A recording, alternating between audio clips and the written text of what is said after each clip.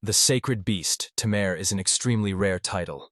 The tamer can use the power of monsters and beasts, which are also called phantoms. The village of Griz is located on the outskirts. Here, as soon as a child turns 12, the priest chooses their future path, and each child is thoroughly informed about the opportunities of the chosen profession. Rock was in complete shock when he realized that he was now the tamer of sacred beasts. Emmy sincerely admired the boy's calling. She believed that becoming a tamer of sacred beasts was really cool. The newly minted tamer looked embarrassed and admitted to her that the priests knew nothing about it. The girl assured him that everything was fine. Isaac and Kara were confident that Rock would definitely handle the new task. They smiled warmly and encouraged him with words of support. The boy felt relief and gratitude. Isaac will become the best gladiator in the world. Amy will become the best sorceress in the world. Carol will become a priestess who can heal any wound. Rock will become an outstanding tamer of sacred beasts. Friends decided to combine their unique abilities and talents to create a top-level S-rank team. The boys stood shoulder to shoulder, raising their hands high and supporting each other. Although each had to go their own way, and their callings were different, the boy wanted to enjoy every moment of their shared journey. So he decided to support his friends at every step and help make their dreams come true. 3 years later, Rock finally returned home. But as soon as he stepped over the threshold, he overheard a conversation that literally stunned him, because it turned out that his friends were planning to kick him out of there forever. Isaac began to say that this young man claimed he would become a trainer of sacred beasts, but so far he does not have a single truly strong beast, and now he can only carry things and perform simple tasks that anyone can handle. Emmy tried to object, reminding that they always acted together, but the boy interrupted her and said that their team had already become a Class S party, admired by people and one they want to join. They cannot continue to take into battle someone who brings no benefit. Moreover, they already had a brave hero on the premises who wanted to join their team, so it was a good opportunity to strengthen the lineup. If this hero joins their team, they will become kings. They cannot not take him, because he will greatly influence the development of the village, and this will bring them closer to fulfilling their dreams. Emmy agreed with the others, and the boy on the threshold was very upset. Tomorrow they will call that hero to the Dungeon of Destruction, and together they will be able to successfully complete it and say goodbye to Roku. Isaac asked Kara if she really intends to take that dress to the dungeon tomorrow. She decided to take the dress with her precisely because she was afraid to leave it unattended and risk theft, and warned her friend so that no one would complain about the extra bag. Their conversation ended there. The young man asked Amy to personally tell Rock everything, but the girl asked him to wait a little. She wanted to say something more. The quiet boy hiding nearby overheard the entire conversation and felt fear and anxiety growing. His face noticeably darkened and his heart clenched with pain and despair. As friends said, a holy beast had not yet crossed his path. Those who were called otherwise were lucky. However, thanks to his divine power, Rock gradually increased the basic equipment stats and strengthened the supportive magic of his friends. He performed absolutely all auxiliary tasks, prepared delicious food, carried heavy bags, entertained with dances, spied in the necessary places, and conducted negotiations with guild representatives. However, he did not understand at all why suddenly they treated him so coldly and unfairly. Brave Kid warmly introduced himself and said that it was a great honor for him to join such a famous squad and go with them into the dungeon. Rock seemed glad that this hero would go with them, but Isaac sharply turned away and looked with contempt, showing his displeasure. Kid politely said that he bows to God for giving such wonderful talents to the beautiful ladies, and this compliment and politeness of the newcomer pleased the young man, arousing his sympathy for the new team member. The hero turned to his assistant and asked him to take good care of his belongings, because the bags contained things that the boy could not have earned in a lifetime. The surprised boy immediately regretted what he had said. Amy explained that he was not just an assistant, but a full member of the team, and the newcomer looked at her in amazement, not understanding how this young man ended up in such a famous group. It turned out that the child thought the young man was just a servant, because she saw him carrying heavy things. Kara intervened and suggested moving on immediately. Isaac casually suggested to Kid to look at his unique weapon before they set off. The sword, capable of killing a dragon, had a glorious history.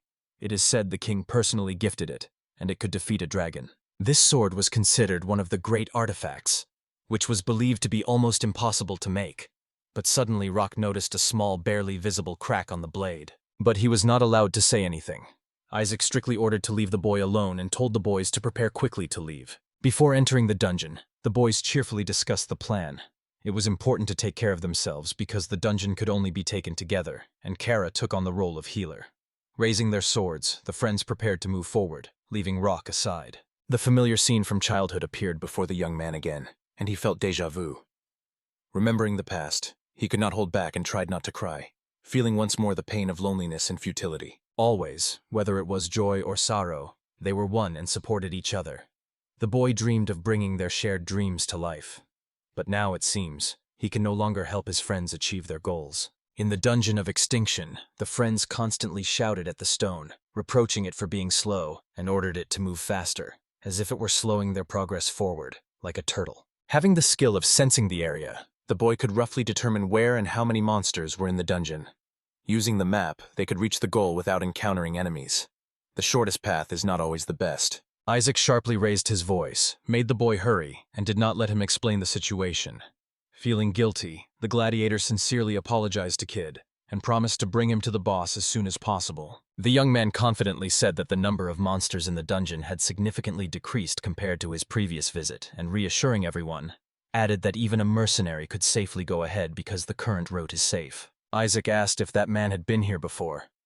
Kid confirmed that he indeed visited the dungeon shortly after its appearance. He went there with a self-proclaimed adventurer, but when he encountered danger, he barely escaped death. Since then, the boy decided not to go to the dungeon with those he considered weak and incapable, because he realized how hard it was to rely on unprepared comrades. Rock ordered to deal with the monsters, and he began the attack. Isaac raised his voice again, outraged by the boy's slowness, and insisted on moving faster. After all, the request was simple and clear. But the children suddenly intervened and quietly led his noisy companion aside, reporting that the guide was not taking the shortest route. This caused general surprise among the expedition members. The young man loudly accused his companion, saying that he deliberately chose a detour out of revenge and led them through confusing paths, as if playing a cunning game to annoy the group and complicate the journey. As soon as the boy began to justify himself, Amy immediately slapped him hard across the face. She asked him if he did not understand that they came here not for fun. The young man realized that even this girl was not on his side. He used to always explain his routes and assure others that this way they would avoid encounters with groups of monsters. Everyone believed him and endured the inconveniences for the sake of safety. Eventually, the moment came when trust began to fade. The boys demanded to be led by the shortest route. They knew it would inevitably lead to encounters with many monsters, but claimed they could easily handle the threat and placed the responsibility on the boy himself. Emmy reminded the gladiator to focus on the enemies because there would soon be more of them, and the boy himself could not understand when his childhood friends suddenly changed their attitude towards him so sharply, and the squad considered him completely useless. The entire team stopped in front of the huge doors, whose size seemed incredible, and everyone froze, feeling the importance of the next step and the unknown that was hidden behind these magnificent gates. Out of breath after a long journey, the boys realized that behind these huge doors hid the final enemy, the powerful dungeon boss. Rock said that they might need to rest. He was misunderstood, and he repeated it again. He was accused of being responsible for someone else's fatigue. Emmy said that he did not understand that it only becomes more dangerous over time. Kid thought he was stupid because he could not find his place in this group. The boy called Isaac an idiot. Isaac asked why they were being spoken to condescendingly, and asked the girls for permission. The team hesitated for a long time, choosing the right moment to end the relationship with the guy, but their patience ran out. They decided to permanently exclude Roka from the group immediately after leaving the dungeon. Instead, they decided to officially take Kid into the squad, because he proved to be a reliable and useful comrade. The guy clearly understood the group's decision, and the others unanimously supported this choice. Gathering strength and confidence, they go to the final trial, declaring themselves the strongest and most united team, ready to defeat the formidable boss. Before the boy's eyes, a familiar childhood image appeared again, as if time had turned back, and he felt a strange déjà vu. He was entrusted with looking after a girl named Kara, and he thought he would play an important, though unnoticed, role. A dungeon boss appeared before the heroes, a huge gray wolf, and its gaze radiated threat and power. Gray wolves are usually common dungeon bosses that even E-class adventurers can defeat, but this one was different. Its fur shimmered with silver, which meant that the group was facing Fenrir, a mythical creature of the highest rank in the monster hierarchy. This monster belongs to a legendary class, and even an S-rank hunter will have to exert maximum effort to defeat it. The only sensible option was to quietly withdraw, not risking or attracting Fenrir's attention.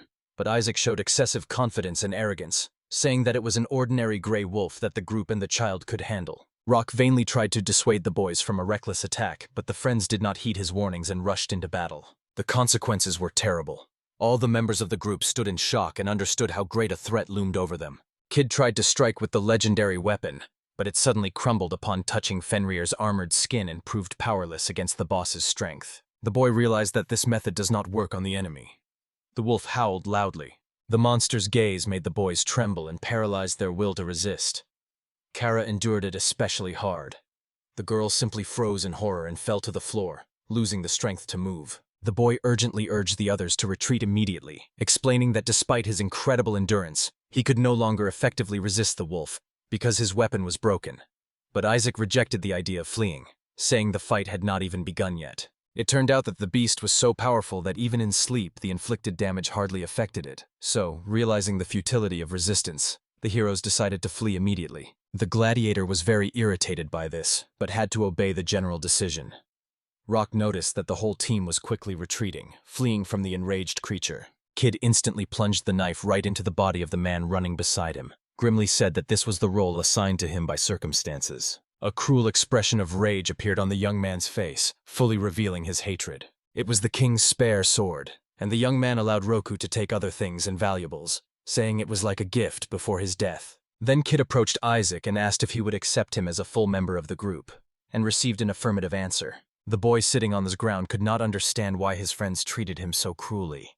It was incredibly terrifying to watch the beast rushing straight at him, threatening instant death. Even more, her soul was wounded by Amy's actions, who indifferently ran past, showing a complete lack of compassion and loyalty, although she coldly asked him to forgive her. The boy recalled conversations with friends, their promises to become stronger and support each other in any trials, how Kara looked at him with trust and asked for protection, and how Amy proudly said that it was thanks to him that their friendly team appeared. Everything seemed impossible to forget, and his heart was breaking at the thought that he was betrayed by those closest to him.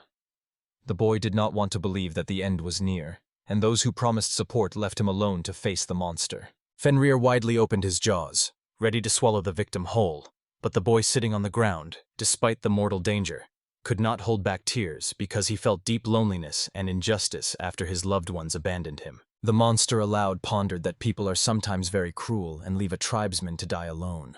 It promised the boy a quick death so that he would not have time to feel pain. Hearing these words, the young man slowly turned around and looked straight into the eyes of his killer, filled with confusion and fear of the inevitable end. The boy asked the monster if it could speak the human language. The monster was surprised that Rock understood his language. It seems that was the case. Probably, the ability to understand the language of animals was one of the unique skills of the tamers of sacred beasts. Fenrir asked the young man if he wanted to continue the fight, because the monster was now free, and the fight would be interesting. Rock politely refused the duel and hoped that the monster would let him go alive. The wolf wanted to have some fun and complained about the unbearable boredom in this dungeon level, from which he himself could not escape. He was not going to die during that dubious entertainment proposed by the monster, so he suddenly decided to act and quickly pulled Isaac's breastplate from his bag. The young man threw it at the predator with a precise throw. The cuirass gleamed brightly in the dim light of the dungeon. Sensing the smell of metal and magic, the wolf became alert and interested in the new toy. The wolf definitely caught the thrown object and looked at the young man in surprise, asking why he was throwing things. The boy threw the breastplate again. The predator watched the movement of the object with curiosity, grabbed it again, but could not understand the intention of human cunning. The wolf did not understand what was happening at all, but the new funny game brought him great pleasure. Childhood memories of caring for pets helped the young man take the initiative and entertain Fenrir. The young man remembered that the monster had previously said that it was impossible to leave the floor due to the magical barrier. Even such a powerful creature could not manage it. Taking this into account, he risked proposing a deal, hoping to use the situation to his advantage. The young man cautiously said that if the wolf got out of there, he would agree to go on a journey with him. The wolf laughed, finding it very funny. But then he thought and admitted that he liked the idea, because Fenrir never lied. The hero was completely shocked by what he heard, and for the first time imagined that such a creature could truly have friendship. The voice in the boy's head said that Fenrir wants to become his friend and hinted that he would be the first to take a step toward true friendship. The boy did not immediately understand what he heard, but remembered that he had previously read about the profession of a tamer, where the appearance of a voice in the head was described in detail. These were changes happening right now. The young man had long found a loyal friend in the mighty creature, and Fenrir, sensing the mood of his new master, shuddered slightly and showed agreement and readiness to serve. The voice said that the wolf became his friend because he fulfilled all the requirements and gained access to the mini monster garden. His beasts will now be able to transform. The voice still echoed in his head, but the young man did not understand what was happening or where these changes would lead. To find out what the changes would lead to, the young man carefully observed his ward, and it gradually became clear that Fenrir was literally overflowing with incredible strength. The boy introduced himself as Locom Sistel and greeted his new companion, saying he was glad to meet Fenrir, and the pet also showed that it was happy to meet. But he warned that calling him Fenrir was incorrect, because that name belonged to the entire species, not to him personally. The new favorite persistently asked to come up with a worthy and memorable name, emphasizing his uniqueness and strength. The owner immersed himself in thought, trying to choose the perfect nickname that would reflect the character and potential of his four-legged friend. The owner solemnly announced that he would name his favorite Lucky and asked the wolf's opinion. Fenrir listened carefully to the new name, said it aloud, and evaluated the sound and nuances of the pronunciation. The new friend was glad about the chosen name and sincerely rejoiced, considering himself the happy bearer of such a magnificent title. A treasure chest appeared, which caught the young man's special attention. It turned out that to befriend Fenrir, he had to defeat the strongest inhabitant of the dungeon. Curiosity did not allow him to miss the chance to examine the contents of the mysterious chest. In the chest were two unusual items, a bracelet and a massive leather collar with bright red trim that caught the eye, and Lucky impatiently demanded that the new owner immediately put the accessory on his neck, clearly admiring the look of the item. Locke put on the bracelet and activated the entrance to the mini-monster garden. Thanks to this device, he could freely enter and exit, constantly having access to the place for training and raising pet monsters. A familiar voice confidently sounded in his head. Confused by the appearance of the mysterious inscription, Mini Monster Garden, the young man studied the surface of the clock, trying to determine the connection with the recently discovered device. Suddenly, Lucky wanted to show the system to his master, and smoothly moved into the clock mechanism, disappearing from sight. After making sure the pet was feeling well, the boy asked him if he had handled the move okay. From the depths of the clock came the joyful voice of Lucky, confirming his safe return to a cozy place. The new experience greatly impressed the wolf, and he sincerely advised his master to try similar sensations. So Locke listened to his friend and decided to immerse himself for the first time in the magical world of the miniature monster garden.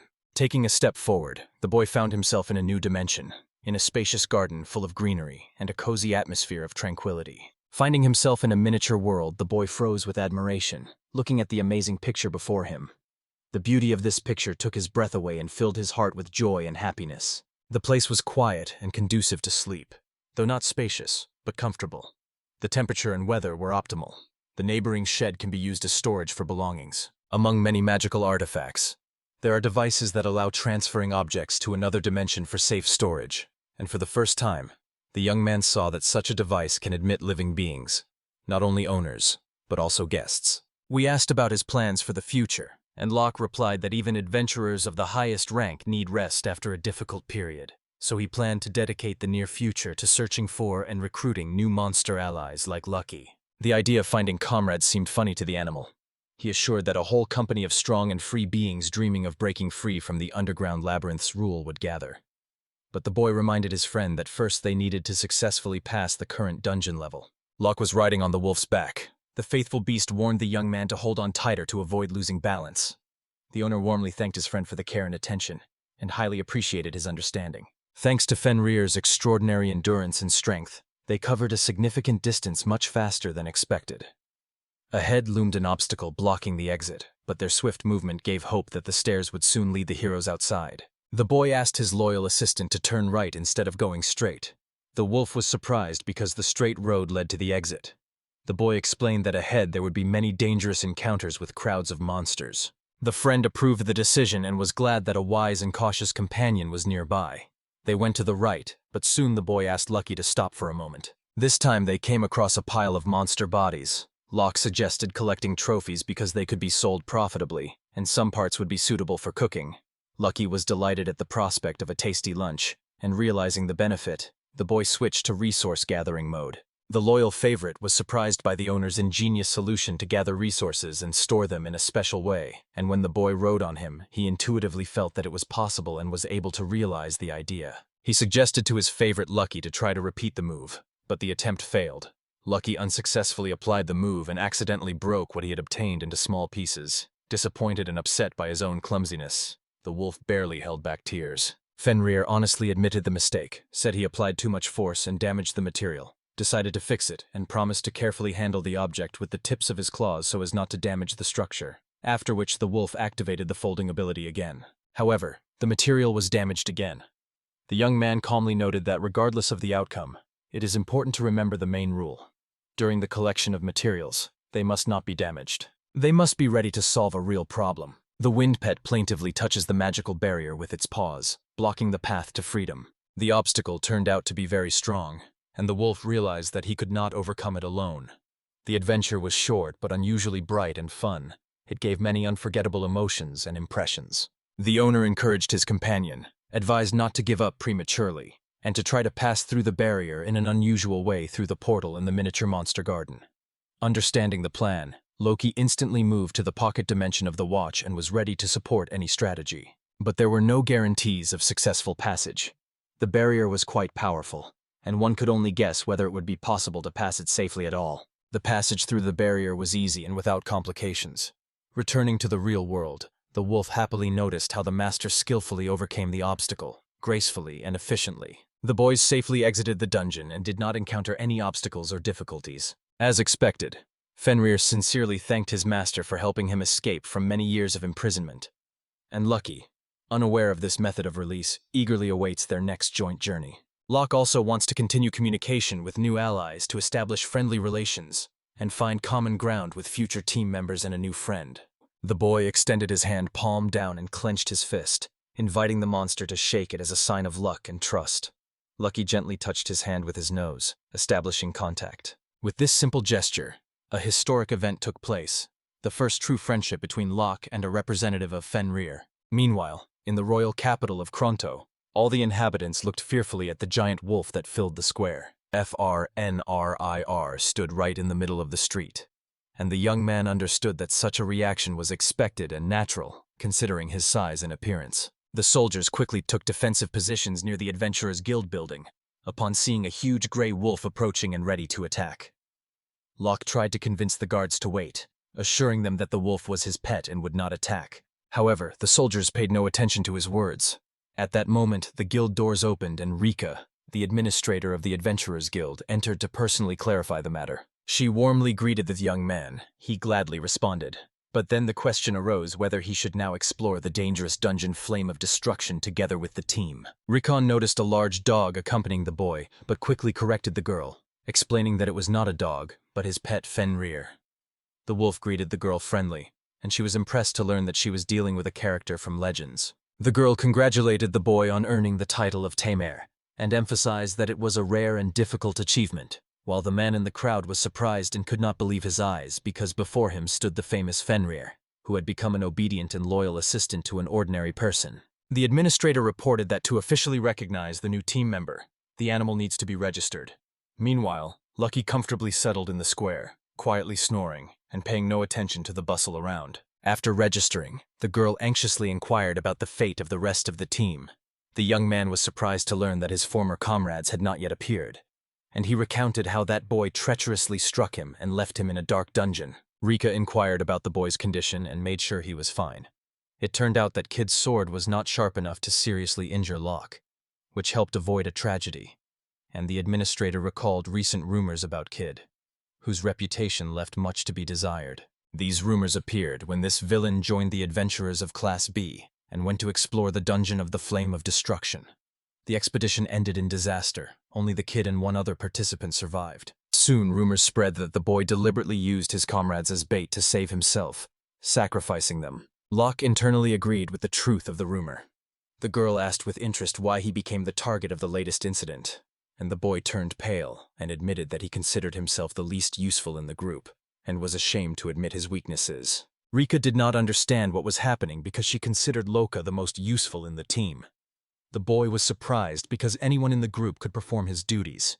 Soon it became clear that as soon as they descended into the dungeon, he was immediately kicked out, and the girl was in shock. The administrator firmly stated that the information he provided was false, but in reality, It was precisely thanks to the efforts and talent of this guy that their squad achieved a high S class, and without him, the rating would inevitably have fallen to B class. Locke denied that their abilities were overrated and that the demotion was unjustified, while the girl responded that betrayal and violation of the team's code of conduct are serious offenses that cannot be ignored or left unpunished. Moreover, the fact that they did not return from the S-level dungeon indicates their true abilities. They really did not return and stayed with the team with the child. The young man wanted to help his former comrades, but the administrator stopped him and warned that they might do the same to him again as last time. Locke agreed with the girl's remark, but emphasized that the main purpose of his return was to retrieve personal belongings left in the dungeon. The river understood the motives of the young man and allowed him to go. At the exit, the boy was met by his faithful pet, who happily played among the children, who were fascinated by interacting with this unusual animal. The master invited the animal to set off on a journey, but the pet firmly replied that he was not going to repeat the same thing twice, because the same people who betrayed him once could betray him again. The young man realized the truth of Lucky's words and understood that this case would be the last act of help for people who had lost the right to trust. He clearly defined the boundaries of the relationship. The owner's decision completely satisfied the animal, and he saw no reason to convince his friend. The children gathered around and sadly waved goodbye to the travelers, bidding farewell to the beloved who had become a part of their childhood. The decision proved to be correct and timely. Feeling inner harmony and agreement in their actions, the young man and his partner cheerfully set off on the road for new adventures. Meanwhile, in the dungeon flame of destruction, Kid was angrily arguing with his comrades, not understanding why no one remembers the way out without a map. Isaac asked him to calm down because he himself did not remember the way back. Kara added that it was Locke who helped them navigate the dungeon. Kid was outraged that they deserved S-rank status, but their effectiveness noticeably dropped, which surprised everyone. The guys came here from the 10th floor and asked the brave man to stop complaining because he also did not know how to handle weapons well. Kid clicked his tongue in dissatisfaction and reminded them that they had chosen a different, shorter path, so it was strange that they kept running into monsters. He was sure that monsters should weaken as they go down, but on the contrary, they only became stronger, and he did not know what to do about it. The group decided to rest a little and regain strength. Isaac encouraged the guys and promised that they would soon reach the 4th floor, where the monsters would definitely be weaker than the current opponents. The main thing is to endure and reach the goal. The young man inquired about Kid's sword condition, but Kid abruptly interrupted the conversation and asked to first take care of his own weapon, noting the excellent condition of the young man's blade. He explained that the sword was bought in a shop on one of the city's streets, and during all the time of use, no scratches or rust appeared on the blade. The brave man asked to show everyone his sticks. Looking at his weapon, Kid Popley said he did not understand how he ended up in such a mediocre company of losers, and another guy demanded to clarify what exactly he meant. He said that no one understands the main thing. All this time they survived only thanks to the divine protection of their patron. It is impossible to reach rank S in less than 3 years. The guys tried to refute his opinion, claiming they succeeded through their own efforts and talents. Kid categorically rejected their arguments, insisting that the reason for their success was not their merits, but the blessing of their former friend. Divine protection can only be obtained in the presence of a wizard. This skill protects swords and pole weapons from damage and contamination and, in addition, enhances the allies' basic attributes, improving their combat capabilities. It turned out that the team had been under divine protection all along, but never thanked the wizard who ensured their success, and the group members were shocked by this. In other words, without the support of the mage, the team's real abilities were at level B, and reaching level S was only possible thanks to the mage. The atmosphere immediately tensed, and Isaac, after thinking, decided that obtaining an S-rank adventurer was only possible thanks to Locke's contribution to his stats. He remembered how his friend was always praised, while he himself was constantly encouraged to improve his skills. Even after he left the team, this guy was still the best at everything. The gladiator stubbornly refused to acknowledge the facts and considered the team's successes his own. Amy frowned skeptically because she saw the absurdity of such a view. The brave man considered the boy a problem and asked others about their combat skills. After he asked Kara how many healing spells she could use, 1 or 2 per person, he turned to Amy and continued to assess each person's contribution to the overall victory. Learning that the girl could accumulate magic and was quite skilled in martial arts, he began developing a combat strategy that took into account the strengths of each team member. If the team wants to reach the 4th floor, they will first have to face 5 orange ants. The problem is that they will definitely call for reinforcements, and considering all known data, a direct assault is too risky. The boy asked the healer to treat everyone in the team. Isaac will take the vanguard, the mage will stand right behind him. The healer will go after the mage, and the boy himself will take the end of the column, guarding the rear. Kara confirmed that she understood the order. All team members were restored and confirmed their readiness to act according to the developed plan, and then the order came not to look back because they had to break through. Suddenly, Kid made a cunning maneuver and attacked Kara from behind. Cynically, the young man congratulated the girl on completing the last task and healing the team. In his opinion, she had lost all value, but the girl was satisfied because now she could become a good bait and help others escape. Kara was stunned and could not believe what had happened. Tears blurred her vision, and the girl begged her comrades not to leave her alone and to save her from this terrible fate. She was abandoned without any hesitation, and she was left alone, overwhelmed by horror and despair. Death caught her instantly. Isaac asked why the young man killed Kara, and the young man explained that acting otherwise was impossible. For the sake of general survival, such a sacrifice was inevitable. He assured that what happened in the dungeon would remain a secret known only to the chosen ones, including the boys themselves, who became unwitting accomplices in this dark event. The boys stood stunned by what they heard, and Kid explained that the presence of the servant was very advantageous to them, and the betrayal of such a person would be convincing proof of their full involvement in the crime. The young man felt disgusted, realizing he was on a team of losers, and warned them not to expect further cooperation. Isaac asked him to be quiet because the boy himself was far from as strong as he tried to appear. The gladiator desperately rushed at the monsters, but his strikes were powerless against the monsters of the 4th floor. Not long ago, fights with giant ants were much easier, but now dealing with them was incredibly difficult. Remembering the words of the brave man, Isaac relaxed, and the enemy suddenly attacked him from behind. Suddenly, Locke appeared riding a huge wolf and quickly attacked the giant ants. The lucky attack scattered the insects and immediately changed the course of the battle. The guys stood stunned. Isaac said that this man should have died a long time ago, but the young man objected and said that he managed to return from hell itself. Yama hesitated whether to deal with his comrades right there down below, as everything could have gone unnoticed within the dungeon walls. Emmy asked her companion to save Kara, the girl who was left alone on the 5th level. Locke was stunned when he found out that the same thing happened to her, a cruel betrayal. Kid insisted that a sacrifice was necessary for their rescue, and there was no other choice. Tamer reacted sharply and called everyone scoundrels. Lucky rejected this position as absurd, saying that the guys personally betrayed him and now are even asking for support. It was very unpleasant to realize this, because earlier the comrades did not think about their actions at all, and the master ordered them to go further. The animal noticed that the boy had an incredibly good heart and decided that the dress, carelessly thrown over the backpacks, probably belonged to Kari. The wolf noticeably grimaced at the unpleasant smell. The source of the smell turned out to be perfume.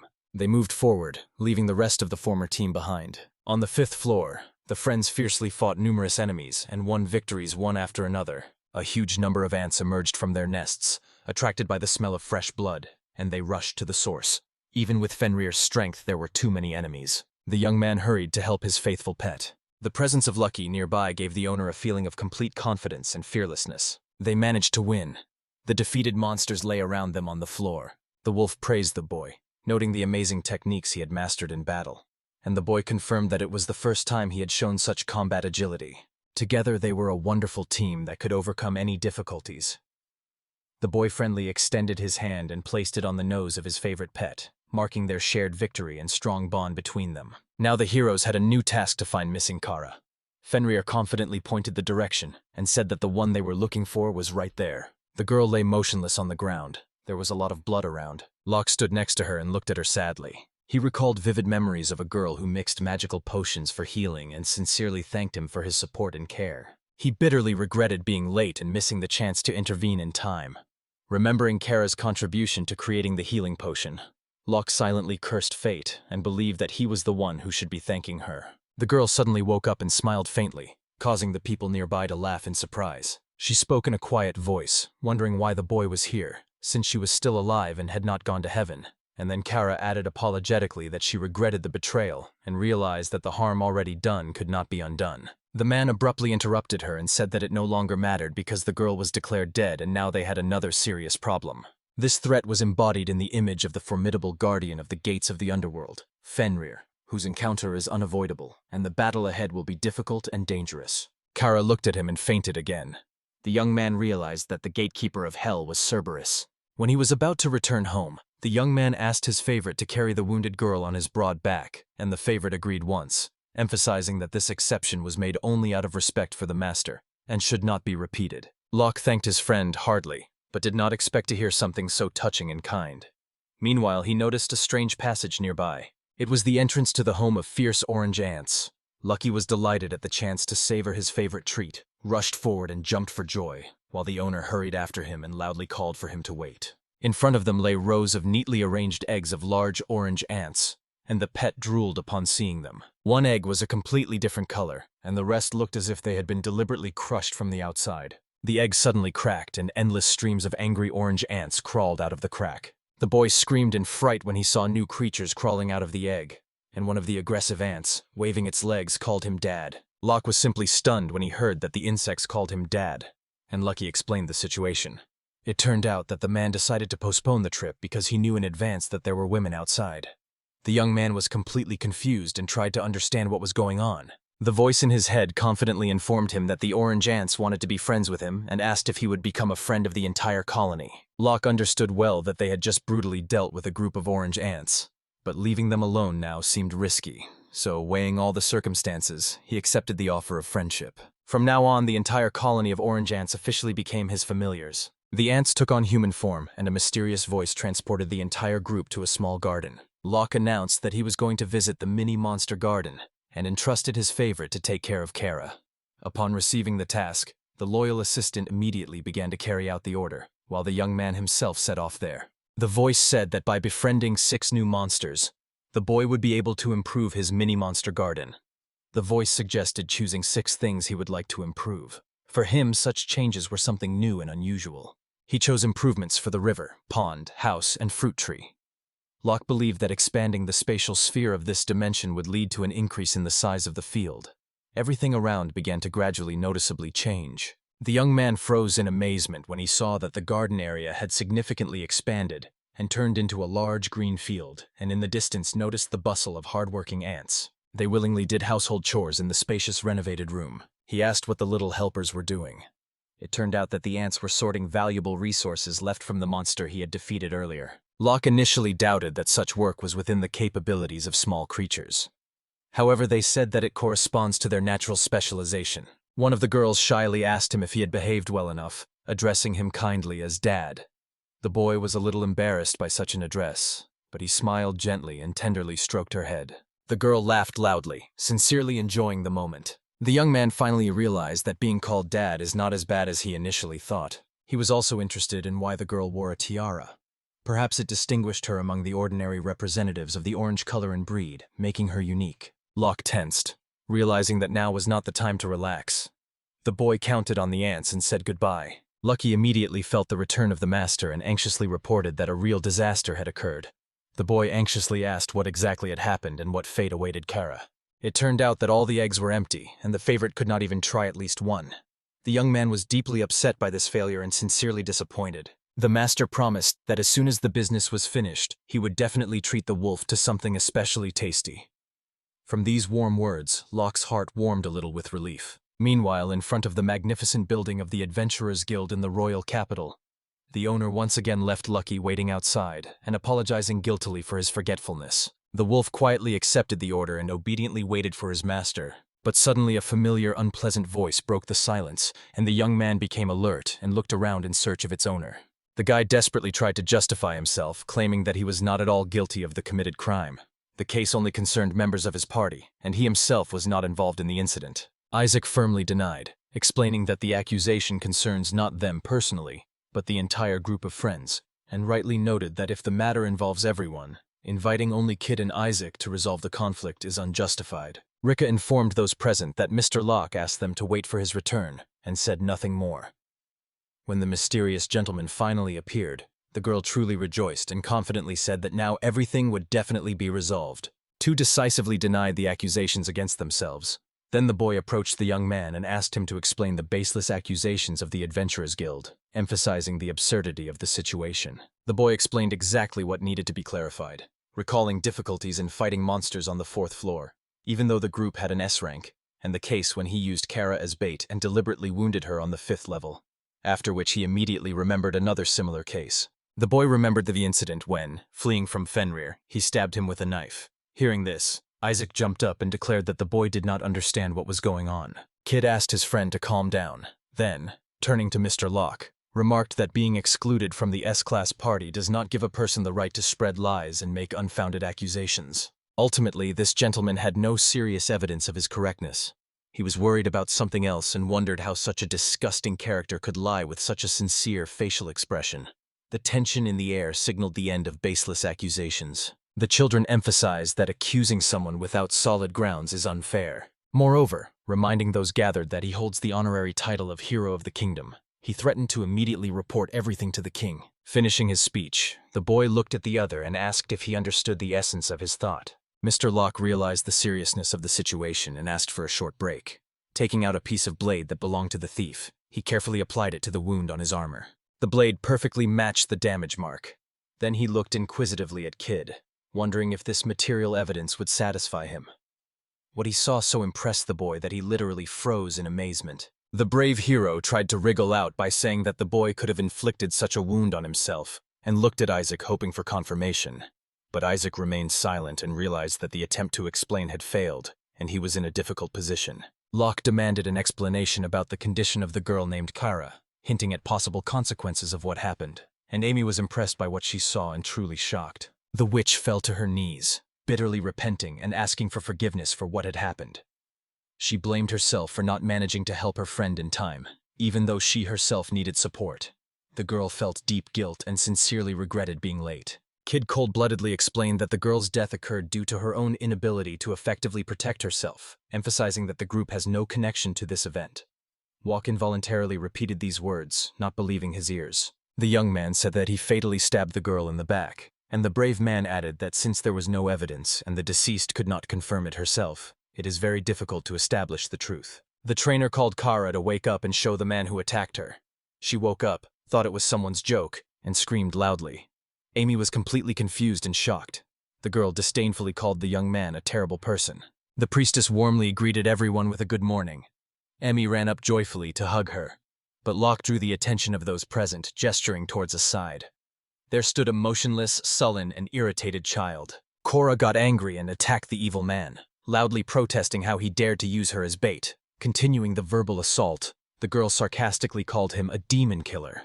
The townspeople began to riot and condemned the boy for daring to call himself a hero. He vainly tried to defend his reputation, presenting arguments in his defense. Rika noted that these attempts were futile because the eyewitness testimonies were sufficient to prove his guilt. Attack on own allies, betrayal, attempted murder, failure to fulfill the duty to protect comrades, and gross disregard for the rules of conduct of adventurers should at least lead to loss of hero status. Locke politely asked if he could leave now. The receptionist confirmed this and thanked him for his cooperation, and someone called him. Isaac knelt down. Isaac began to apologize fervently for the mistake he made, explaining that he had no other choice. Despite admitting his guilt, the young man was determined to maintain his status as a high-ranking S-class adventurer. Locke strictly asked Isaac if he knew in advance that the children were planning a murder. Isaac said he did not understand the meaning of the question, and Locke added that on the way to the dungeon he heard that some child would join the team.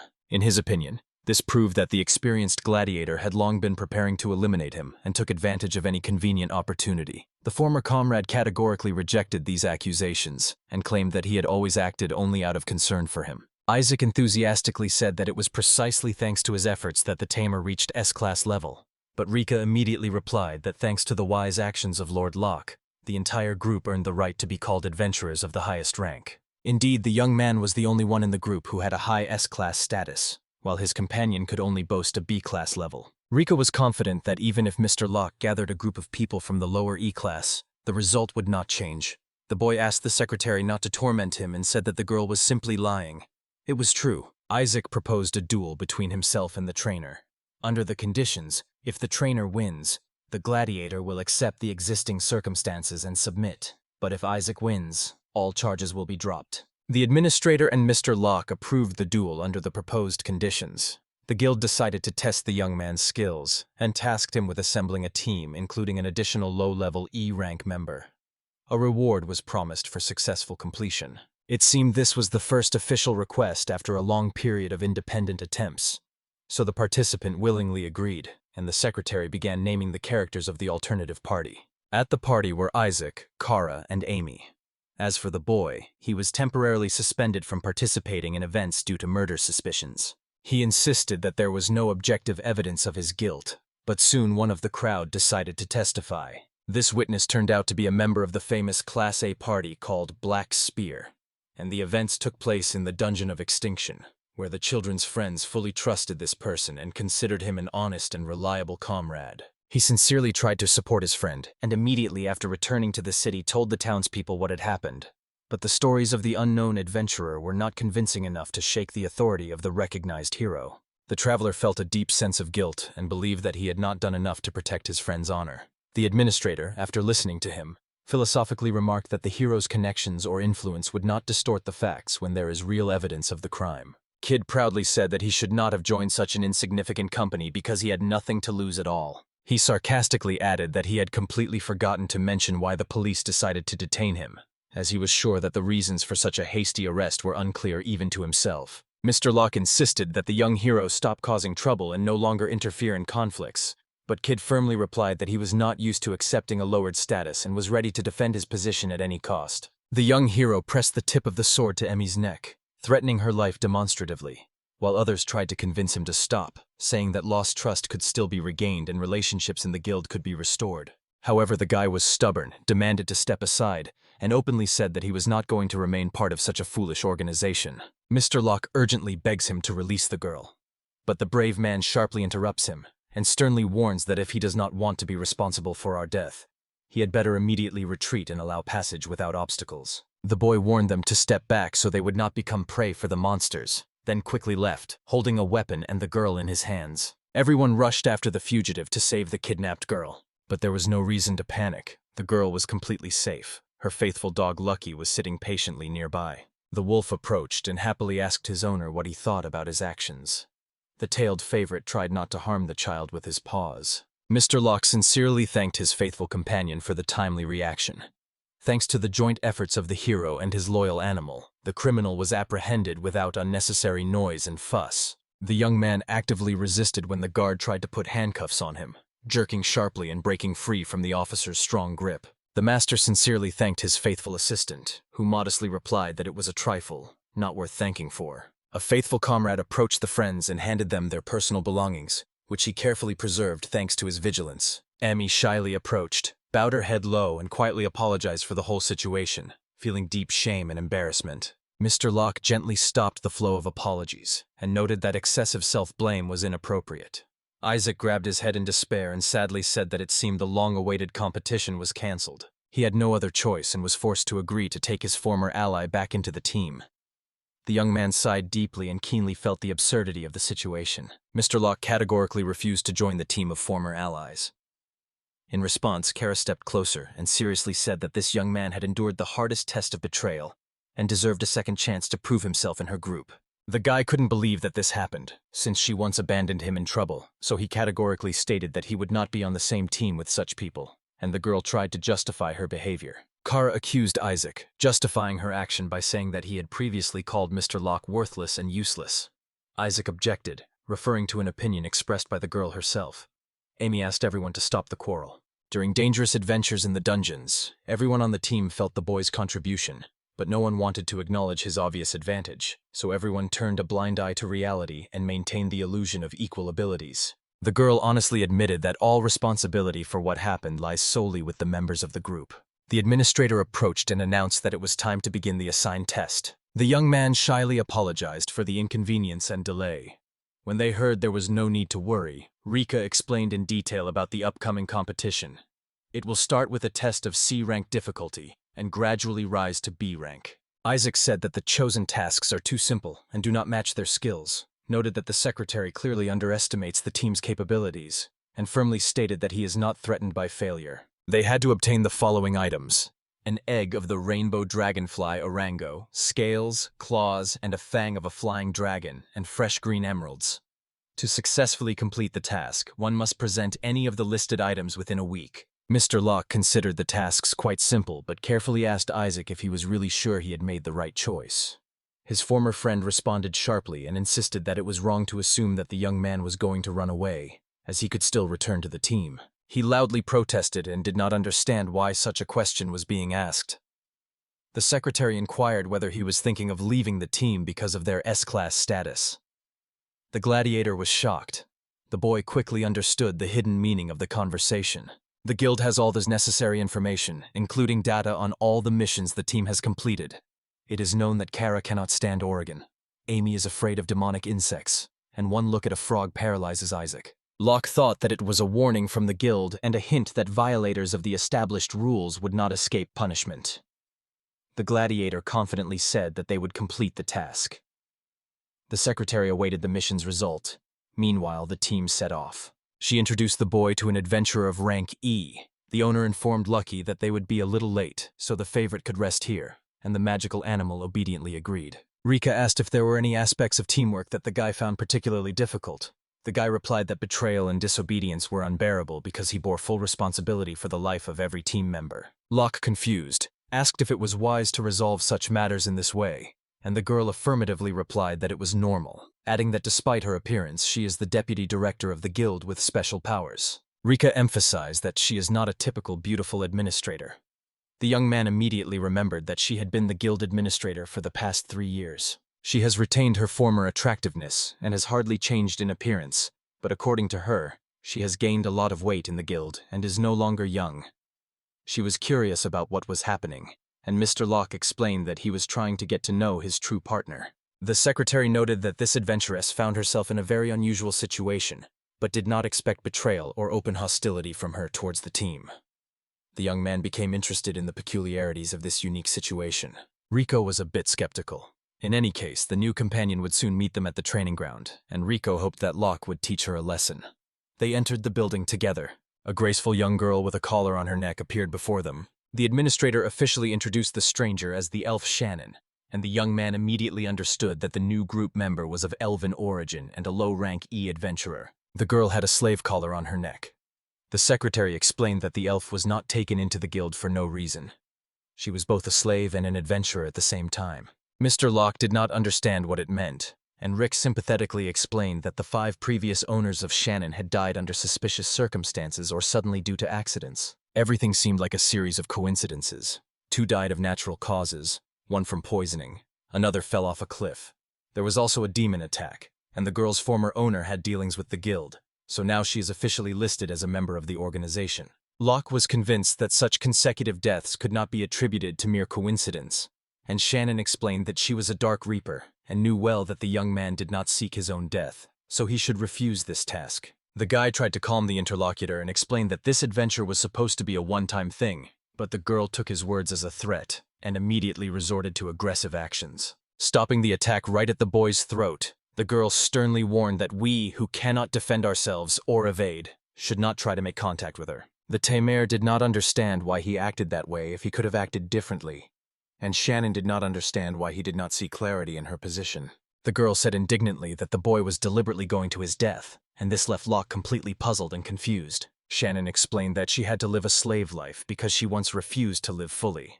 Now fate had set boundaries that limited her freedom of action. It remained unclear why the last guy had to go the same way and voluntarily become part of other people's problems. She was tired of watching another person die under similar circumstances. The boys looked at the girl with sympathy, who, holding back tears, tried to cope with strong emotions and quietly sobbed. Locke realized that if he managed to surpass the girl in strength of spirit and experience, he would be able to avoid problems. But besides practical considerations, his heart told him that he could not leave such a sensitive and kind companion. Shannon asked him to be quiet, but the young man stubbornly did not back down and showed the strength of his character.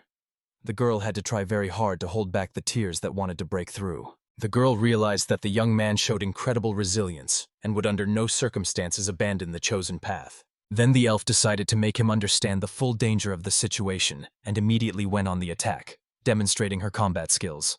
The boy defended steadfastly, skillfully dodging and timely repelling rapid attacks, while she, possessing innate high speed, surely delivered thousands of strikes in her life and skillfully wielded weapons. Having knocked the weapon out of the girl's hands, the young man noted that the practiced moves were executed flawlessly but had a significant flaw, namely a predictable strike trajectory, and with this comment he ended the fight. The angry elf attacked again and firmly said that she had never lost in battle. Locke assessed Shannon's basic training as good, but her combat techniques did not help achieve his goals. Taking the girl by the hand and warning that it would hurt a little, he laid her on the ground with one move. The boy declared the fight over, but the Reaper did not agree. The Reaper, admitting defeat, believed that the boy would also die. The young man begged not to be killed without permission and assured that he would not die. Shannon replied that she would die anyway because others said the same and eventually died. Therefore, the girl stood firm and said that she had no right to allow herself to lose. However, Locke, full of confidence, declared that he would reveal the real reason why he definitely would not die, and, warning Shannon not to be too surprised so she would not faint from astonishment, prepared to disclose the secret of his success. The young man summoned the legendary Fenrir from his mini-garden, and the elf was stunned and amazed. The appearance of a powerful creature caused strong waves of magical energy that were physically felt. A huge pillar of energy burst out of Lucky and filled the space with sparkling light. Shannon opened her eyes wide and could not believe what she saw. The majestic Fenrir had turned into a personal familiar and obeyed the will of an ordinary boy. Locke gently praised his charming pet, but the girl was still embarrassed and did not know who this unusual young man really was. Someone asked her to wait. It turned out to be her brother, who was secretly following her again. Shannon had a younger brother, Seth, who was born 5 years after her. They were both born and raised in an elf family. The girls sincerely believed that their entire future life would be quiet and peaceful. But one day Seth disappeared without a trace in the mysterious forest of feelings. The parents did everything possible to find her brother, and Shannon had to take care of the house. That is what the parents ordered. But as soon as the girl thought that her own brother was in danger, she could no longer sit calmly at home and went to look for him. Only one place remained to check. It was an ancient estate of a powerful mage. This forest, where children often played, once became a symbol of eternal friendship between human mages and elves, and it was called the Forest of Favor. It was in this mysterious forest that the magnificent estate of a powerful wizard stood. Only the chosen could cross the threshold of this dwelling. Hundreds of years had passed, but the estate looked just as she remembered from childhood. Not a hint of age or decay. If Seth was not in the forest itself, he must be inside. Shannon resolutely opened the heavy door. No one had lived here for a long time, but there was no dust at all, and the girl was seized by anxiety because the place seemed strange. Shannon loudly called her brother, hoping to hear a familiar voice in response. She noticed her brother lying motionless on a large wooden table in the middle of the room. The girl immediately ran up to him. The boy's heart was pounding wildly. His breathing was rapid and uneven. He needed to be taken home immediately. But suddenly a large black eye appeared before her, filled with ominous power and dark threat. The elf looked confusedly at the strange phenomenon and did not understand what it was. And then suddenly the heavy doors of the mansion slammed shut, blocking the way back. She carefully placed her weakened brother on her back and did not understand why the door would not open. A large black eye silently appeared again and quietly asked whom to save. Shannon said to save Seth, and the black eye slowly began to close. Black eyes sharply released a powerful burst of energy directly at the girl. The strike dulled her consciousness, and she fell unconscious, not remembering the subsequent events at all. When Shannon woke up, she found herself in her bed. Her brother was smiling happily, as if yesterday's story had just happened. She thought thoughtfully whether it was just a dream, but soon incomprehensible events began that made her doubt such a simple explanation. The creatures around her began dying one by one, and the number of deaths kept increasing. Finally, the day came when their beloved horse died. Shannon tried to warn her parents, but they brushed her off and called her fears imaginary. So realizing that delay threatened the whole family, she decided to act on her own and quietly left the village without warning anyone. But the elf was used to living only within the cozy walls of her native village, and the outside world turned out to be cruel, and later she realized that she had become a slave. Despite the new situation, the owner assured her that the best way to survive is to learn and explore the world. The first owner showed great kindness and care, patiently teaching the young captive the basics of life and telling her about the outside world. After 6 months, the kind owner suddenly died, as if he fell asleep forever and left this world. The girl began to worry that she was the cause of her first owner's death, although she desperately did not want to admit it. 3 months later, the second owner suddenly died from an unknown disease. The third died even faster. He fell off a cliff in just a week. The fourth lover drank the poison herself. The fifth died from an attack by a fierce monster. Everyone who came into contact with her inevitably died. Then she began to be called the Reaper, and people started to carefully avoid her and not communicate. The elf did not want anyone to die. When the girl found herself in the toughest situation, she was taken in by an organization that called itself a guild. She hoped to end up in prison to have nothing to do with anyone, but the guild saw her differently. Rika asked to join their party as an adventurer of rank E. The harvester preferred to be alone, so she openly told new acquaintances about all her tragedies and tried to dissuade them from the idea of taking her into the team. Sometimes convincing words were enough, and sometimes it was necessary to resort to rough physical force. The girl decided to stay away from this walking death. It lasted for some time until one day a man appeared. The stranger introduced himself as Locke's sister, and happily said he was glad to meet her. As always, Shannon tried to dissuade her new acquaintance, but for the first time he responded seriously and had no intention of backing down. She was shocked that such a strong fighter, a member of the elite S-class group, was kicked out of the team, as he stood out for his rare kindness and sincerity, and the girl wondered why he was not afraid of the approach of death, and was even ready to risk his life next to her. To show his invulnerability, the boy summoned the legendary Fenrir. A famous mythical wolf appeared before the surprised eyes of the elf. It was almost impossible to believe that what was happening was real. That boy had incredible abilities. He managed to tame the most famous mythical wolf Fenrir and make him his familiar. This truly shocked Shannon. She remembered how others were afraid of her and wanted to see her dead. The girl also believed that it was best for her to die. She thought so because she hid her true feelings from herself. When the elf cried, she realized that despite everything, she still strongly wanted to live. Perhaps this is the person who can be trusted. The girl, exhausted from what she had experienced, fainted. The boy anxiously approached her and asked if everything was all right. Rika said that the girl is fine. It seems the recent shocks have been a serious test for her and have left a noticeable mark of fatigue. She looked as if a heavy burden had just been lifted from her heart. The secretary ordered her to rest a little. Lucky immediately turned to the owner. The favorite felt guilty for being harsh with the girl and considered it a mistake. Locke calmed him down, said everything turned out for the best, and thanked his friend, while Fenrir, seeing the approval of his beloved master, cried with happiness and whispered a prayer of thanks to the heavens. The wolf also cautiously asked the master what he was going to do with the trembling little bird. When the pet let out a long howl, the fragile bird immediately fainted and weakly fell to the ground. The young man confirmed that this was exactly what happened.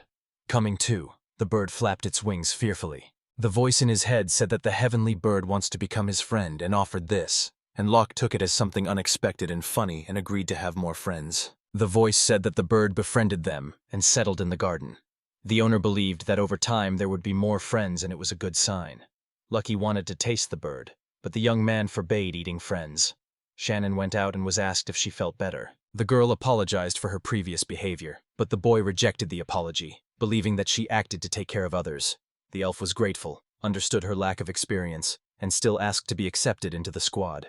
They both sincerely enjoyed the new acquaintance. Even Lucky felt pleasure from meeting his new friend. Locke imagined the reaction if the animal pointed its paw at the girl, but she calmly said that everything was fine. He convinced the owner that he was making progress, and the owner had a bad thought that he might undermine her. The most important thing is that after the wolf touched Shannon, he confidently stated that she was under a powerful curse. Then he added that such a curse is an extremely unpleasant phenomenon that drains the life energy of the people around, and sooner or later exhausts the victim himself, destroying his life. This is why people were dying around Shannon. Locke immediately asked how to get rid of this deadly curse. Lucky could not lift the curse. It was a delicate matter, beyond his competence, but the master would probably manage while the young man was saying something. The wolf decided to take the master's head for a second. The boy asked in surprise what was happening, and suddenly felt the necessary information quickly filling his mind, like a stream of water freely flowing into a vessel. It was something opposite to divine protection. The master himself did not suspect that his favorite had such abilities.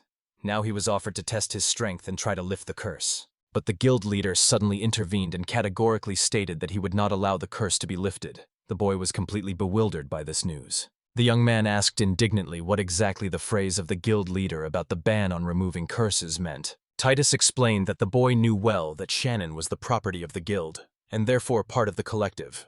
According to the organization's internal rules, outsiders were not allowed to remove dangerous curses. Locke tried to object, insisting that there was no time at all. The man noted that this was typical for him.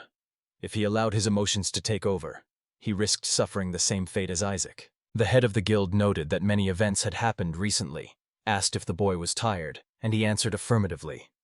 Then the boy wondered if the rules prohibit removing curses from members of the organization, and if that means a person does not need to be a member of the guild. At first, Titus wanted to wait a bit, let the boy recover. But then he decided to immediately discuss the main thing that Lok Shannon would receive from the guild. The leader emphasized that the purchase would free the girl from the status of guild worker, remove obstacles to lifting the curse, and ask the young man's opinion.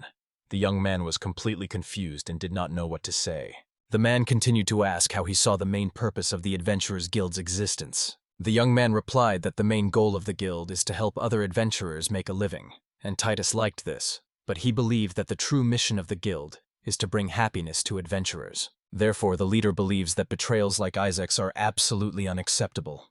Usually, he would immediately get rid of the guilty party, or at least send them into lifelong exile. But for the traitors themselves, this essentially changes nothing. The man admitted that it may sound naive, but he believes that the guys will take the opportunity to see themselves in a new way, finally receive gratitude. And he, as the one who helped them overcome difficulties, wishes them only one thing, that they find true happiness. In his opinion, Shannon's life was full of trials, but despite this, she remained a good girl who cared for others. In this, they were similar. Both had endured many hardships, and their willingness to sacrifice themselves would make them a great team.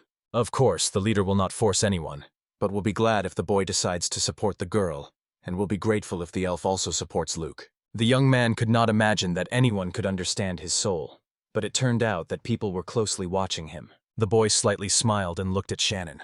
The young man asked her what she wanted, and the girl replied that as a slave she had no right to make such decisions, but added that if nothing happened to Locke, she would willingly go with him. He promised to take care of Shannon and asked how much the purchase cost. The administrator noted that the price strangely matched the reward for the task. The boy was genuinely surprised by such a coincidence. "So the first thing to do is to lift the curse," said the young man. And after that he drew a magic circle. A terrible black eye appeared before Locke, causing unbearable horror and fear. A secret creature, summoned by a curse, tried to cast its dark spell on the young hero. Suddenly the black eye disappeared, and the captivated gazes of those present turned to the young trainer. The boy exhaled, and Lucky was proud of his master's success. He thanked his favorite, saying that the victory was only possible thanks to his support. The guild leader promptly commented that the curse of the founder Majin had just been lifted. Locke asked if Titus had any information about this curse. The answer was brief. Even the leader himself knew almost nothing. Only a few rare reports of similar cases reached his knowledge. There were rumors that long ago the world was ruled by a mage who could summon magic, and the young man awkwardly asked to be warned about such things in advance in the future to be more careful. Shannon warmly thanked the young man and said she was looking forward to working together. It seemed the problems were behind. Tit decided that all that remained was to prevent Isaac's victory and obtain the necessary materials. The heroes began to prepare and headed to the mini-garden for further actions. The elf asked where they had ended up. The young man explained that it was a miniature garden hidden in a bracelet. The girl sweetly looked at the jewelry and admitted that she had not guessed the existence of such a wonderful space. Locke blushed with embarrassment. The girl Shannon noticed a celestial bird that the boy had recently befriended and asked if he knew that such birds, which can fly high in the sky, are very rare, so not everyone sees them. The same applied to Fenrir, an unusual creature. He was aware of his uniqueness. She called him unusual, and he realized that he was different from others. The favorite stretched out on the floor and groaned plaintively, as if saying he was hungry.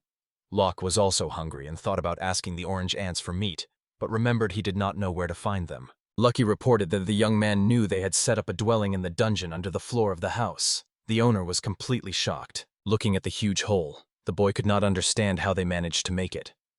Orange ants crawled out of the hole and warmly greeted Dad, happy about his return. The girl noticed that the orange insects looked humanoid and doubted whether they were ants at all. Lucky said that the guy loved all that, and the young man began to justify himself, saying that when the larvae hatch, the elf hurried to calm him down, promised not to reveal any secrets, and the favorite smiled a little. The young man admitted that it was a big misunderstanding.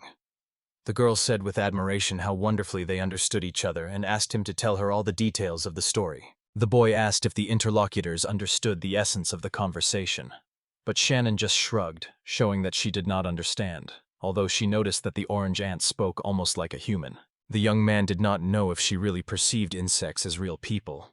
One of them explained that she learned to speak only because she learned to communicate with people. The insect explained that she differs from her comrades because, as the leader of the family, she has special powers that allow her to negotiate with other species and give orders. This gift is called interspecies language, and when the girl reproduced what she heard, Imitating the voice, she was able to use it. Lucky asked in surprise if the girl understood him. She confirmed. And he could not believe his ears. Shannon thanked Aunt heartily. Locke had no idea how many unknown abilities there were in the world. He used to think that only this girl could speak. It turned out that she was gifted. To show respect, the young man called his aunt Patro, and the insect was very flattered by such a beautiful name and suggested that other insects also call her that. Locke looked at the gathered group and saw that they looked almost identical. Patra explained that there were differences. The names suggested by the young man, Orange A, Orange B, Orange C, Orange D, and Orange E, caused dissatisfaction. To everyone's surprise, the insects liked the new names. The ants jumped excitedly, expressing great joy and admiration. The young man was surprised while observing the behavior of the small creatures and noticing many individual traits. Only by getting to know each one better could he choose appropriate names. Then he turned to Patra with questions about the dungeon built by the ants. Patra gave a tour of the dungeon rooms. Here is the cold storage for food, especially meat. Here is the room for drying wool, and here are the demonic crystals found during construction. Locke held his breath in awe, impressed by the scale of the work done in such a short time.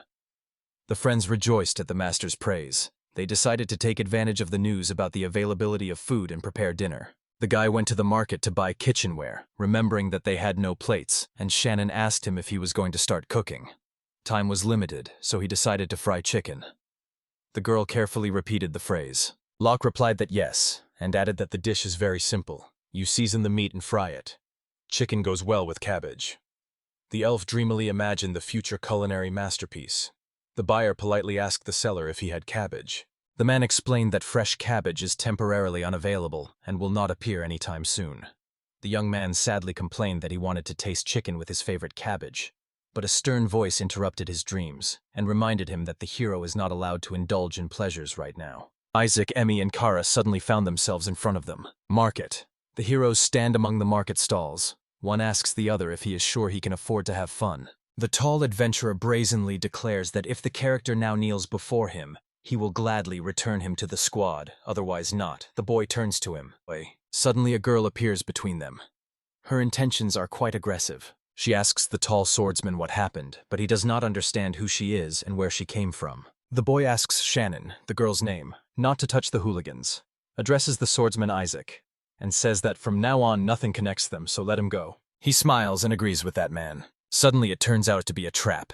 He swings and hits the girl standing in front of him, but the boy takes his hand away from his girlfriend's face. Isaac is shocked by this surprise. The boy asks the bully what he is doing. The bully only clenches his teeth in anger. He says that he does not fully understand the guild's tactics, but thought the boy should have been paired with a strong adventurer, and is not sure if the girl really has an E rank. He calls her a piece of trash and says that no hero will be able to use her properly, and Isaac smiles wickedly. The situation calms down, but then the girl intervenes and tells Isaac to take back his words. She screams that Locke is not an object, but a mad hooligan, because he allows himself such words. The hero was also surprised by these words, and Isaac scolds the girl again, saying that the weak dog barks too much. His girlfriend asks Locke, the hero, again if this girl is really his new partner. He replies that her name is Shannon, an elven adventurer of rank E. The sorceress closely examines the stranger. They look at each other. She pretends not to want to offend Shannon, notices her bad clothes, and this arouses the heroine. The witch turns to Shannon again, and says that if she is going to the party with Locke, she should pay attention to her clothes. The boy says that this is not Kara's business. Although this sorceress dresses stylishly, it does not affect her powers. This remark makes the girl pout. Suddenly she whimsically screams that she cannot believe the boy's choice.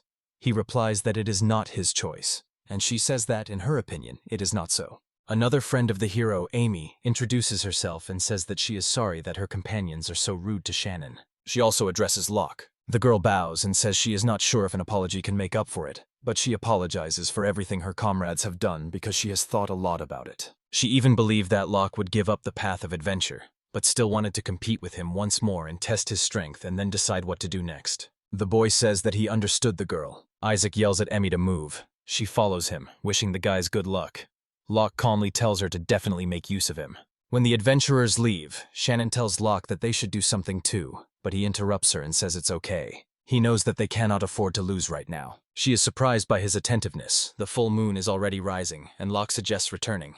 Clouds of steam rise and loud sneezing is heard. In the middle of a small area sits a huge dog-like creature. Its muzzle is covered with something. Locke calls to Lucky, the name of the beast, and asks him not to play with cornmeal. This explains the steam clouds, and he does not play with her. The beast sneezes again. Suddenly everyone, wide-eyed, looks at someone. The girl snorted. Everyone starts laughing. The guy announces that everything is ready. On the plate lies a nicely roasted chicken, prepared by Locom. The guests thank the young man for the treat. Lucky contentedly sniffs the pile of delicacies. Everyone starts eating and does it with pleasure. Everyone admires how delicious the food is. Locke restrains their enthusiasm, asks to eat more slowly, and Shannon does too. She vividly describes again what the taste is like. Everyone is happy and their joy is boundless. Now Locke tells the guys what they will do this time. They need to get to the Fresh Greens dungeon. The cart ride there takes 2 days, and completing the order takes weeks. That area is full of difficult-to-pass sections, such as forests, swamps, and the like. But if you go straight, you will reach it in less than half a day. Judging by the weight of Isaac's squad's luggage and the direction of their visa, they will take the usual road. So the guys have no reason to lose, unless something happens to them in the forest. Even if the opponents take the shortest path with luggage, their journey will not be easy. Now they are all full. After this, Locke's team also sets off. They sit on Lucky all the time while he runs through the forest. The girl says that she also had to be transported now, but the animal feels completely fine. As expected from Fenrir, the monsters do not attack them, but simply watch from behind the bushes and sadly see them off with their eyes. While they are riding on the back of the beast, something suddenly catches their attention. Some crying, they think a monster or something similar is attacking someone. The boy asks Lucky to turn around a bit. He agrees. The boys are surprised because in the middle of the clearing sits a figure of a demon with wings. The demon is crying. This is a stone statue, a gargoyle. Suddenly one eye of the statue opens. The demon giggles. He waves his hands and shouts loudly. Magical blades fly at the characters. They are surprised again. The girl concludes that it is wind magic. The boy confirms it. The beast laughs and says that no one dares to challenge him with wind magic. He opens his mouth and a magic circle appears before him. Then a glowing sphere appears. The guy says that Lucky is really strong and praises the beast. The energy ball continues to grow, astonishing the heroes. The bullet slightly increases, and Locke becomes worried, so he asks the dog to stop. There is the royal capital, so if he does not stop, he will not avoid punishment. But something is wrong. The dog says it cannot stop this. The man is scared. There is no time to think, so he jumps out of his seat and runs to intercept the shot. He stands with his back to the demon, stretches out both hands and reads some runic spell. A prismatic object and a magic circle appeared before him. He thinks that even if he cannot remove the spell, at least he can disperse its energy. The beast shoots from a shotgun, and a stream of energy flies toward the man. He feels discomfort. A beam of light split into 2 parts and enveloped 2 people, a boy and his demon. Locke groaned slightly because the shot was too powerful. He keeps holding and holding. With his last strength, he turns to the strong woman and asks her to hold on. Thanks to his efforts, the spell broke through 2 major roads on both sides of the capital. Everything quiets down. Smoke rises to the moon. In the wasteland, the silhouette of a boy is visible. The boy is breathing heavily. He managed to prevent the disaster. In the parting clouds of smoke, the figure of a huge beast covering its eyes with its paws is visible. A girl stands nearby. The beast is trembling a little. He turns a blind eye to that guy, but laughs. The girl asks Locke if he is okay, but he is really okay. He asks in return if the girl is also okay, and Lucky is also okay. He says that everything is fine. The girl notices that Locke's hands are injured, and he notices it too. But the healing potion will cope with such a wound. So the boy drinks from the bottle, and the wounds really heal. Shannon is satisfied with the effect of the potion. The boy thanks her because he made it himself. The dog complains that it made a mistake again, looks at Lucky, and turns back to him. He is thinking about the dog. The boy decides that Lucky just wanted to help, appreciates this impulse, and Lucky cries emotionally. Locke says that the magical power of the beast still belongs to the category of evil, so now they will learn to control their powers and fight together. The beast touches more and more. The beast screams that it will do everything possible and will train. The boy turns back to look at the demon. He is scared. He asks the gargoyle what she is doing here, and she covers her face with her hands in horror. The demon covers himself with his elbows, screams that the man is a monster, and cries. Locke says that you won't hear such speeches from a gargoyle, and it's generally strange that he is shouting in such a place. The young man asks for the reasons why this happened. The gargoyle says he is sad. He was kicked out of the demon lord's army and now he is sitting here. Locke is surprised to learn that monsters can also be freed. Gargoyle says he considers himself made from leftover material. Their magic is weak, so he stayed in the castle and has been cleaning for the past 100 years. However, recently this army leadership changed, and the gargoyle was told that the army does not need a monster that can only clean. After being released, the demon wandered confusedly through the forest. Then limping came to a nearby village, but the villagers suddenly attacked him and he quickly fled. Locke says that many people have a poor perception of monsters and demons. Best agrees but says that he constantly cleans and has not seen people before. He became sad at the thought that he was worse, and because people hate the demon. Shannon looks at the monster with pity. The demon wonders what the meaning of his life was after all this. He begins to moan and sob, but Locke interrupts his sobbing with a scream. He heard that gargoyles were elite soldiers of the Demon Lord's army, and that creating them required a lot of magical power, so it is hard to imagine that they would be made from leftover material. He asks the monster what it will do next. The monster does not know, and even asks the young man to suggest what to do. The demon cries continuously. Locke sees this and vainly calls the Lord. He asks the demon if he wants to go with them. He cheers up a little. He doubts once again whether it is really possible, because he thinks he is just a stupid gargoyle obsessed with cleanliness. The hero says that strength does not matter, especially since he has been cleaning for 100 years, so it is not surprising that he is weak. The demon thanks the boy, says he is very grateful, and asks for permission to join the group. So the sealed gargoyle wants to become Locke's friend. That's how he sees it from his side. And he notices that the thought that the gargoyle is sealed has naturally appeared in his mind. The young man asks what it means, whether it is some sealed power or something similar. He does not understand what it is and says that it was created only by the previous master. Locke thoughtfully said, and asked for permission to greet the gargoyle-kun once more, and he replied that it would be a great honor for him. When Locke turns gray, he hears a voice saying that the sealed gargoyle has turned into a holy creature and become his friend. The transformation is happening, and now he can choose one of the options. This is a cabin extension. He chooses one of the options, and the extension is complete. The boy says that there is a village nearby. The demon just told him this. They continue walking and come across a field sown with something. It is cabbage, which grows here in large quantities. It is already well ripe. Locke wonders how a cabbage patch could have appeared here in the middle of nowhere. Then he notices that the dog has fallen asleep, so he says they cannot be exactly here, and Shannon agrees. Finally, morning rises over the forest. They are walking on foot. The boy says that Horulia has already told him about this place where they came. They are standing just in front of the village. The village is surrounded by a square wall around the perimeter. The sign says, Choshin Village. A man in a vest is sitting near the entrance to the village, leaning against a pole and snoring loudly. A boy and a girl are looking at the stranger, who pays no attention to them because he is sleeping. Locke tries to talk to the guard at the gate, but he is asleep.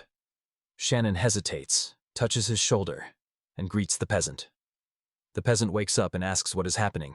The girl politely asks him to wake up. He opens his eyes and asks if the angel herself has come down from heaven, adds that maybe it's time for him to go to heaven, but if this girl accepts him, he doesn't mind, and even tries to kiss Shannon. But the dog bothers him, steps on the doorman, and prevents the unwanted kiss from happening.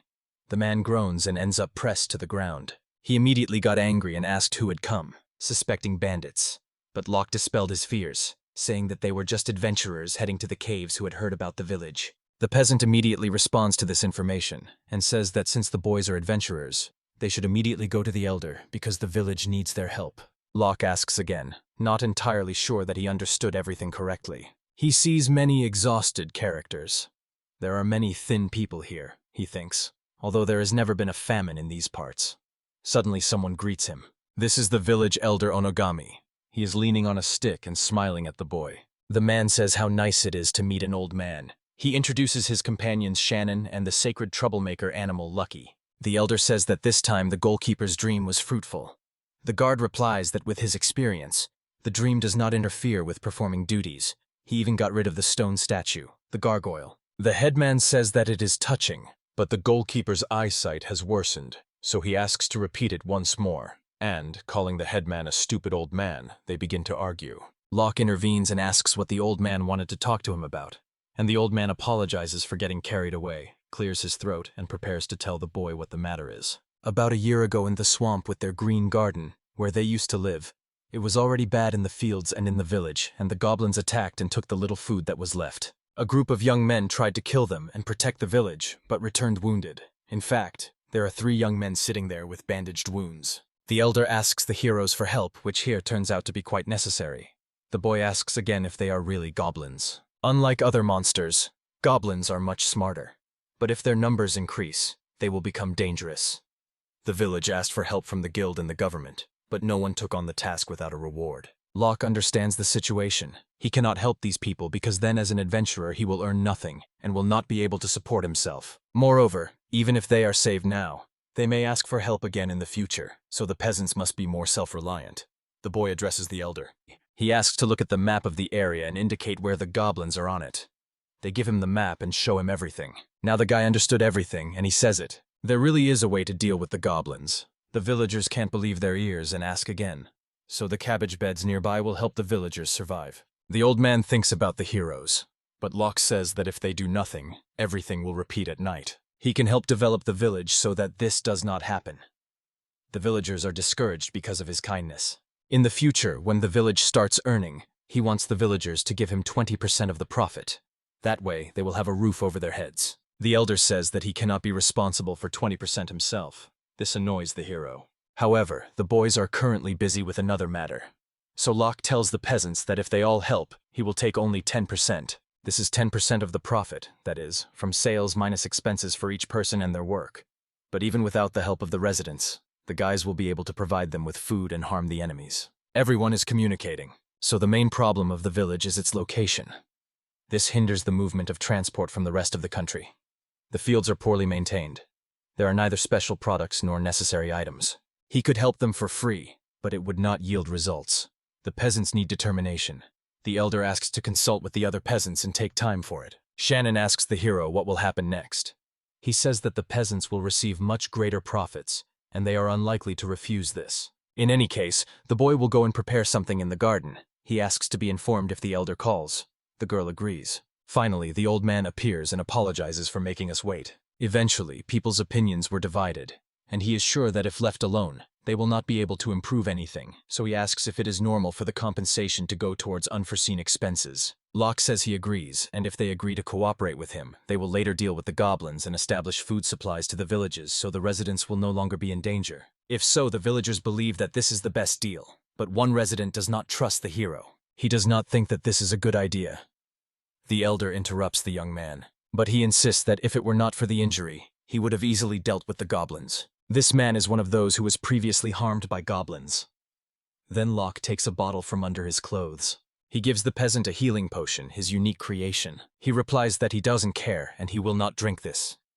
The hero says that if it is not necessary, then it is not necessary. But it is a good proof of his good intentions. He will even treat his friend first. She says she can't wait to try this special magical potion. She raises the bottle to her lips and takes a sip. Very tasty, she loudly praises the flavor. She considered healing potions unpleasant, but what she had just tried, to her surprise, turned out to be soothing and easy to drink, and she feels lightness throughout her body. He also wants to drink this. Locke pours from the bottle directly into his mouth, and Lucky's eyes widen with pleasure. He aloud admires the taste of the potion that the boy brewed. He does not know what it is, but it is very calming, refreshing, brings pleasure, delights, heals, helps, eases, and adds strength. Why is unclear. That man also gives the bottle to the young man, and he tries it with suspicion, saying that he will not fall for any lies. And it is really very tasty. He loudly admires the potion he just tried, vividly describing its unusual taste, which for some reason he really liked. He really likes the taste. Here he understands that the crutch is no longer needed. The pain is gone. It is a miracle, and nothing more. That is what he thinks. Coda says that they are currently fulfilling another request. But if they help the guys, they will also share other healing potions with the residents. The young man says that they will gladly accept the order if only all the wounded recover now. He calls himself Warren, the assistant to the elder, apologizes for doubting the heroes, and says that now he will gladly cooperate. The class representative asks if anyone is against it, but no one objects. So everyone finally agreed. There are 6 days left until the deadline for the main team request. All the peasants are amazed when they taste the food prepared by that boy. Everyone is delighted with the taste. This is cabbage soup. The peasants are surprised that the cabbage is so tasty because they have never eaten it before. The hero says that the cabbage itself is quite tasty. While preparing the soup, the hero added a healing potion to it, and people who felt unwell began to recover. The boy approaches Shannon and asks her to help him. He says to take Orange, Ants, A, and B with him and protect them and the villagers when they go for materials. She asks if he really trusts her with such an important task, and if so, he is confident that everything will be fine. He says she will be able to defeat any monster wandering around. Moreover, Ants A and B can also take care of themselves. This is the guy's plan. The girl says she will do everything possible and finally understood how it should be done. As for everything else, he and his team will pave the way straight to Kronto. Thanks to this road, people will be able to travel back and forth, and this will immediately solve delivery problems. Then the boy waves his hand and fills everything around with magical energy. People's bodies become lighter, and they are fascinated by it. The thing is, the young man cast a spell on them to make it easier for them to move. But it didn't last long. Everyone was delighted and talked a lot about it. He asks them not to overdo it to avoid breaking bones, and they are incredibly happy. Shannon admires how this man casts a strengthening magic on so many people. He replies that if she practices, she will be able to do it herself. Next time, he will teach her this. She admires him again and thanks the hero. Now he is urging everyone to start building the road. And they are really building the road together. Ants are laying blocks, and others are also busy with something. They have already done enough for today, and the hero suggests stopping. Quite a lot has already been done. They have almost finished laying stones and clearing the road. At this pace, it will be ready by tomorrow. Thanks to Lucky's magic, they can build the road. Then the boy will try to trade the village's goods. His familiars are very cool, better than he could have imagined. Night falls, and the action takes place in the monster garden. The hero studies the map. The girl brings him tea in a cup. She asks if the master is still sleeping. It turns out he is planning something for tomorrow. But above all, she needs sleep because she worked more than anyone and needs to rest. He asks her not to call the young man sir, because it doesn't sound very good, and he doesn't consider chewing gum his servant. She is impressed by the kindness of the young man. Shannon is very glad to have met Locke. She says she is extremely happy to have met him. He thinks about her and says that he himself is glad that their paths crossed. It is getting even darker outside. Finally, he comes up with a plan and immediately tells her. They will ask the peasants to gather cabbage, and then he will sell part of the goods in the capital. It seems they are short of cabbage there, and he is sure everything will be sold out. Don't forget about the guild's request. But he is confident that victory is theirs, and at the same time no less important is how exactly they will achieve it. Regarding Titus, he may be afraid of something, but here the hero has to stop explaining because the girl has already fallen asleep. In her dream, she tells Loki that he is wonderful. He looks at her with wide round eyes and a friendly expression on his face. Then he waves his hand and clears her head with it. He thanks the girl very much. The night is still hanging above the house. Both the ants and the demon are sleeping. The bird that sat on the roof of the house is also sleeping. Shannon is sleeping in her bed. The hero does not sleep and goes outside, where he hears the voice of someone else who is also awake. He notices this and says that the boy went somewhere. A dog is sitting in front of him. It is not sleeping. The boy asks him if he is sleeping, but Lucky ignores the question because the answer is obvious. Then the same boy asks what the guys are catching today. It turns out they are catching rainbow dragonflies, and they also need to somehow deal with the goblins. But as long as Lucky is near the village, the monsters will not dare to attack. Even if the boys are left alone, some adventurers will still deal with the monsters instead of them. The dog is surprised by this reasoning but still agrees. He suggests that they leave already, and the young man confirms that they really should go. Then everyone goes to the forest and catches dragonflies there. They look at each other like lovers. Morning. In the young man's house, someone is cooking food and humming a song. He wakes up from the bright light and sits up in bed. Here is the song and the sounds of cooking, and he thinks it is Shannon. He thinks that it makes him happy when she gets up early and prepares breakfast for everyone. He thanks her loudly and asks if she needs help. But it turns out, it is not Shannon, but a demon in an apron who says that everything is almost ready. Just need to wait a few minutes. The boy shouts that this is not a girl and apologizes for the mistake, while the gargoyle asks in surprise what happened and if he had a nightmare. But no, everything is fine. He asked if he could help with something. It turned out that the demon often cooked food for an entire army of monsters and can do much more. The guy says that everything is fine, then Shannon comes in and wishes the hero good morning. She regrets daring to fall asleep last night. He tells her not to worry and asks if the character will really train with a wooden sword. She says that yes, she wanted to make breakfast, but Gargoyle said to leave it to him. Locke understood it this way. He was very grateful, but felt something strange when he saw the demon. The girl also wanted to ask if the hero himself was not tired. At night he went to catch dragonflies, and the young man was surprised by her knowledge, because he had only caught dragonflies before in the company of Lucky, confident that the girl was sound asleep and should not be disturbed. She screams that it's not about that. She herself would like to be useful to Locke. Then he suggests that next time they all go dragonfly catching together. She asks him to promise, and he promises. Meanwhile, breakfast is ready, and Gargoyle loudly announces it. The boy and the girl agree with him. This is the second half of the second day. You need to sell cabbage near the rune and deliver the butterfly wings to the guild. This will be done by the healed village warrior who previously did not trust the hero. Since the road was completely cleared today, the boy thinks that he will finally be able to sell some goods. He will even show his children how to catch many dragonflies. If the land is plowed and cabbage is planted, food problems will be solved. Night came, and they finally did everything that needed to be done. Everyone is happy. People thank Locke for what he has done. The elder thanked Locke again, not expecting the road to be completed so quickly, and asked if the toll was not a small tax for him. But it's okay. They can send him the funds through the guild. Before dawn, they all dispersed and stole the egg and the stone of the green frogs. They did not encounter any wyverns that could be worried about the next day. Now the boy has a simple feeling. He remembers the place where the cart rolled. It seems their opponents will arrive at the location earlier than expected. This will create problems for everyone. The boy stretches because it is already morning. He tells everyone to try their best today. He notices a small bird landing on his shoulder.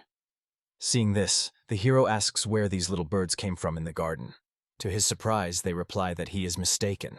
It turns out, this is the very same celestial bird that was right there yesterday. He says that the heavenly bird was a little bigger, but when sorting materials from monsters, they found an item resembling a nut. And when the heavenly bird, for some unknown reason, ate that object, the bird became tiny. The boy is amazed by this miracle and wants to find out how to make the bird big again. The bird simply makes random sounds on its own. True, it won't work out right now, but over time it will grow on its own. The main thing is that nothing threatens life. The bird is in shock. Suddenly the guy smells an unpleasant odor, asks what the stench is. It turns out it is the dog. Locke tells Lucky what exactly stinks, and asks once again if the hero is mistaken, but the beast insists that it cannot stink. Locke asks when the dog last washed.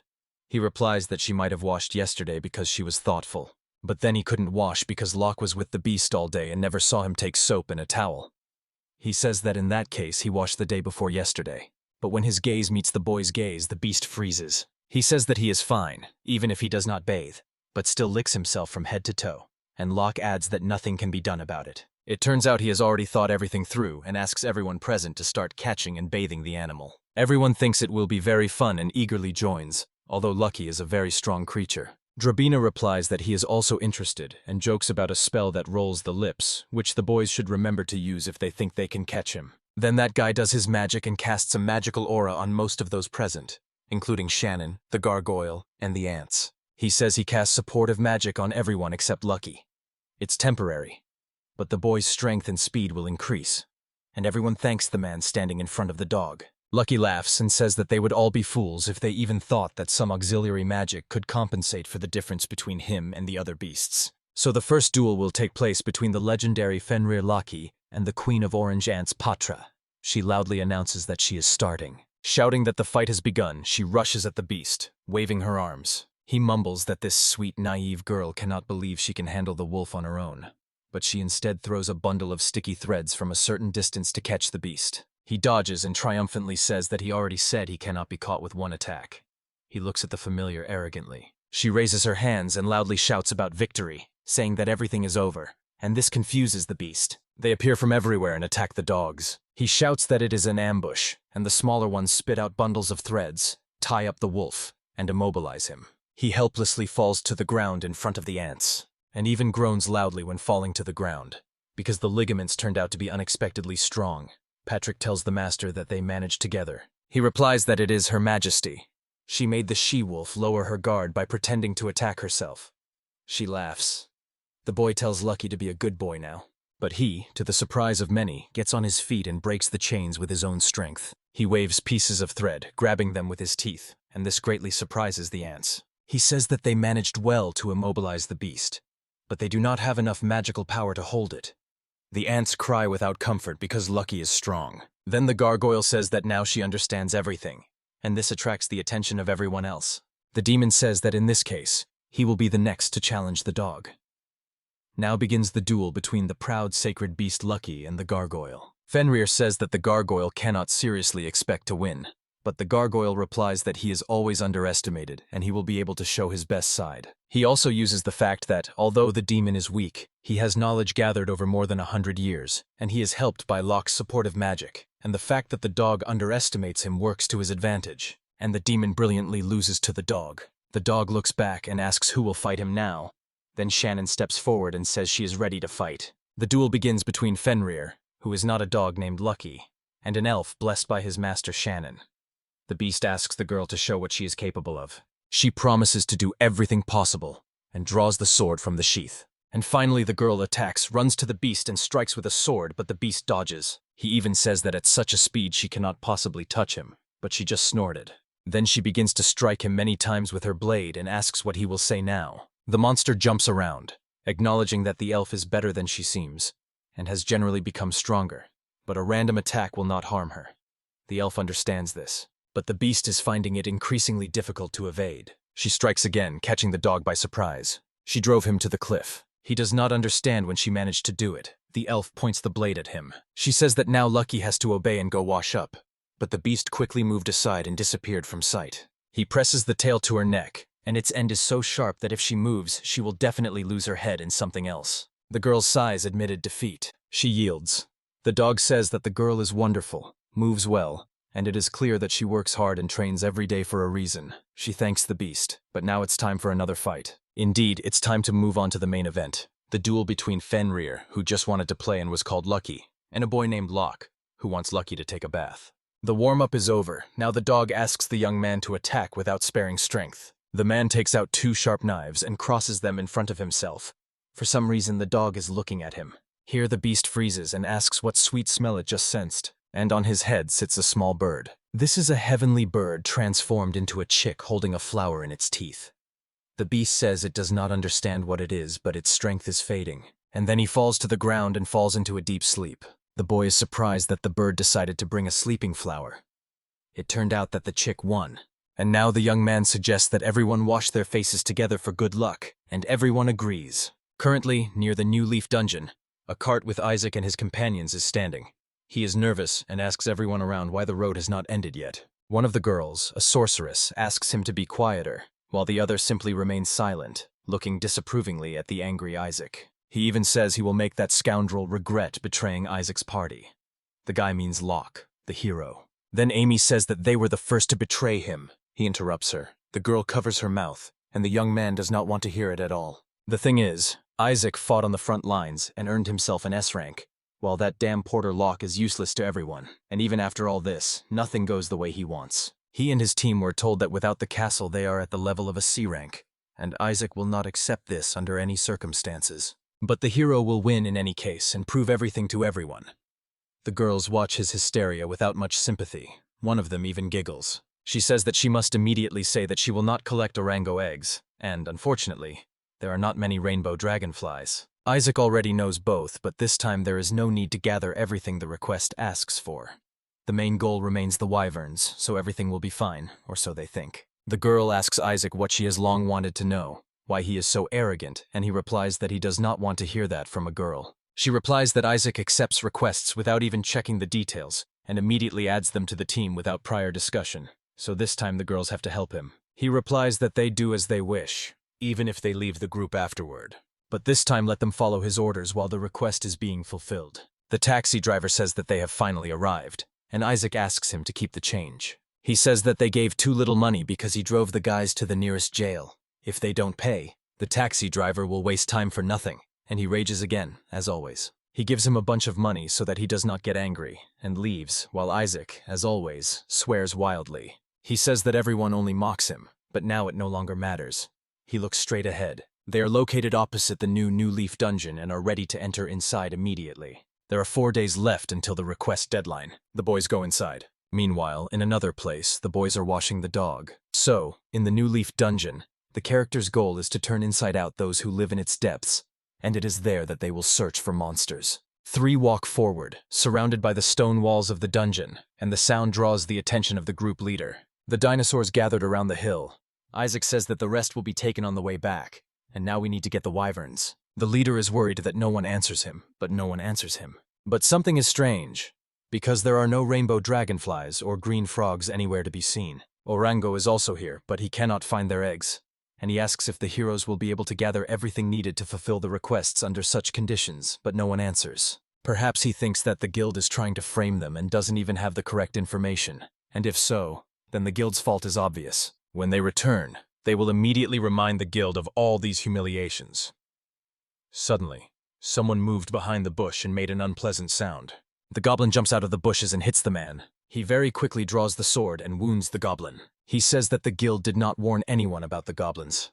The organization's staff in this matter is too irresponsible, and it makes him very angry. And, as the boy notes, among the monsters stands out a tall goblin knight who leads these little creatures. Isaac immediately realized that even high-level goblins were now in the district, and he believed that this place had become their lair. He lunged at the goblin knight and struck him with his sword, but he jumped aside and dodged the blow. Isaac shouts for everyone to retreat, as if it would help and the goblins would really flee. Then the knight, the leader of the goblins, lunges at the young man and strikes from above, forcing him to turn his whole body to parry the monster's blade with his own sword. During the blockade, he recalls the words of a guild member that the guys are under divine protection with the seal, and without it, they are only at level C. He is shouting that this is not true. This cannot be. He cannot lose to this Siskin, thinks the man, while the goblin pins him to the ground with his strength and weight. But then the fiery spear pierces the monster, and it screams. The man screams too. The monster has already fallen to the ground and is smoking, pierced by a spear.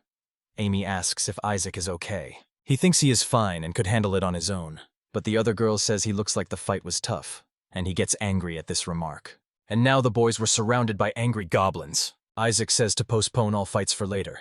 Now we need to focus on the goblins. There are already too many of them. The guy, as always, is swearing. So the fight ended. All the goblins lie around. The boys are breathing heavily after the brutal battle. They ask each other if everything is really over. It seems so, but not entirely. The goblin knight was the leader of the monsters, but now everything should be fine, so they finally agree. The girl wizard begins to read some spell. Isaac turns around and walks on resolutely. He tells the boys to follow him because they still need to deal with the wyverns before returning to the guild. The girls reluctantly agree. The cry of wyvern repeatedly echoes from the giant cliff in the center of the area. The heroes are watching the animals from behind the bushes. There are quite a lot of them. They crawl and scurry in various ways. Isaac tells Amy that he will attack and distract them, and she must use magic to break their wings, and when the monsters attack, he will finish them all off. They will aim at the wyvern that fell behind the group. The girl understands Isaac and knows why they are doing this. The swordsman lunges at both wyverns with his sword ready and shouts that he has finally, against all odds, left. The wyvern shouts at him with unpleasant sounds. He immediately strikes them with his sword, but they know how to use the little wings they have and fly up, dodging the blow. M immediately joins in and throws fiery arrows to the left and right, aiming at the flying wyverns. Arrows catch up with the fallen dragons, and they fall to the ground, engulfed in tongues of flame, smiling and breaking into pieces. That man also strikes them with a sword and cuts them into pieces. Okay, now the destroyed has been turned out, he must move on to the next stage of the plan. But another wyvern attacks the girls and makes unpleasant sounds and screams. The boy did not notice that it took off. This is a surprise attack. The girls have to run away and save themselves, avoiding the blows of the heavy tail. They are running away from wyvern. Isaac catches up with them and asks if everything is okay. But one of the girls is too angry with Isaac, and it is visible. She sighs. She yells at the boy because he was supposed to take care of his mages. She compares him to Locke because she is sure that a professional like Locke would have protected them both. The boy, as always, is furious. He shouts that Locke is not involved with them. Isaac did not know about the other wyvern, and in general, even with an escort, he should be able to stand up for himself, and she is in shock. She screams that this is complete nonsense and that she and Amy must leave right now because they will die if they stay with this idiot Isaac. She does not resist. The witch says she can no longer be near the young man. He scolds her, but asks both of them not to leave. He is, as always, confused and angry. He watches as the girls walk away. His eyes are wide open. He shouts at Kara, the name of the sorceress, to wait. But she does not stop. As always, he got angry. He watches as his former comrades prepare to side with Locke, because it will probably be better for them there, and they have also abandoned him. The boy sees Locke's face again and, as always, angry. Memories of the boy resurface again. An old man appears who told Isaac that the castle is incredible. But Isaac disagrees, and that the boy should learn from the example of the castle, but it does not motivate him. He remembers that he was crying then and says that everyone constantly talks about the lock and it just annoys him. Now he is surrounded by wyverns that have flown up and are ready to cause harm. Seeing the monster's teeth approaching, the boy decides that in this case, he will make everyone fail the request. He stuck the sword into the ground and shouts that under no circumstances will he allow Locke to win.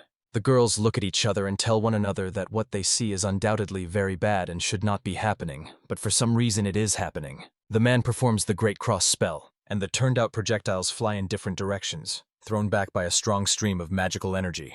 They disappear in this flame. The girl sits behind a stone and hides from the magical energy, and he even looks at his glowing sword that illuminates his sinister face. The flow of energy fills the entire cell and rises upward. Lock the villagers up, see in the distance how a huge cross grows, and hear the sound. Shannon says that it is definitely Isaac and his people, and he confirms that it can only be Isaac and his people. The boy asks Shannon to keep him company. She agrees. Everyone except Shannon continues working in the village. Locke relies on Lucky. He immediately understands what is what. And so the friends approach the rock, that is, the cave covered with fresh greenery. There is a lot of smoke. It comes out of the entrance to the dungeon. 3 figures appear there. They cough loudly. The boy notices the amount of smoke. Isaac and his comrades, who appeared from the smoke, feel unwell, and Amy sympathetically supports him under the elbow and carries him away. The swordsman tells Locke to retaliate because both the twist and the materials all turn to dust due to Isaac's negligence. He says that now the guys will not be able to fulfill the request. In private comments, he wrote that he did not think his former comrades would stoop to such meanness. Shannon is yelling at the guy that if it's true, they need to return to the kingdom's capital, buy materials, and deliver them to the guild. It's unfair, but they can't lose. She has already seen these goods for sale. But block the objects, because there is a chance that there are wyverns inside, and this needs to be checked. Shannon tries to object but retreats. The swordsman glances over his shoulder at Locke and says that they, meaning Locke's people, can search as much as they want, but Isaac will return and wait until the next meeting, and Locke watches him with his eyes. And then 3 of them from Lucky enter the dungeon and see a terrible smoking scene. They examine the body of the goblin knight and doubt that he is a real knight. Locke says that the knight probably led the goblins, so the village is now safe.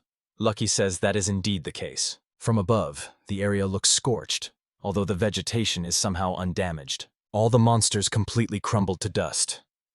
Isaac has a high level of magical abilities, so the path of a mage suits him, but the materials are spoiled and cannot be delivered. Locke says there is nothing to be done and suggests returning, but a joyful shout from Lucky is heard. He has found something. These are wyver eggs. They are right there behind the stones. It turned out that since the eggs were behind the stones, they were not damaged in the end. The dog asks if the eggs are tasty. Locke is not sure, but these eggs need to be taken to the guild someday. Later, all the villagers are happy that the boys defeated the goblins, and Shannon asks if they should also deal with the goblins in the swamp. It turns out the swamp is located in the same place as the dungeon. The map is outdated and the name has changed, so these are the same goblins. While Isaac and the company were supposed to bring some materials to the guild, the boys spent the day helping with the development of the village and preparing and growing cabbage. Finally, the day of departure arrived. They also built a fortress to protect the village. It turned out that the Ant Queen built gates and a stone wall around the village to protect everyone from monster attacks and to keep everything always in order. All residents thank the heroes. From now on, the villagers will follow the heroes' advice and continue to develop the village. They sincerely thank everyone again and say that cabbage was a wonderful invention, and they invite him to come again. The hero is very happy. Now it remains only to deal with Isaac and his comrades. Now they all said goodbye to the residents and set off for the capital of Kronto for financial accounting. The action takes place in the capital of the Kingdom of Kronto. The hero walks down the street looking around. What he is looking for must be somewhere here. He is called from one of the stalls. There stands a man from the village, whom did Locke heal some time ago. The hero asks the man how sales are going, and he replies that cabbage is selling very quickly, especially thanks to various dishes and tastings that are very popular. In addition, there was a special item at a low price that was bought up by adventurers. Thanks to them, the boy earned a lot and gives a share to Laku, but he refuses and asks to spend the rest on buying a demonic cow for the development of the village. The young man says he owes everything to Laku, his friends, and the rest of the villagers, thanks him on behalf of himself and them. The boy smiles. Finally, the preparation is complete. Now only the guild remains to be visited. The hero resolutely heads there, frowning and looking ahead. He enters through the wide-open gates of the Adventurers Guild. The secretary and Isaac with 2 girls are already waiting there. He angrily says that Locke is late, informally greets the guy, and they both look at each other. On the table lie the materials that were supposed to be brought upon request. Locke and Shannon silently look at the things provided by Isaac, because in the dungeon, he really had no way to get them. He smiles triumphantly and says that he thought Locke ran away because he did not receive all the necessary materials, but the young man calmly replies that he would never do that. Isaac smiles again and asks if the boy really came to the guild empty-handed just to play, and Locke says it doesn't matter because materials are provided. Isaac says that the guy is trying to act cool, The secretary starts to check. The inspection is underway, and the guys are looking at each other. The hooligan angrily says that Locke should already be on his knees, begging the opponent for forgiveness with all his might. The hero says he wouldn't want to upset Isaac, but the one who will have to apologize here is not him. Isaac asks again what the matter is, and actually it's very simple. The secretary says that the victory in the competition will be awarded to Mr. Locke. Isaac is very surprised and does not understand what it all means. But it turns out that Locke had previously delivered 30 scales, 10 claws, 60 wings, 9 wyvern eggs, and 40 stones. Isaac does not understand how this could have happened. He knows that Locke came to the dungeon after them, so he could not have taken anything because the young man destroyed everything there with his own hands. The swordsman runs up to the boy and shakes him by the collar, accusing him of making deals with the guild and doing dirty deeds. Locke sighs deeply and says he did nothing of the sort. Before accusing the young man of dishonor, Isaac himself, according to Locke, must explain his actions, because he did not obtain the materials himself, but bought them in a store. The swordsman asks again what that man is talking about, since he himself defeated the monster. But Locke is persistent. He leans over the table. He lifts one wing of the dragonfly and sees there the sign of the village of Tushino, which Isaac for some reason did not notice. He explains what happened. He realized that Isaac destroyed all the materials, so he had to buy them somewhere. He set his at a low price, and the hooligan took the bait. He said that he had read Isaac's thoughts, which meant that Locke would rush to buy up the goods that were lacking in the store in order to win. But they already had enough material, so he sold it from his stock. He continues that if it were not for the swordsman's greed, Isaac would not have spent so much money, and both girls look at this with disapproval. Isaac asks how that man ended up in the dungeon. He does not understand how it could have happened at all, and Locke just calmly exhales. He says that it is enough to look at the map to understand that there is a faster way, but it is much more dangerous, and the path goes straight to the dungeon. Kara says she knew it. Isaac, as always, is furious. It turned out that Kara did not want to choose the dangerous road. She tells the guy about this. He does not understand what she means because the competition gives them the right to remain S-level adventurers. He asks if the girls do not want to defeat Locke and his team, and Isaac thinks they do. The girl takes a deep breath and adjusts her hair. She says that Isaac still hasn't understood an important thing. He was the only one who really wanted to win this competition, no one else. And it surprises him a lot. As always, he is furious. Locke again turns to Isaac and thanks him for the victory over the goblins. Isaac is surprised. He does not understand what the hero is talking about. The killing of goblins brought some benefit because they were bothering the people in Locke's favorite village, and they did not have money to pay the guild. The boys believed that the guild was submitting a request to at least slightly help the peasants. The secretary smiled immediately after the hero said this. In fact, he asked Shannon on the first day after arriving in the village to collect wyvern claws and scales because it was all far from the nests, and then decided that the boys could handle the goblin themselves. Isaac shouts that the man used him. He swears, rages, and hurls insults. He is furious. The boy lunges at the hero, raises his fist, and calls him a beast, but suddenly a sharp scream stops him. Someone asks him to stop. This is Mr. Titus. He is standing there with his arms crossed on his chest and looking sternly at what is happening. He says that Mr. Kidd confessed to everything, including the conspiracy with Isaac. And for Isaac, this means the end and nothing more. He falls to his knees and cries. This is the real end, and he is forced to admit defeat. And so everything was decided. Isaac and all the others were interrogated and punished. Due to mitigating circumstances, Emmy and Karu were demoted only to the naval rank. Isaac's S-rank team broke up. Karen and Amy wanted to form a new one with Locke, but he politely declined. Later they were able to trust each other and created a new party, while the boy was sentenced to prison. An investigation into his crimes began, and he will not be released soon. Isaac did not go to prison, but he was forced to work in the mine for 6 months. In the future, he will only be able to become an adventurer by starting all over again. And the hero, in turn, feels great. He is lying with his back against the tree. The dog asks him what the boy is thinking about. It turned out that there was nothing special. He was just thinking about friends and staring into space. They grew up together, but never truly got to know each other. He finally comes to the conclusion that it is worth thinking about. After all, his childhood friends committed such atrocities, and this complicated his relationships with his companions. Now he can come to terms with the bitterness of betrayal. Now Locke will believe in his friends and use his power for their benefit. The dog is satisfied. Locke asks her to take care of him, the hero. He replies that everything is fine and allows the hero to rely on the beast. Both look at each other. Shannon shouts from afar that the food is ready. Friends are going to eat, so another problem is solved. But there is something else. It will later turn out that the hero will be drawn into another unpleasant matter. We will talk about this later. So, the city gates. In front of them stands a group of warriors with various weapons. They are occupied with something. Opposite stands a group of giants. Suddenly, real ogres appeared opposite the royal capital, and they loom over the boys like boulders. One of the monsters punches, and people scatter into pieces. After the hit, a very loud noise is heard. Everything is very bad because the warriors are not coping, and now the ogres will go further and completely destroy everything here. If the boys hold out until the knights arrive, they will be saved. But the travelers are sure they will take all the credit for themselves. The warrior wanted to say something else bad, but the ogre swung his fist and was about to hit him. It seems neither he nor his comrade can be saved. Suddenly, Locke appears on a white horse, played by the beast Lucky. Everyone is happy about his appearance. He apologizes for the delay, and the warrior orders the boy to work hard to catch up and defeat the ogres. He replies that they need to rely on him, and that it is time to counterattack, so they themselves attack the monsters. The beast holds the ogre by the hand, and the ogre hits with the other hand.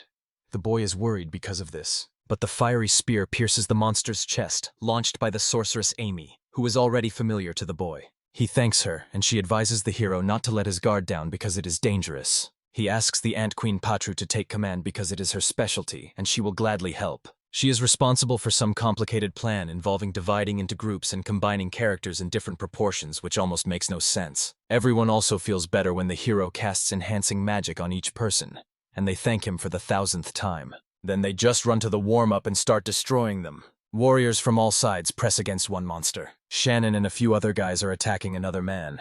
The third was stunned and thrown to the ground by other people, and the dog became active. Lucky hits another ogre and knocks him down with his paw. Locke is shocked because the hit was very strong. Lucky boasts that it was easy, but he says the dog is just too strong on its own. Patra is doing great, so believes that man. She can defeat anyone by uniting many actors. She works wonderfully with Shannon as befits the Queen of Ants. Locke also sees a gargoyle cannon attacking one of the ogres. He forms a wind ball and tries to release it at the monster, but it is impervious to such attacks. The demon screams that it did not work and feels despair. In any case, his power is still sealed and he cannot remove the seal himself.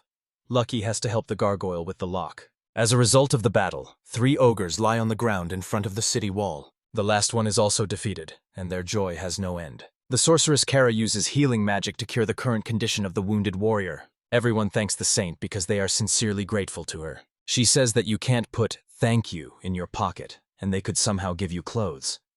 She handles public attention well and has a talent for it. Then a man on a horse appears, surrounded by exactly the same people on horses. These are Imperial Knights. They are commanded by the stern Marcus, captain of the Imperial Knights. He thanks the adventurers for their help in studying the ogres. To find out the cause of the ogres' rampage, the knights will take their bodies. The adventurers who just defended the city are very upset because the bodies have their own value as a source of materials, but the knights do not accept objections. Locke silently watches what is happening. A little later in the city, a man pounds his fist on the table and yells at Marcus, who is present, asking what he is talking about. The traveler says that the knight is trying to steal the monsters that rightfully belong to the guild, whose members killed the ogres. He is still calm and says that research is needed because the monsters appeared too close to the capital for everything to be fine. We need to find this out. They will pay for it. But one guild member complains that the fee offered by the knights is too small. It is only monetary compensation, and the knights will not give more. Trading has nothing to do with it here. Then Titus, and it is he who says that the knights appeared after the battle and there was no cooperation with them. It was the adventurers who fought and risked their lives. He demands money and even more. Marcus says that Titus is crossing the line and should not do that.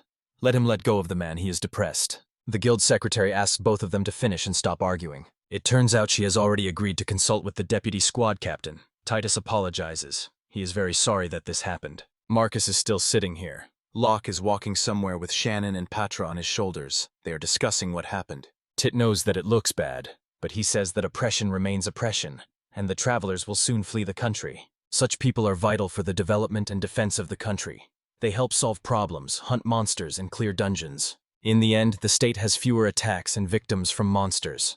People buy artifacts from dungeons and become stronger. There are many other things, and Marcus is stupid because he does not understand this. The guy says that Titus is very emotional, which is unusual and rare, and the man replies that he and Marcus have a very toxic friendship. He also appeals to Locke with requests supposedly from the guild. Thefts of magical and combustible stones have become more frequent.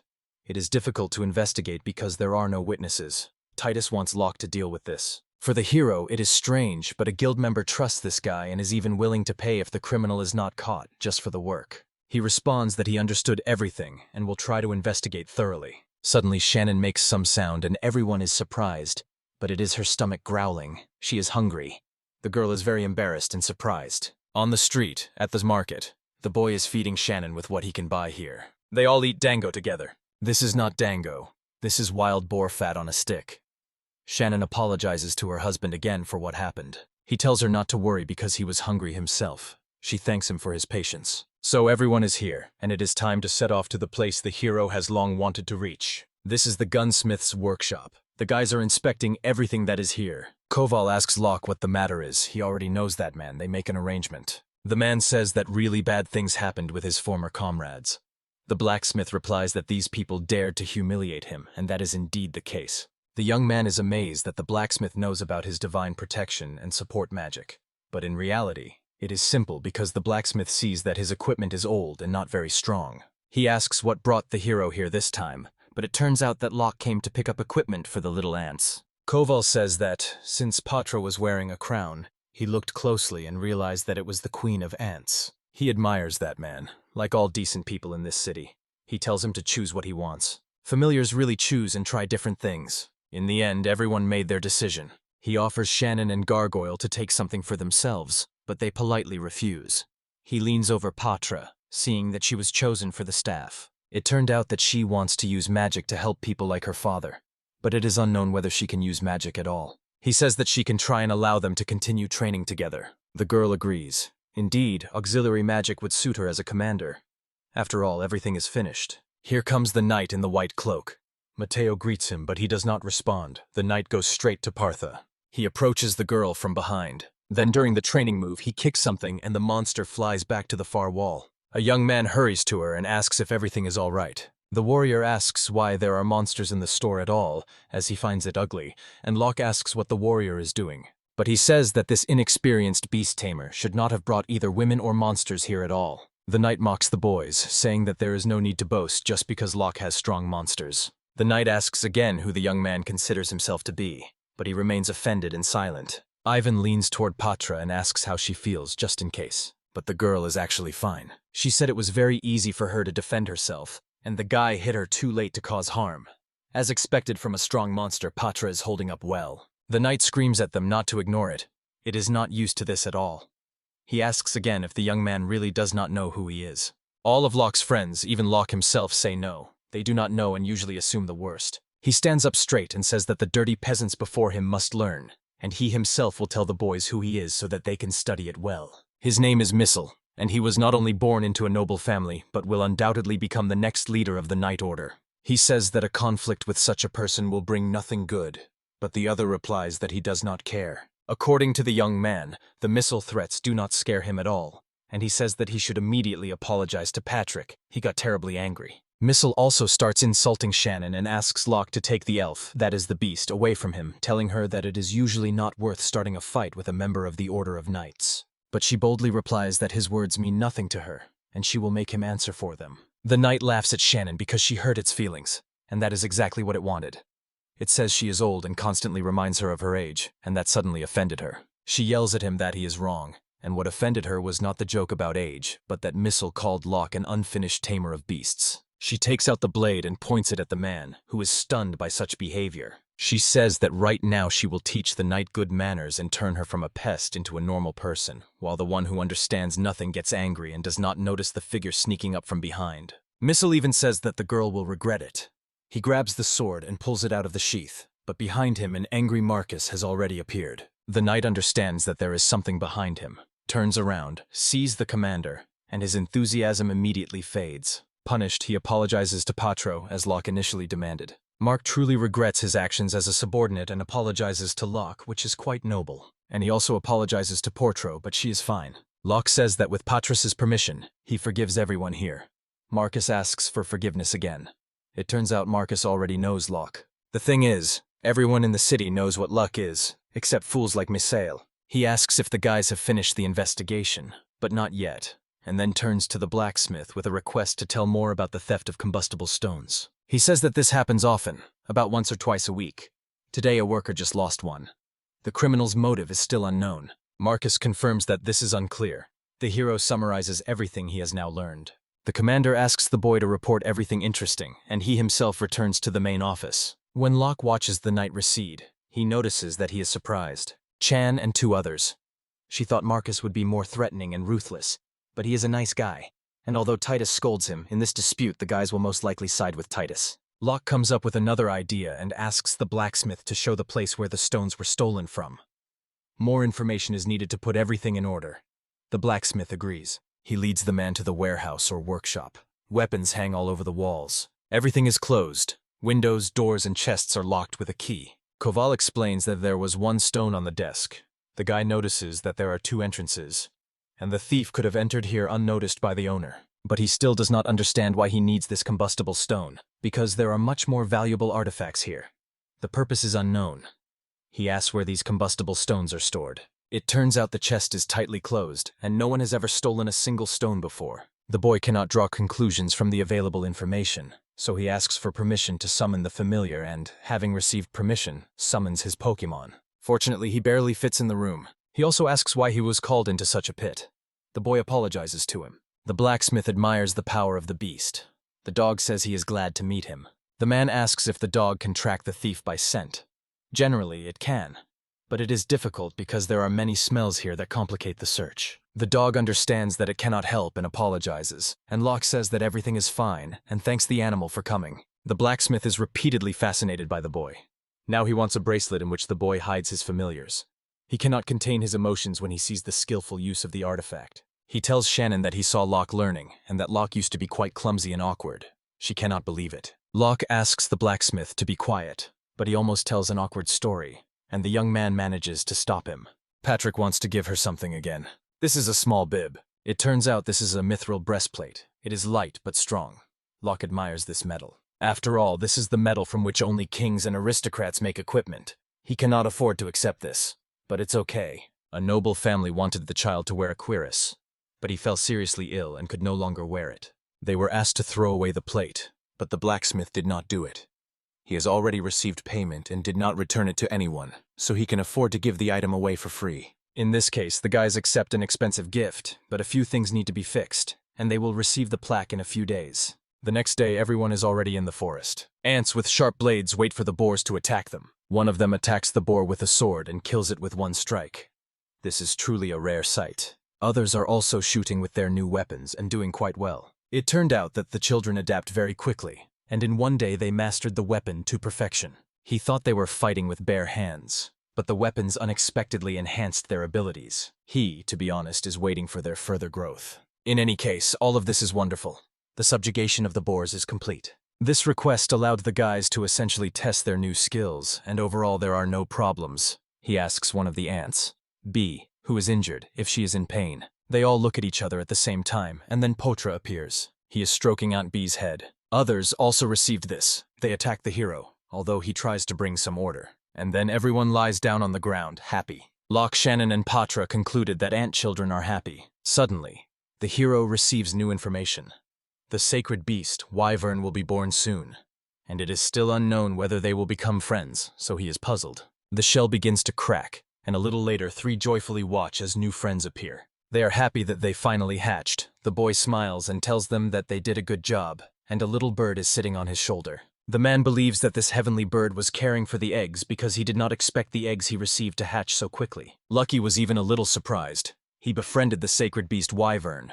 Now he can improve 3 places or items in this dimension. The hero reviews the list of objects for improvement, thinks about the hot springs, the mine, and the banana tree, and decides that this time he chooses them. After this, all 3 objects he selected begin to improve, and there is a stone building near the hot springs. The hot spring is located on the mountain. Bathing there must be simply incredible, and now they also have a mine, so in the mini-monster garden, it might be possible to craft weapons and forge armor with special skills. Now they can also click bananas. It is nice to watch the mini-monster garden develop, and the main character looks at the banana trees. He says that it is wonderful, and suggests everyone return to the guild to report on fulfilling the request to conquer the huge boars.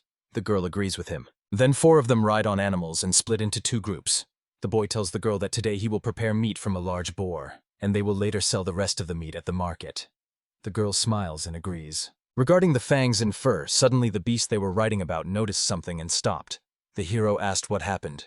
The beast asked him to look there. In the distance, a pile of graves is visible, one of which is significantly larger than the others. They think about the fireball. Lucky Samly runs forward and suggests checking it, and the main character says it might be a ghost and asks her to wait. The three of them found themselves in the cemetery and looked around silently.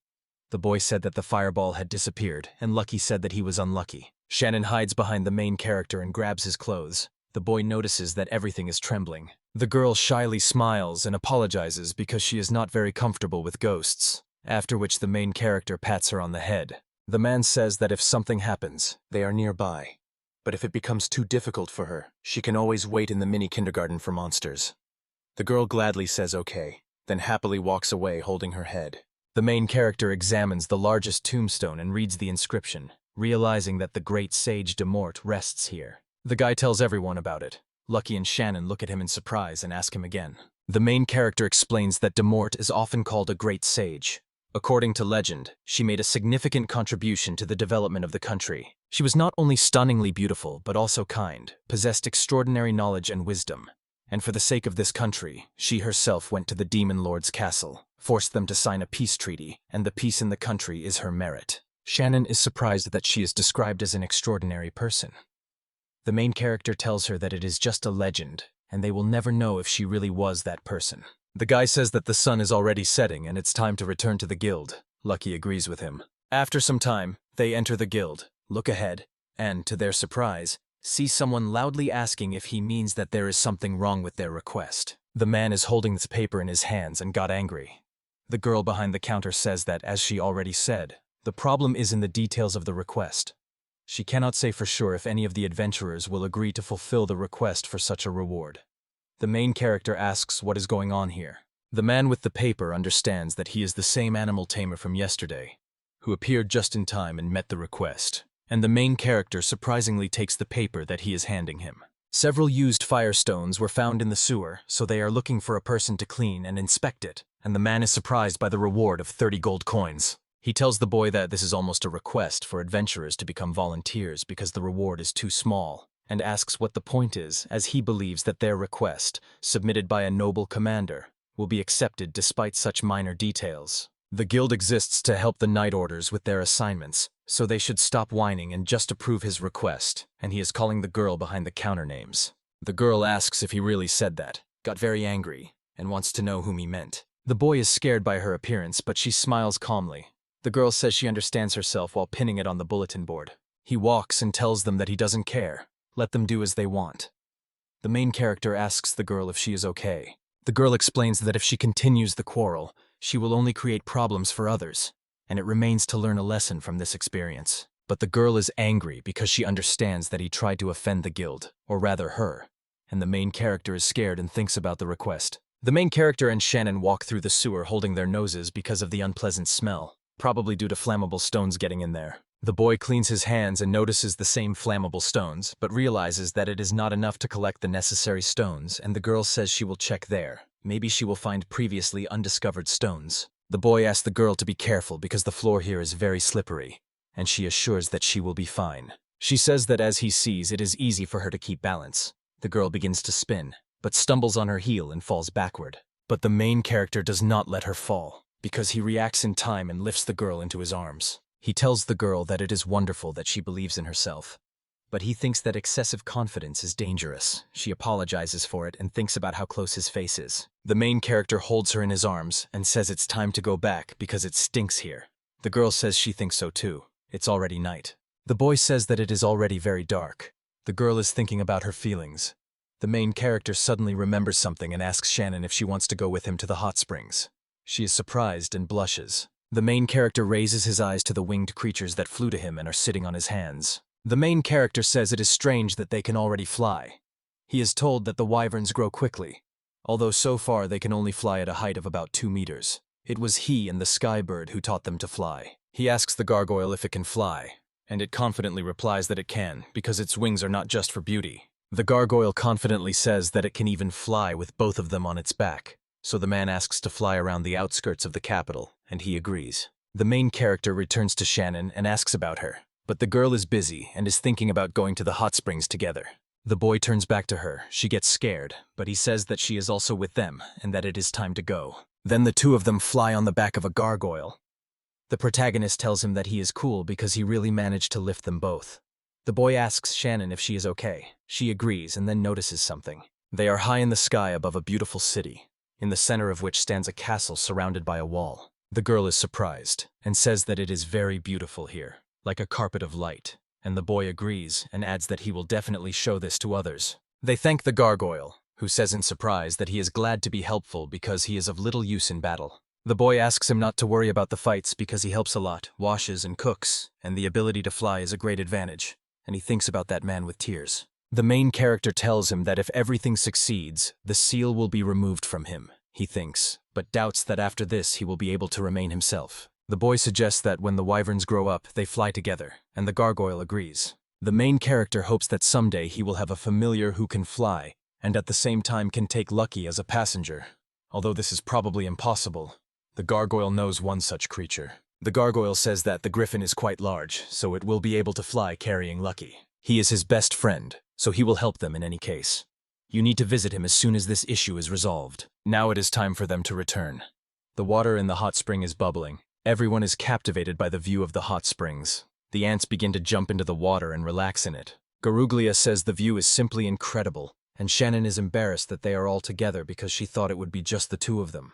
And when the guy talks to her, it scares her. Everyone is relaxing in the hot springs and says that it is very pleasant and warm here. The main character hears splashing. Lucky also went into the water and says that it is very pleasant here. They ask him if he does not like swimming, and Lucky agrees. Lucky says he does not like washing, but he loves hot springs. They are spacious and deep.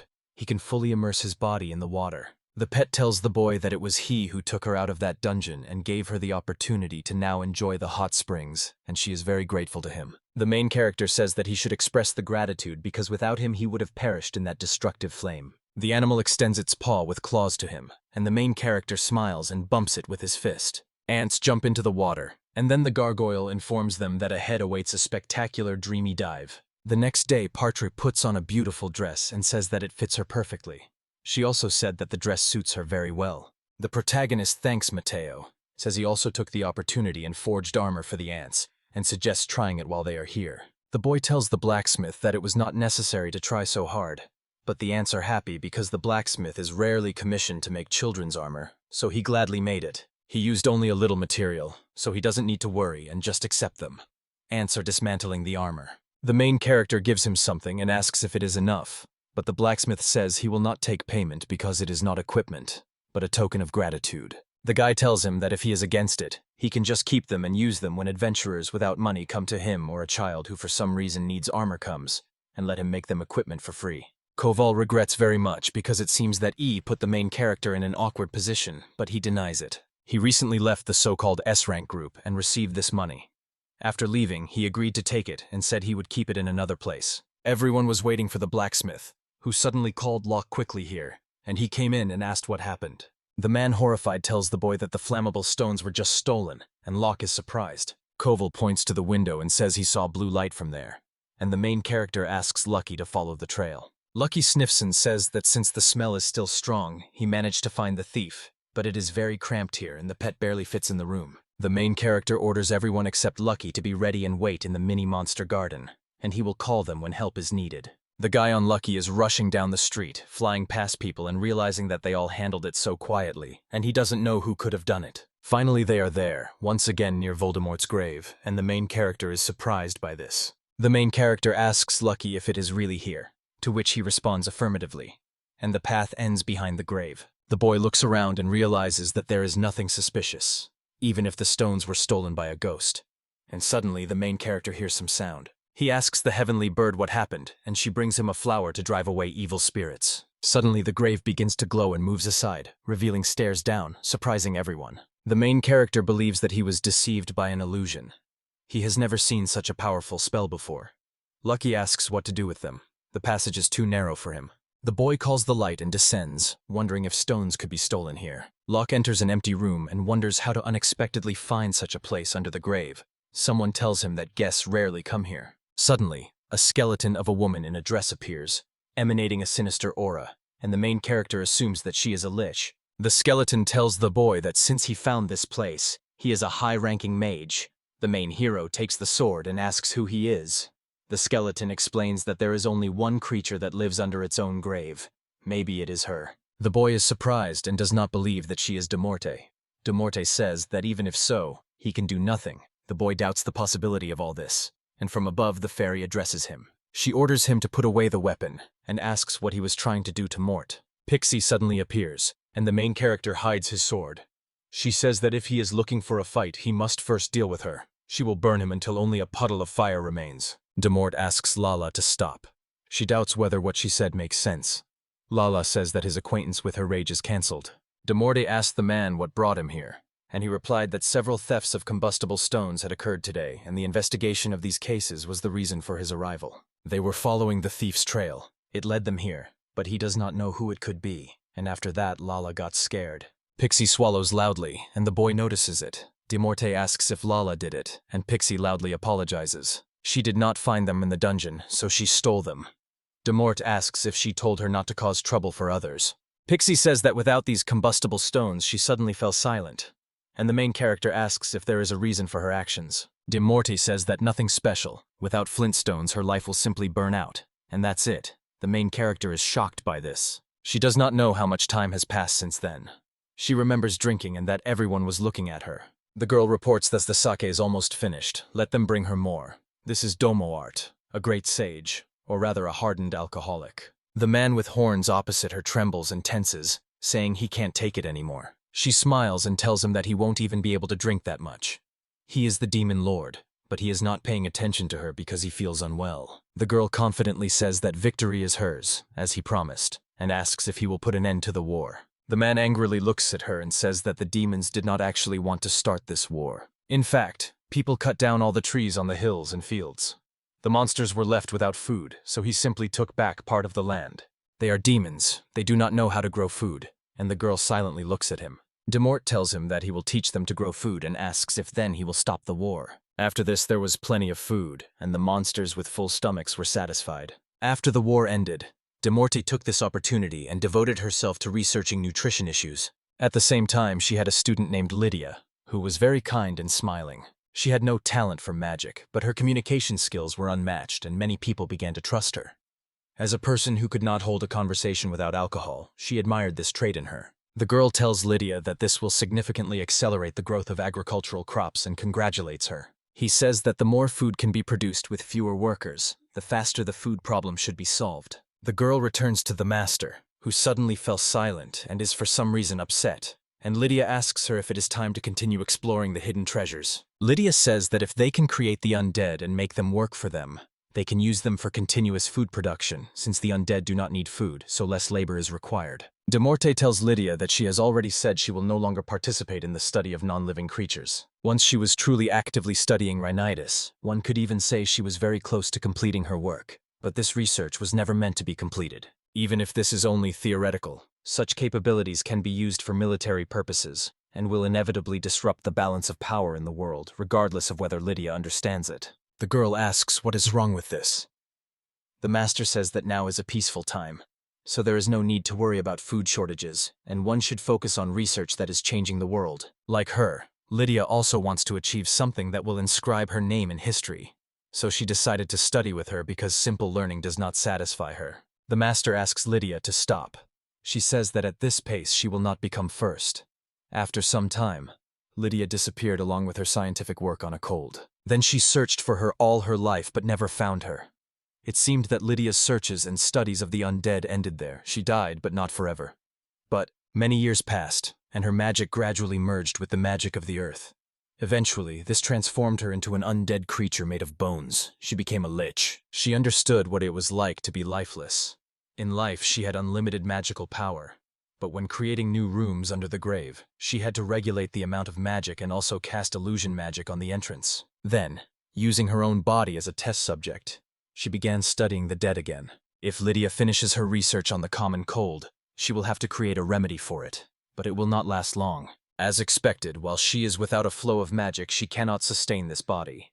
There are no magic stones she could obtain. She thought it was her end, but noticed that Pixie flew into the room. The skeleton greeted her. and she was frightened, realizing that it was a living skeleton. The skeleton told her that this was her grave. Pixie apologizes for coming so suddenly, and the skeleton says it's okay because she is the first guest and noticed her bent wing. Pixie loudly says that it does not concern her and asks if it looks ugly. The skeleton asks why. She says that because of this wing she cannot fly well. Everyone constantly tells her that she should be ashamed. The owner asks Pixie what she should do if she thinks she is ugly. She is a skeleton and not only ugly but also frightening. Moreover, she can't even fly. It would be wonderful if she could. The girl reaches out her hand to Pixie and says her name is Demort, and Pixie laughs and says her name is Lala. Then they talked for a long time about various things. Lala asked if that was the name of the great sage.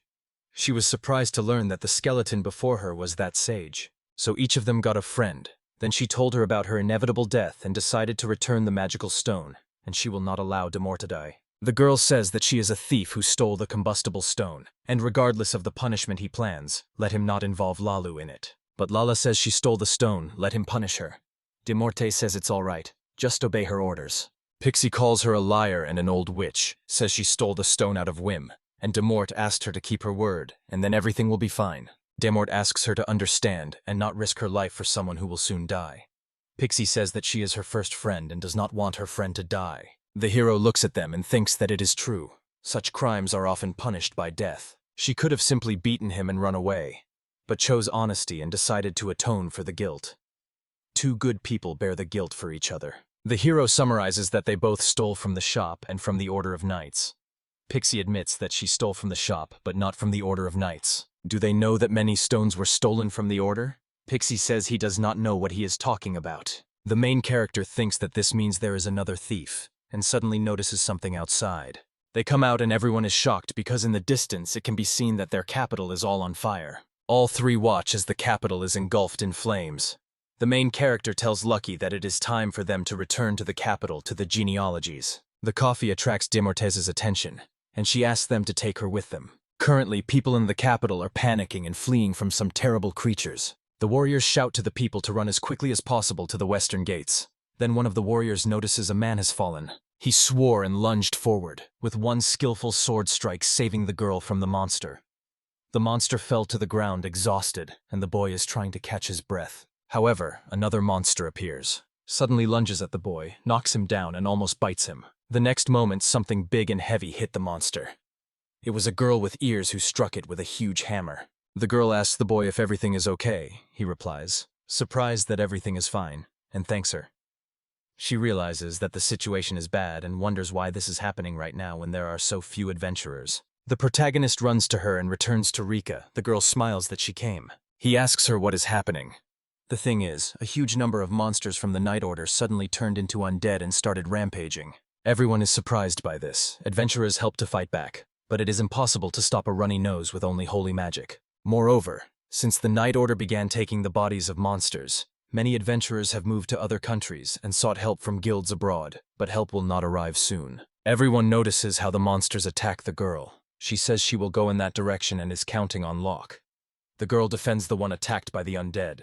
Demort believes that this situation arose because of those scientific works and the magic that lingers around. Lydia is to blame for everything. She used combustible stones as a core to fuel the cold. So she was able to complete the research and was involved in the theft of all the missing combustible stones. The main character asks to postpone the explanation, orders everyone except the wyverns to leave, and everyone agrees. He tells his team that they must destroy all the monsters and protect the people.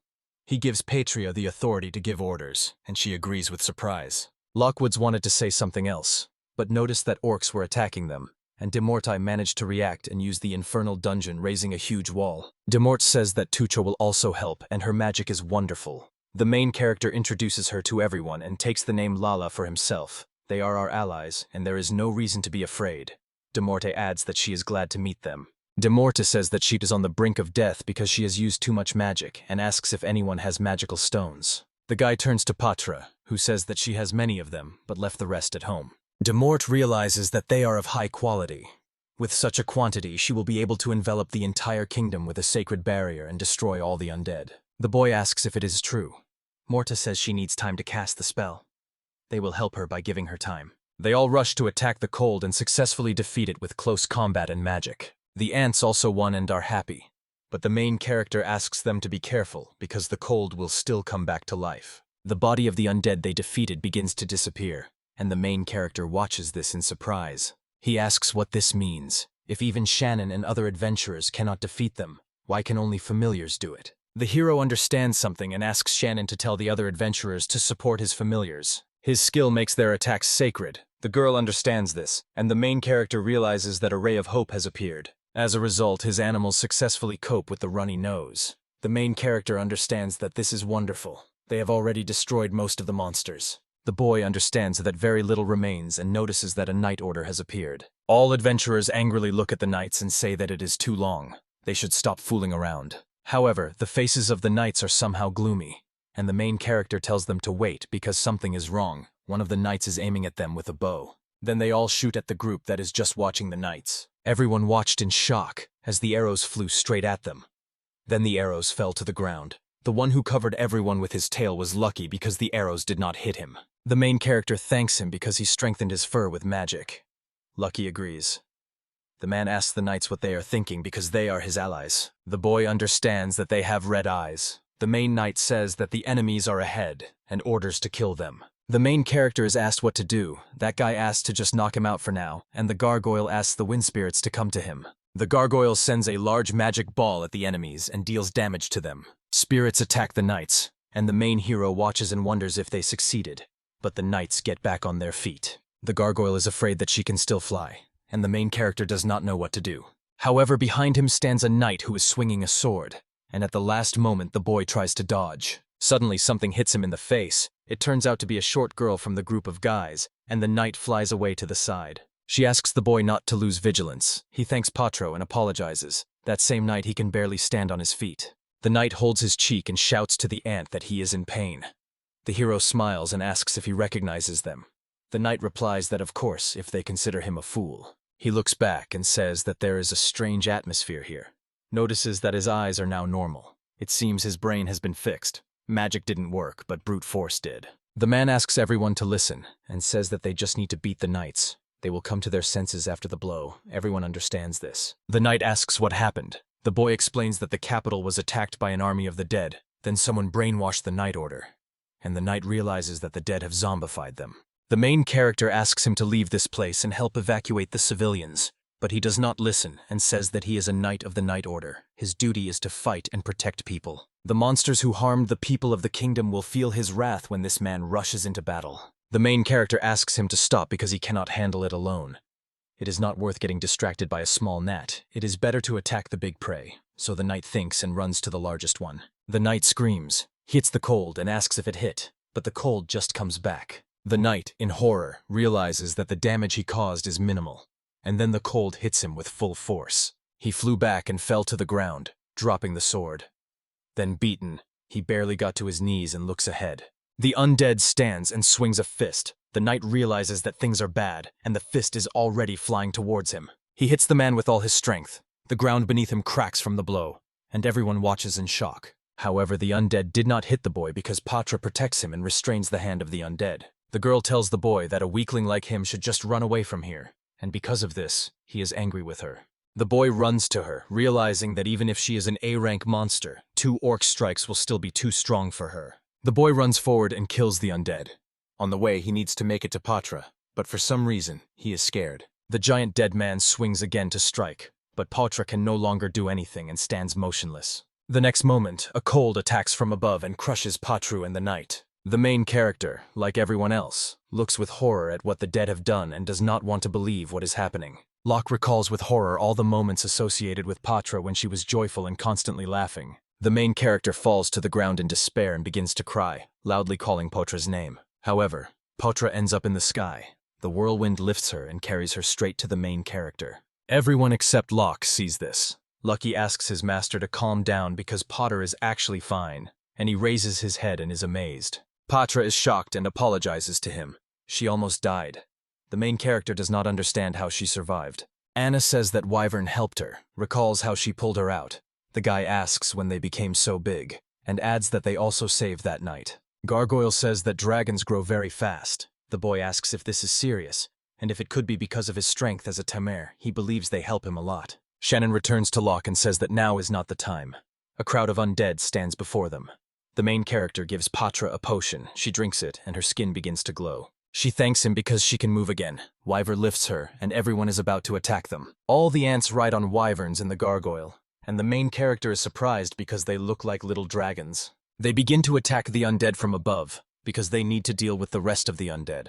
The main character thinks this is great. Now he needs to deal with the rest of the knights. Someone with a sword is flying at him from behind, and he manages to dodge. He bounces back and looks into the knight, which asks Locke if he is going to intervene. The knight says that the Order of Knights will get rid of all adventurers in the guild. Titus will be removed. If Locke dares to stand in his way, he will die because he will attack a boy who barely holds back a strike. He barely parries the blows, as expected from the head of the Knight Order. But I did not expect to have to fight him personally. After this, the knight kicks the main character hard in the stomach, causing him to groan in pain and fly backward.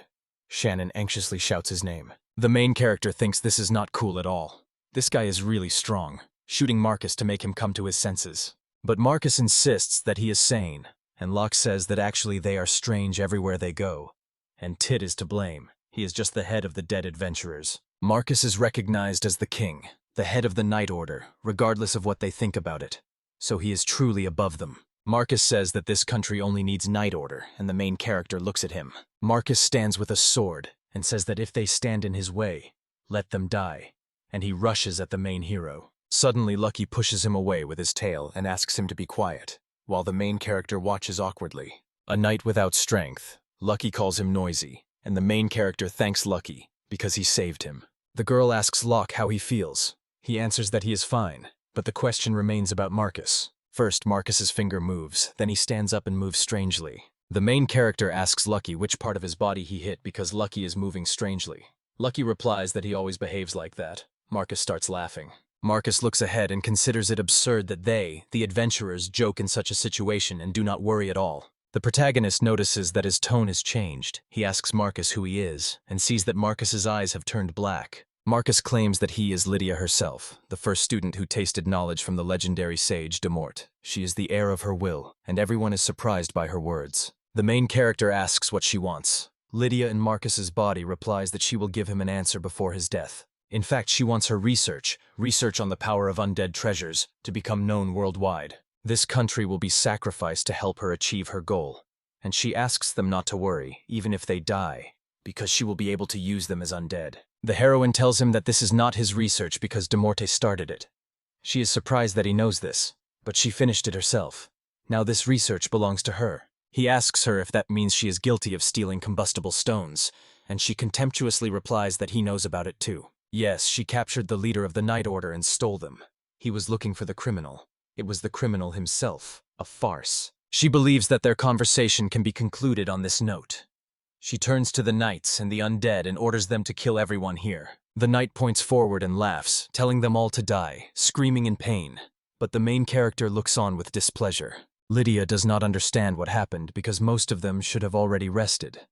She says they will see each other soon, gives the body to the knight, after which he falls to the ground. Shannon asks where her real body might be. The main character asks Lucky to find her, but he says he can't without a scent, and someone approaches and apologizes for the delay. De Morte utters a spell and says that he will destroy any undead creature who dares to stand in their way. The main character tells them that he has already taken care of everyone. The demoted one remains silent and looks around. De Morte sits down and says that now is the perfect time for a glass of beer. The main character apologizes and asks her where they can find Lydia. De Morte admits that she, of course, knows, asks them to follow her, and leads them to some tower. The main character understands that Lydia is in the watchtower outside the city they are looking at. The main character orders everyone, except Shannon and Patra, to be on alert in the monster garden. Everyone else leaves. The main character wants to go through the door, but De Morte tells him that there is no entrance there. She reads a spell and directs the magic forward. Stairs appear again directly in the ground, and the main character realizes that the entrance was hidden by an illusion. Now he needs to go inside. Everyone is going down the stairs trying to understand where the stench is coming from. And De Morte does not know how Lydia lived for over 100 years and believes that her body is hardly in good condition. Everyone enters the room where a girl is sitting in the middle, closes the book, and looks at them. She is amazed that they have come so far.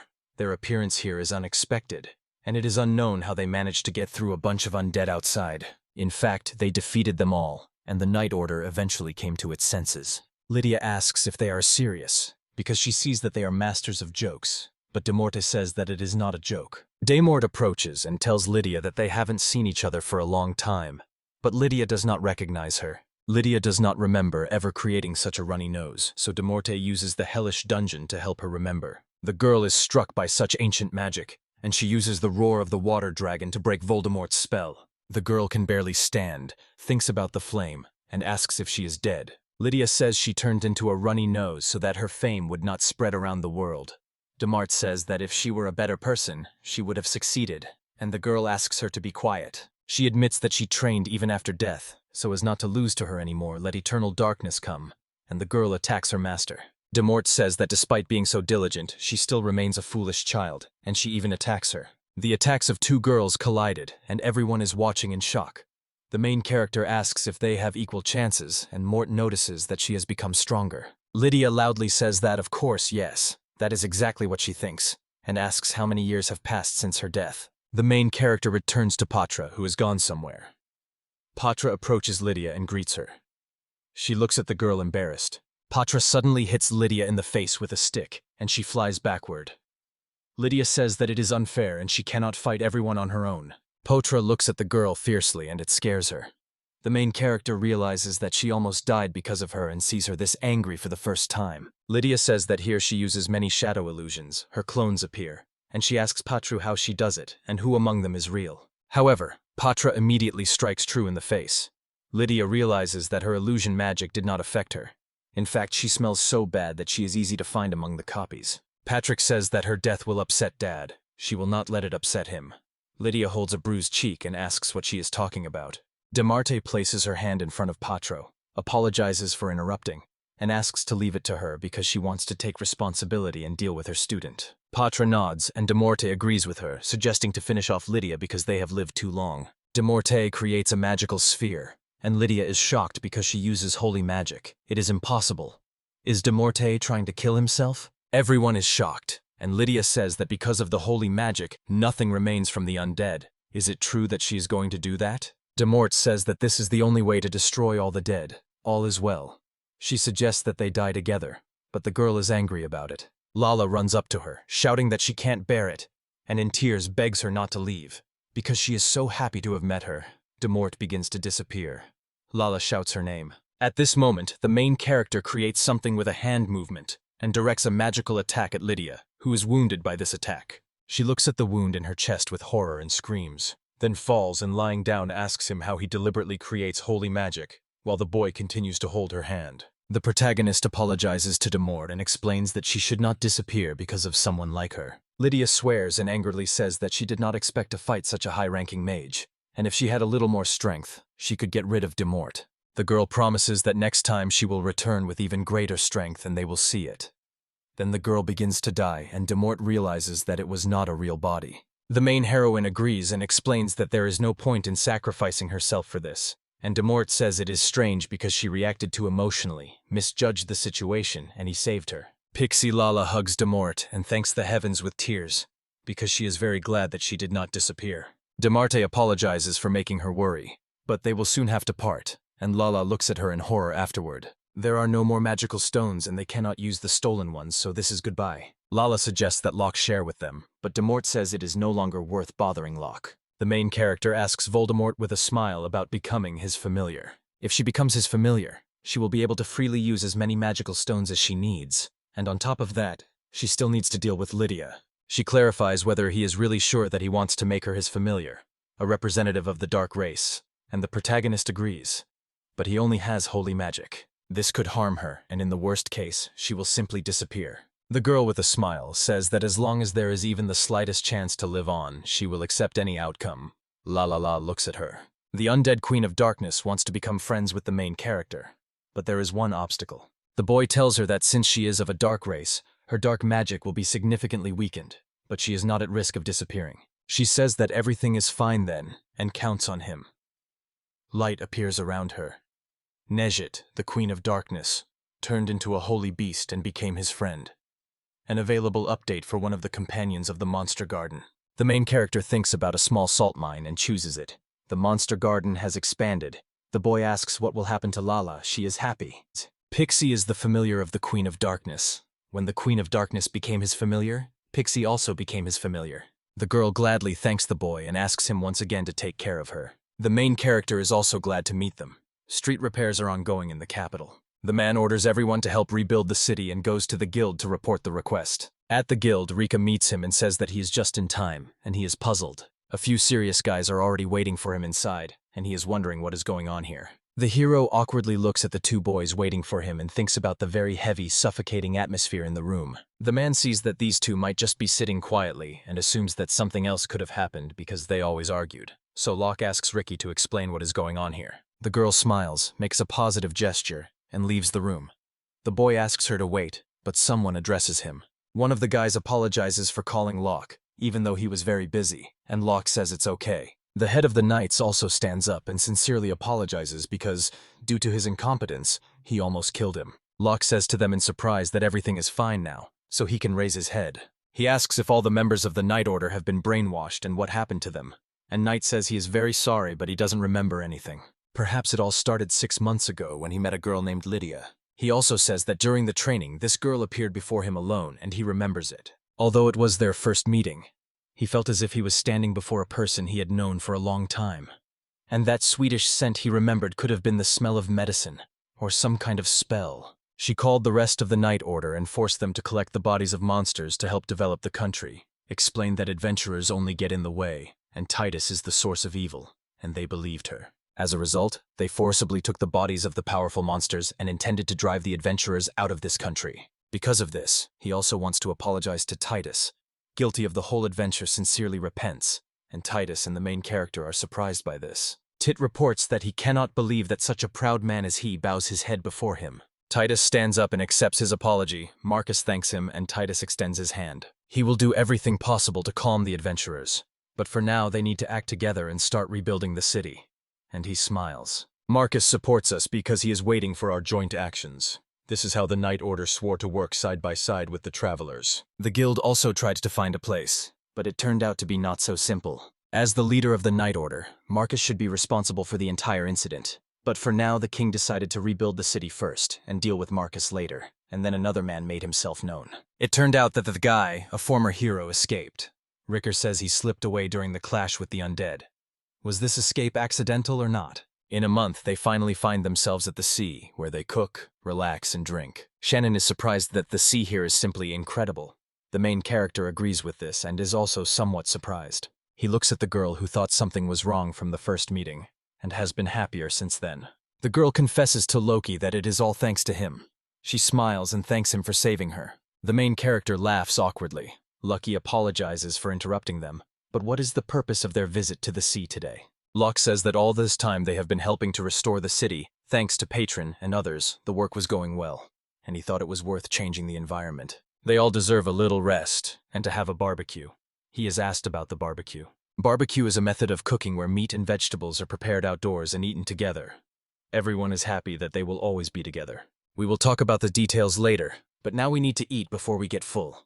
Everyone agrees and starts eating the freshly cooked meat. Even the little bird on the boy's head is eating meat, and he suddenly remembers that he has not named it yet. The bird suddenly became surprised, and the boy asks what to name her, seriously thinking about it. He wants to name her Yakitori, but she's angry about it. He says it was a joke. Barbecue harms him, so we'll see. The main character aloud goes through many different names. The bird is shocked by this. But then the hero suggests the name CL, and the bird is delighted. She likes this name. Locke looks at the happy bird and notices that it seems to dislike names related to food. So from now on it is called CL. Demort turns to Locke and says that he simply cannot stay silent because it is soft and juicy meat, pleasant and tender in taste. The main character, puzzled, asks Dumorte who she is, and Dumorte turns into a skeleton and says that it is her. When she found herself here, she thought that his human form would look more pleasing to the eye, and in that form she could even go out into the city. And the boy understood that they had many magical stones, but she did not know how to eat if she was made only of bones. The girl asks him not to go too deep and to be able to sense the mood. The boy agrees. Lala asks what kind of sauce it is, a real delicacy. The boy says that this is a special sauce he made from onions and ginger, with a delicate aroma given by apples. Lala had never tasted such a delicious sauce before and is very glad that they met Locke. She wants even tastier dishes from him and can no longer wait, so she starts to pester him, and he agrees to eat a little. Ants slide on the water that Demort turns into a hill, and the main character eats meat. The main character is fishing, and Lucky asks what he is doing. Locke replies that he is tying a hook with bait to the fishing line. A fish swims up and swallows the bait. Lucky says that is interesting, and he will try too. Lucky dips his tail into the water, but the boy notices that there is no bait on the tail. Lucky laughs because with such an attractive tail, bait is not needed. The main character lies on his back on the soft fur of his pet and thinks about how pleasant the weather is today. Sometimes it is very useful to just relax like that.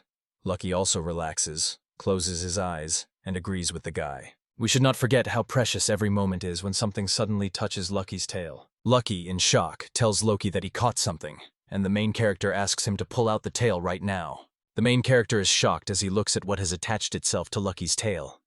It turns out to be a mermaid, who is looking at the fluffy tail in surprise and holding onto it with her hands. The main character, together with Lucky, is looking at the mermaid, who continues to enjoy her fluffy tail. Lucky asks what to do next. She somehow does not look safe. She needs to be returned to the sea. Lucky wags his tail, but the mermaid firmly grabbed him with her hands. The girl is glad that this fluffy one is very energetic, and the main character asks his pet not to give up. After a moment, magic appears that pushes the mermaid back into the sea, and the main character asks what that was. Loka's friends returned to him and asked what had happened because noise was coming from there. The boy says nothing happened. The mermaid flies out of the water again. She is yelling at the fluffy one again and hugging Lucky's tail, which scares him, and Shannon is stunned. Lucky says that this time he will not hold back. The mermaid asks him to wait. The mermaid says that she is not some suspicious mermaid. She just really wants to touch the fluffy charm. She is happy with her tail. Lucky uses magic to send the mermaid back to the sea. Shannon says she is creepy and too suspicious. All the mermaid's fur emerges from the water again. They want to touch Lucky's fluffy tail. Lucky is already scared that she has returned. He asks Locke to save him. He thinks about what to do, and then Demorte asks him to leave it to her. The girl creates a huge sphere above herself, which everyone present is looking at. Demort says with a smile that if the mermaid wants to stay, let her stay. She will turn her into fried fish, and she will calmly choose to return to the sea. The mermaid says that this is exactly what they expected from the land dwellers. She will be immediately forcefully separated from the fluffy ones. Then she will answer them the same. The Grow asks Leviathan to come out, and something underwater begins to move. A huge water serpent named Leviathan appears, and everyone looks at it in amazement. The girl was surprised by the arrival of Leviathan, and the main character explains that it is the most powerful inhabitant of the ocean depths. The mermaid says that everything is correct. This is Leviathan, the Seeker. She commands him to show his strength. Leviathan addresses everyone and says that he is glad to meet them. He is Leviathan, and very happy about this meeting. The main character says in surprise that it is also nice to meet him. The mermaid asks what that means. If he does not fight, she will not be able to be with the fluffy one. She knows that he will not be able to do it. They will understand if she talks to them. The mermaid asks him what he is saying. The land dwellers communicate only with fists. Only through fighting can you befriend them. And then they say that their opponent is good and all that. And before you know it, she is already with that fluffy one. The mermaid asks him to show some of his power. He agrees and begins to recite a spell. Leviathan uses the water dragon storm, or rather its refined version, causing the water behind him to boil. People are surprised that he is so strong. It seems this aid magic is comparable to Fenrir's magic. Demorte became interested in this. The girl says that in this case she will show him her true power and unleash the magic of illusions. She transforms into a skeleton and summons the spirits of antiquity. Leviathan screams in shock that he is a monster, then hides underwater, and this surprises everyone. The mermaid asks him where he went, and Leviathan trembles and says that he is afraid of monsters. Lucky looks at the mermaid and says that she knew about his fear of ghosts.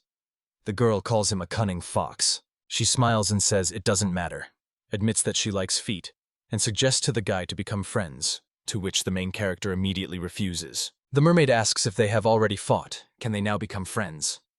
The boy says no.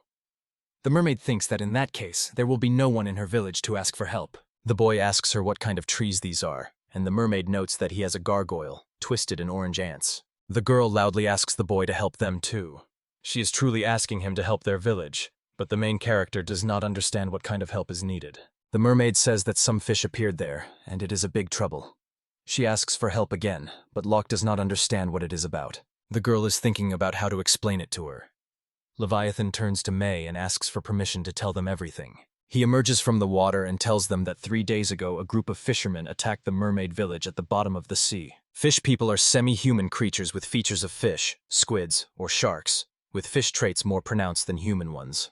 Mermaids, on the other hand, have more human features, so they are 2 different species. So far, mermaids have never been hostile to fishermen, but they cannot be called close either. The village was peaceful for 100 years, so almost none of the residents had combat experience, and due to a sudden attack, a fisherman captured the village and took many mermaids prisoner. By the way, he was supposed to become the guardian of the mermaid village, but he is ashamed to admit it because he is not very skilled in combat. At that time, May was not in the village, so she was safe, came to ask for help from the local residents, and the main character understands this. So Leviathan modestly asks them to be kind and help them.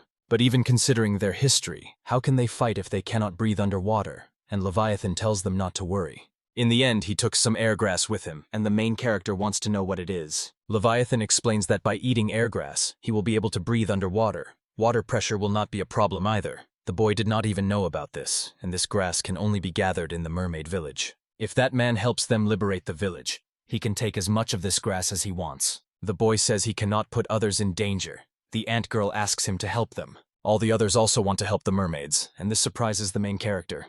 He says that if they say so, then he agrees too. The mermaid asks for confirmation that they will really help, thanks them, then can squeeze the soft talisman as much as she wants and grabs Lucky's tail again. But he quietly and immediately uses magic to throw her into the water. I constantly can't stop thinking about whether she is alive there.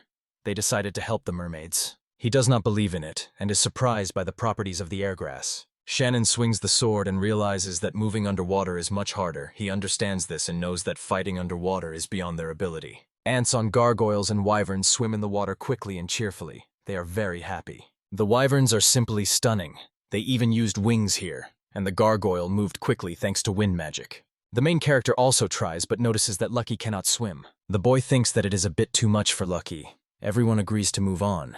Anyone can enter the monster garden except Gargoyle. They all swim together to the cave, and Leviathan tells them that this cave leads to the mermaid village. The mermaid suggests swimming ahead and, if possible, not falling behind her, and they all swim into the cave. They find themselves in the village of mermaids, look around in surprise, and the main character realizes that this is indeed the village of mermaids. May asks if this is a marvelous sight, because due to a special magic that envelops the village, it is not visible from the sea. No one has set foot in this village for centuries, so he should feel honored. Suddenly, Leviathan grabs 3 of them with some rope, which shocks everyone. May asks what he is doing, but he asks them to be silent. A fishman in the form of a shark swims past the tea. The main character is surprised by this, and Leviathan says that he is probably patrolling. The rest of the mermaids are probably in the queen's castle in the center of the village, where he saw them. When they escaped, the boy wondered what to do next and whether to attack them directly, but it is impossible, so they will go through the alley leading to the castle. Leviathan tells May that he needs her to lead them.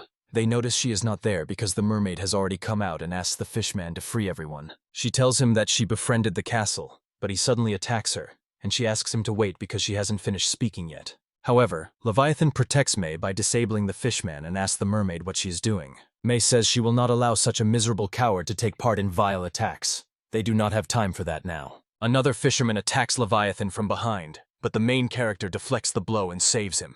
The fisherman swims back and realizes that, it seems, he has been noticed. Since that happened, he will have to break through. He quickly circles around them. The main character thinks he is fast, but he cannot gain enough speed to maneuver. The gargoyle asks Locke to grab onto him. The main character barked at him, and together they caught the moment when he hit the fishman. They fly out of the water and look down together to find out if they can win. However, the fisherman is simply sitting on his knee. The main character is surprised and realizes that there is no special effect. However, the main character denies this, because he would not say that it would have no effect at all. The fisherman starts swimming quickly around the main character again. The boy watches him closely. The main character asks the gargoyle to move 50 centimeters to the right, and she agreed, doing as requested.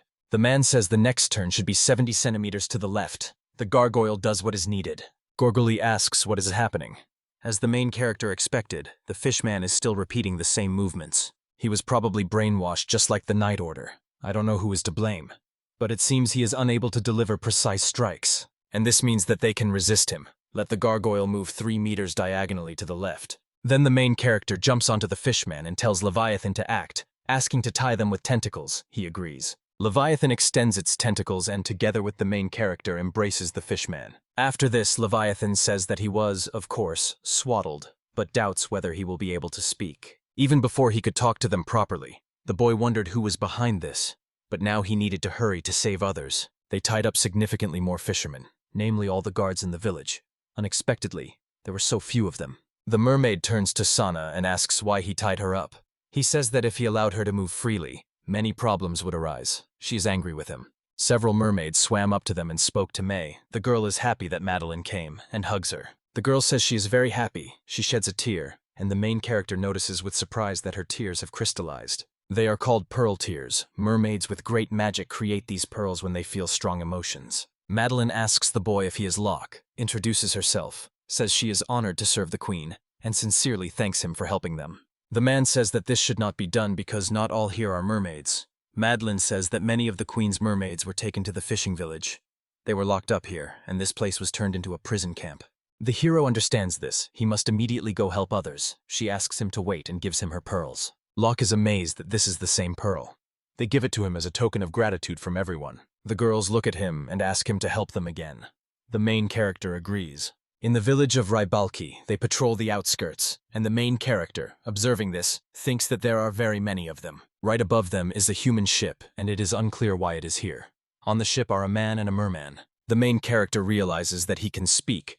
Maybe he is a leader. He is asked to look there, and he is surprised. He notices a mermaid in a cage and is shocked that this is happening and that mermaids are being sold here. Many people notice that someone is trading mermaids and are amazed. The ship with a mermaid is sailing away from the shore and causing alarm among the observers. The heroes decide to help free the mermaids, and one of them suggests reaching the ship as quickly as possible. The hero says that there may be other captive mermaids who are no longer on the ship, and suggests returning to their secret hideout to save them all. A small creature sets off after the ship to find its secret hideout, as Locke said. The young man understands that they need to come up with a way to save the mermaids who are stuck in the fishing village. The mermaids ask for permission to stand guard to help free their sisters. The mermaids say that they were taught to fight and they are ready to act despite the danger. The hero is concerned about the safety of the mermaids, but they insist on participating because they consider it their duty. Lucky offers an idea to solve the problem, showing enthusiasm and a willingness to help. Madeline asks if the mermaid and Lucky can handle this task together, and Lucky confidently says that he believes in their abilities. The dragon says that the heroes may even be stronger than him, thereby gaining the trust of others. The girl is surprised and asks how this is even possible, showing her embarrassment. The mermaid and the little creature prepare for action and decisively move forward to complete the task. The girl proudly says that she believes in their collective strength and emphasizes the importance of teamwork. Lucky casts a powerful spell that creates a vortex to distract the sharks. A group of heroes anxiously watches what is happening and fears the consequences of the hero's actions. The whirlpool forms a large vortex that sucks in water and creates a deep hole, leaving traces of magic around it. Locke sees that the water is receding and exposing the seabed, and marvels at this unusual phenomenon. The hero and the animal decide to take advantage of the situation because the enemy is limited in movement, and this is their chance to act. Madeline calls on everyone who can move to attack her opponents, showing determination and readiness to act. Mermaids and heroes actively participate in the battle and use their abilities to attack enemies. A huge shark expresses surprise and shock at what is happening, because it did not expect such a powerful attack. Locke is surprised that the shark can talk. The enemy observes the chaotic events and tries to understand what is happening around him. A young man addresses the leader of the opponents and demands the release of the captive sisters, showing determination and confidence. The shark leader is puzzled by what is happening, but firmly states that he will not allow the heroes to take them. The leader calls the fisherman to unleash his power and destroy the heroes, showing determination and readiness for battle. The pack of sharks attacks fiercely, showing that their abilities have significantly increased. Locke notices that the opponents have become significantly stronger, and this alarms and surprises him. Lucky actively participates in the battle and uses his abilities to defend against shark attacks. Fenrir notices that the enemies are moving very slowly and do not pose a serious threat. The enemy uses magic, directing all their power at the attack and creating strong tension. The shark shows its new powerful body. The enemy says he is invincible thanks to a magical sphere that greatly increases his speed. The opponent tries to carefully use the power of the sphere to avoid harming themselves. The shark leader holds a mysterious sphere, and a little girl, sitting on the dragon's back, pulls it away. The girl tells the dragon that she now has a magic sphere and calls the hero Dad. The hero shark tries to get up, but his condition remains weak. Meanwhile, Locke praises the girl. The hero notices that the sphere is surrounded by magic similar to the power of the mermaid leader, which causes surprise and anxiety. The mermaid agrees to help figure out the sphere, assuming she used data from her research. The enemy says that he cannot do without his magical sphere and asks the heroes to return it. The mermaid is amazed at what is happening when she sees the magical sphere fall and shatter, and the hero shark is in shock. The mermaid calms the shark, saying that nothing bad happened, and tells him that he will soon find something better. Locke asks the shark if his name is Pedro or not. He wonders why he controlled the fishermen and attacked the mermaids, and this shows that he does not understand the situation. Pedro admits that he was expelled from the tribe, and he wanted to prove that he was worthy. He explains that in the shark tribe, the size of the fins determines how much magical power they have. The shark says that a few days ago, when he was sitting and looking at the moon, a strange woman and a merchant approached him. The woman and the merchant offered Pedro a magical sphere and said they wanted to help him become better. He says that if you hold this sphere in the hand of a sleeping fisherman, you can become the one who has power over it, and this will surprise the other characters. The heroine asks Pedro why he attacked their group. Pedro explains that he was ordered to attack Mermaid Village and was promised a magical sphere in exchange for the captured mermaids. The mermaid was surprised and outraged, not understanding how the shark could act so ruthlessly. Shark Hero admits that he wanted to prove his worth at any cost. Locke asks where the mermaids, whom the shark gave to the merchant, were sent. Pedro doubts, but believes that they were sent to Brandon. Locke turns to Demorta in surprise. The mermaid says that the process will take some time, but it is possible, and she is determined. Demarte warns Pedro that now he needs to prove his worth through his own efforts, not through temporary power that could destroy him. The mermaid indicates that he broke the sphere, and that is what worries Pedro. The heroes are heading to Brandon. Locke thinks that somewhere in this city mermaids are hiding. The dragon explains that those who cannot become human will remain in the sea, and the rest should not make noise in the city. Locke notes that some mermaids can transform into humans,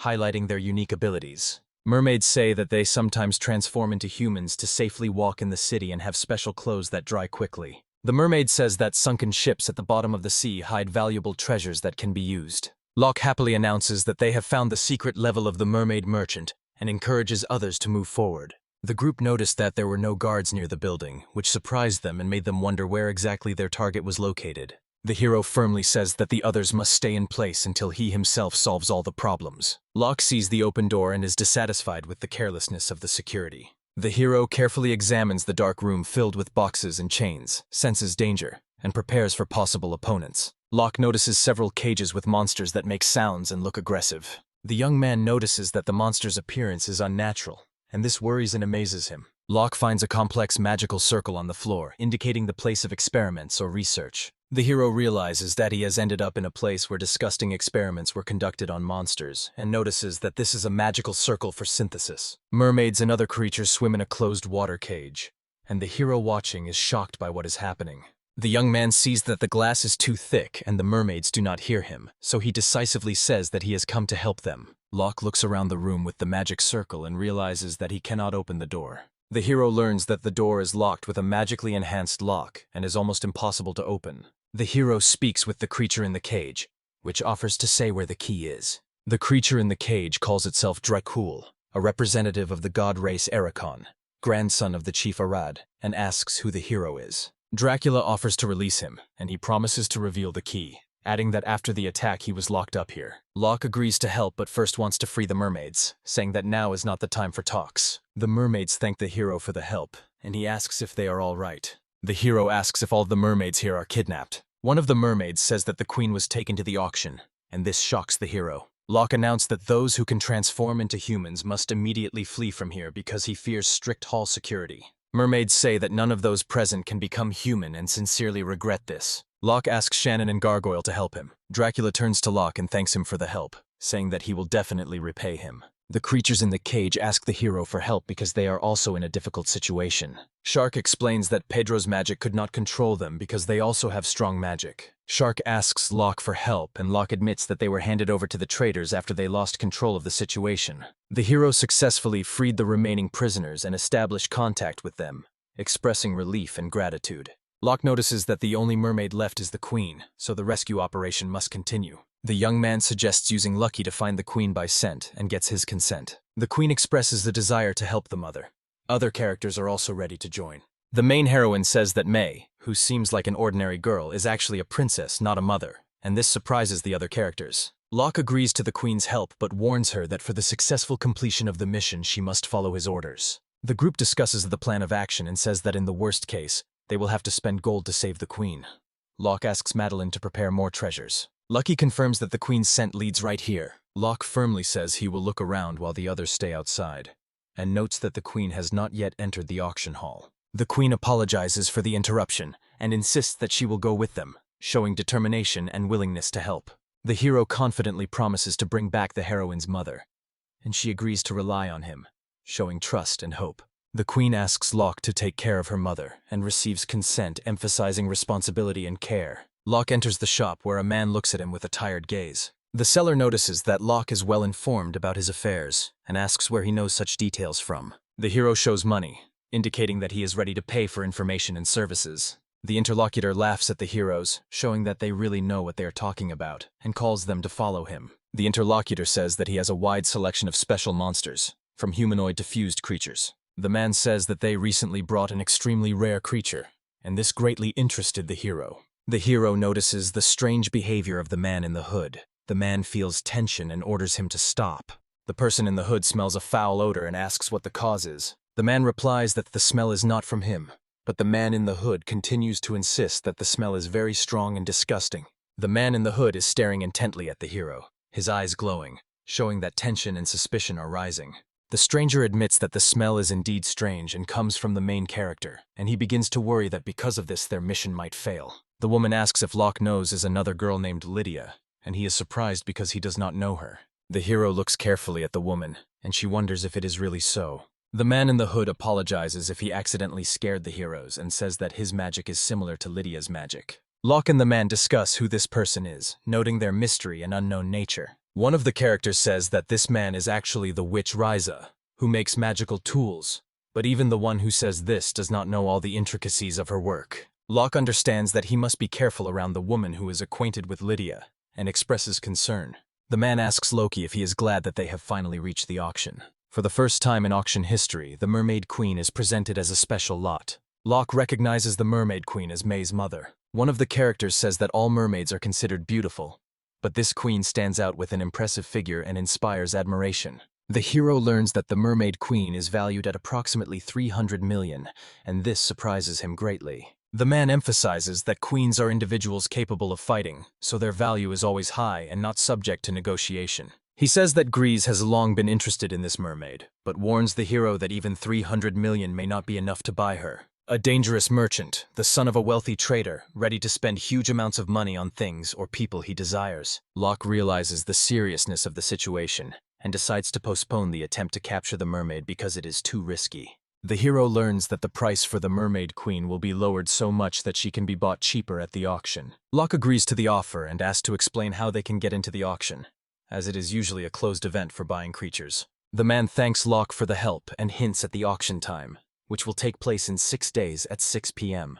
The man assures the young man that his security guarantees him safe entry to the auction site. The heroine expresses concern for her mother's safety, who is to be sold at an auction in 6 days. Locke notices that the place where the Mermaid Queen is located is protected by very powerful magic, and understands that freeing her by ordinary means is impossible. He suggests peacefully rescuing the mermaids if possible, and first consulting with the guards. A group of heroes came across a dragon that was surprised by their appearance. The dragon recognizes the hero and is amazed. Locke asks why he was captured again. Dracul is upset that the guards in the city turn a blind eye to warehouses full of monsters right in the city, and this shows corruption in the system.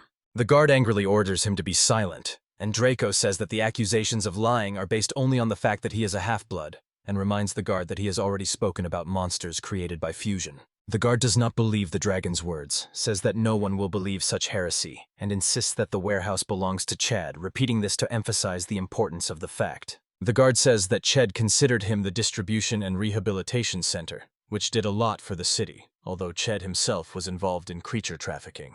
The hero understands that Chad is truly selling creatures, and this surprises the other characters. Drakel asks if they received bribes from Chad, points to corruption among the guards, and suggests conducting a proper investigation instead of ignoring the situation.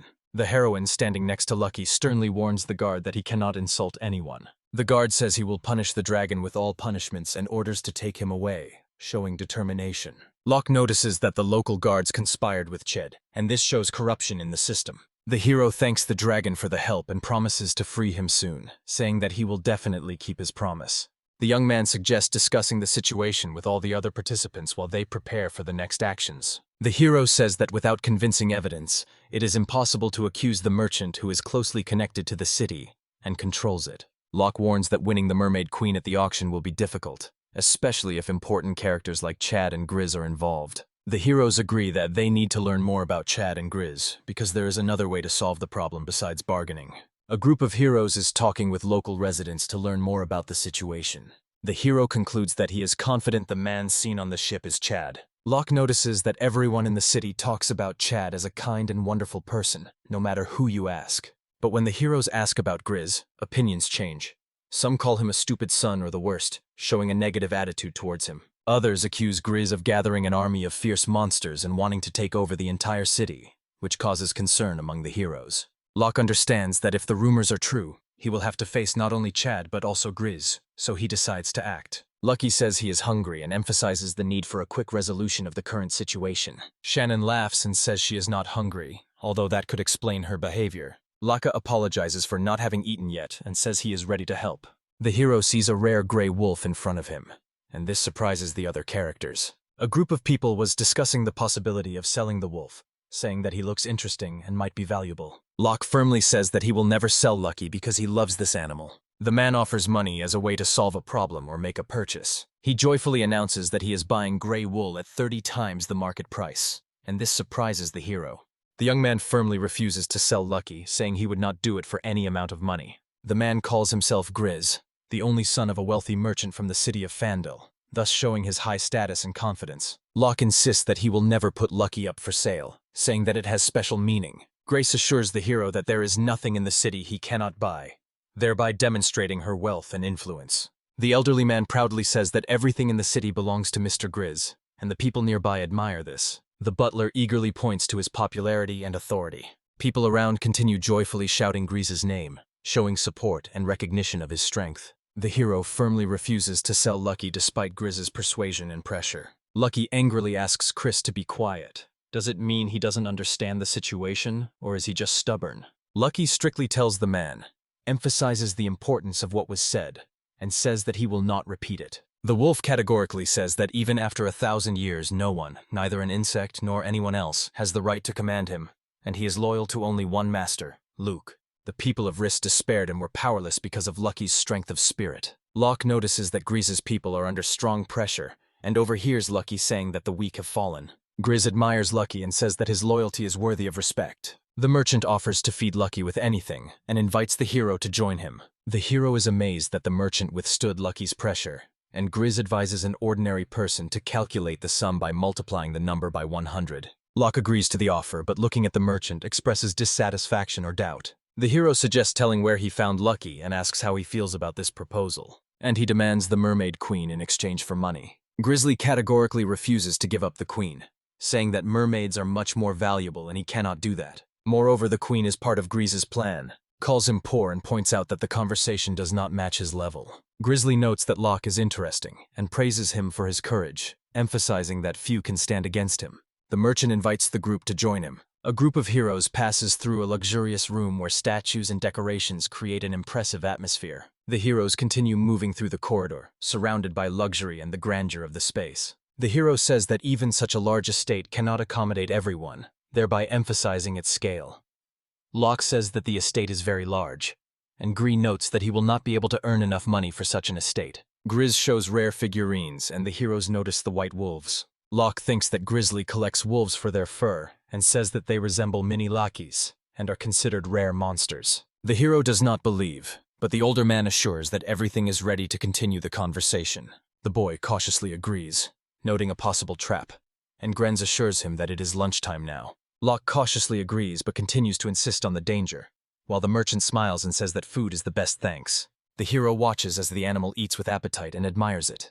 The animal eagerly devours the food. Lucky notices that there is no smell of poison or anything similar in the room and reassures Locke, telling him not to worry. Rice claims that he never resorts to mean methods. The trader says that he can achieve everything without dishonest methods. The older man suggests moving on to the main topic of the conversation and says that their wishes have already come true. After dinner, Lucky, full, goes out into the garden, and the hero says he will start the conversation first and hints at a plan to help the mermaids. The castle shows that he does not know if there is a boss of such a level outside the royal capital like Lucky, because the wolf was one of the bosses on the 10th floor. The elderly man notices that the hero is well informed and adds that such a leader is recommended for the 5th grade. Griz explains that he constantly receives different information because he is the son of a merchant. Grit suggests using mermaids for training. The heroes learn that the fishermen will soon attack the city, which causes surprise and concern. The trader says that previously the trader Chad used a device for predicting disasters to foresee attacks by white wolves in other cities. He says he wants to prepare his army for underwater combat, especially if the enemy leader is the queen. Griz is thinking about how to reduce losses for the city using mermaids who fight well underwater. The man says that buying a divination device for a lot of money looks suspicious. The hero is pondering the hidden intention in this situation and hints that there is something wrong with Chad's predictions. The questions are blocked because they suspect that Ched is secretly involved in illegal trafficking of living beings and experimenting with chimeras. Griz tells how Chad quickly gained the trust of the townspeople by creating free food and medical aid points and acting discreetly. He says that many guards are bribed, and because of this, it is even harder for the heroes. The elderly man angrily says that the traveling salesmen behave rudely in his city. Locke notices that Griz is not as the servants say. Locke says that Grice is very smart, but adds that he heard about him just as the foolish son of a rich man. The man agrees with this opinion and says that in fact, he is considered that way. Griz notes that such conversations are easier to have when there is a shared understanding of the situation. The hero expresses a serious intention. He asked if he could count on the help of the older man in gathering evidence against Ched. Locke is asking again and hinting that it would be good if it were done. The hero asks Griz to give him the mermaid queen if he wins her at the auction. Locke offers the trader several instructors for underwater training, which surprises him. The hero says he can help right now by attracting the attention of those around. The elderly man looks surprised. Grizzly approaches this hero, asks his name, and confirms that it is indeed Locke. The merchant says that the hero has earned his attention and offers cooperation, eagerly wanting to start working together. Locke accepts the offer, and his partnership with Griz begins with a handshake. The heroine explains that the sphere not only manipulates people but is also a device for collecting mana. She assumes that the mana is gathered in the sphere to resurrect the demon that once threatened the world. The girl adds that old documents show that such magical power is beyond human capability. Locke asks for details in surprise and notes that this might be the same demon they talked about earlier.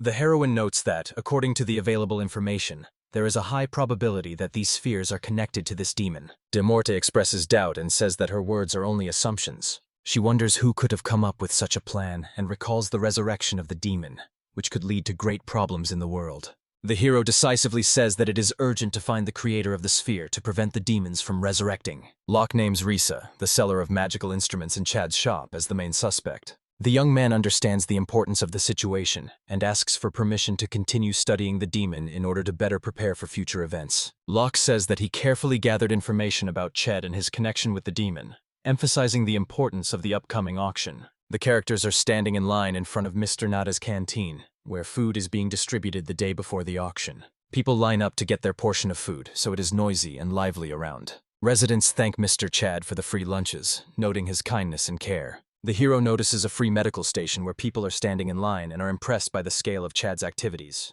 Now Utah is calming another character, saying that their turn is soon and everything will be fine, but the other character still doubts. Lucky notices that Chad really tricked everyone. Locke regrets that Chad got involved in dubious affairs, although his actions seemed noble. The characters see the guild announcement about the approaching attack of fishermen, causing concern among the town's residents. A notice from Chad warning travelers about a possible fisherman's attack in the coming days is posted on the bulletin board. The commoner doubts and asks if the fishermen will really come, as Griz predicted. Locke notes that Mr. Chad's prediction came true, and it was surprising. The characters notice a child who seems familiar and are surprised by his presence. The child is screaming in fear, and the hero asks what happened, trying to calm him down. Lucky shows interest in the child, but the boy retreats in fear and calls the beast a big dog.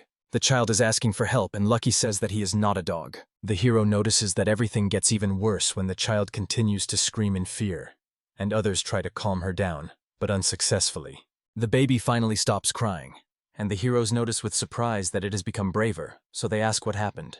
Shannon suggests sharing cookies with the child to calm him down and asks if he's hungry. The child says that they are really hungry, but adds that this is not the most important thing and hints that there are more serious problems. The boy anxiously says that his little sister is missing. He says that his sister stumbled and injured her leg, so she went to the doctor.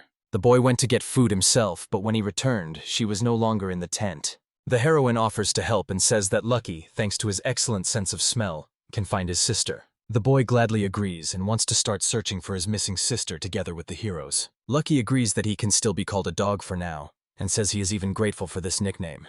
The hero confirms that everything is fine. Now everything depends on luck. The beast shows incredible speed, moves like the wind, and inspires admiration in other characters. The wolf flies in the air joyfully, showing its freedom and pleasure from movement. Locke thanks Shannon for help with the baby. She says she has a younger brother who is a little younger than her. And Locke also praises her for getting along well with children. Shannon asks if the boy's parents are nearby, but he says they are not. The boy tells how suddenly a pack of white wolves attacked the town where they lived, and how his father, along with others, came to defend it. The boy explains that they were going somewhere, but you stumbled and got hurt, and now they have painful memories. Locke notices a strange tattoo on the boy's neck. A group of heroes approaches a large building. Locke and Shannon noticed a sign that read, "Residence of Chad Khan," and were surprised to have ended up right there. The hero decides that after making the action plan, it is necessary to talk to Griz and emphasize the importance of the situation. Locke suggests that Ched used free treatment points to kidnap orphans who came for treatment, and this greatly shocked the other characters. Griz greets Locke, behaving kindly and in a friendly manner. The boy asks Griz to watch the child for a short time, saying that he is worried about her safety and well-being. Griz agrees to help.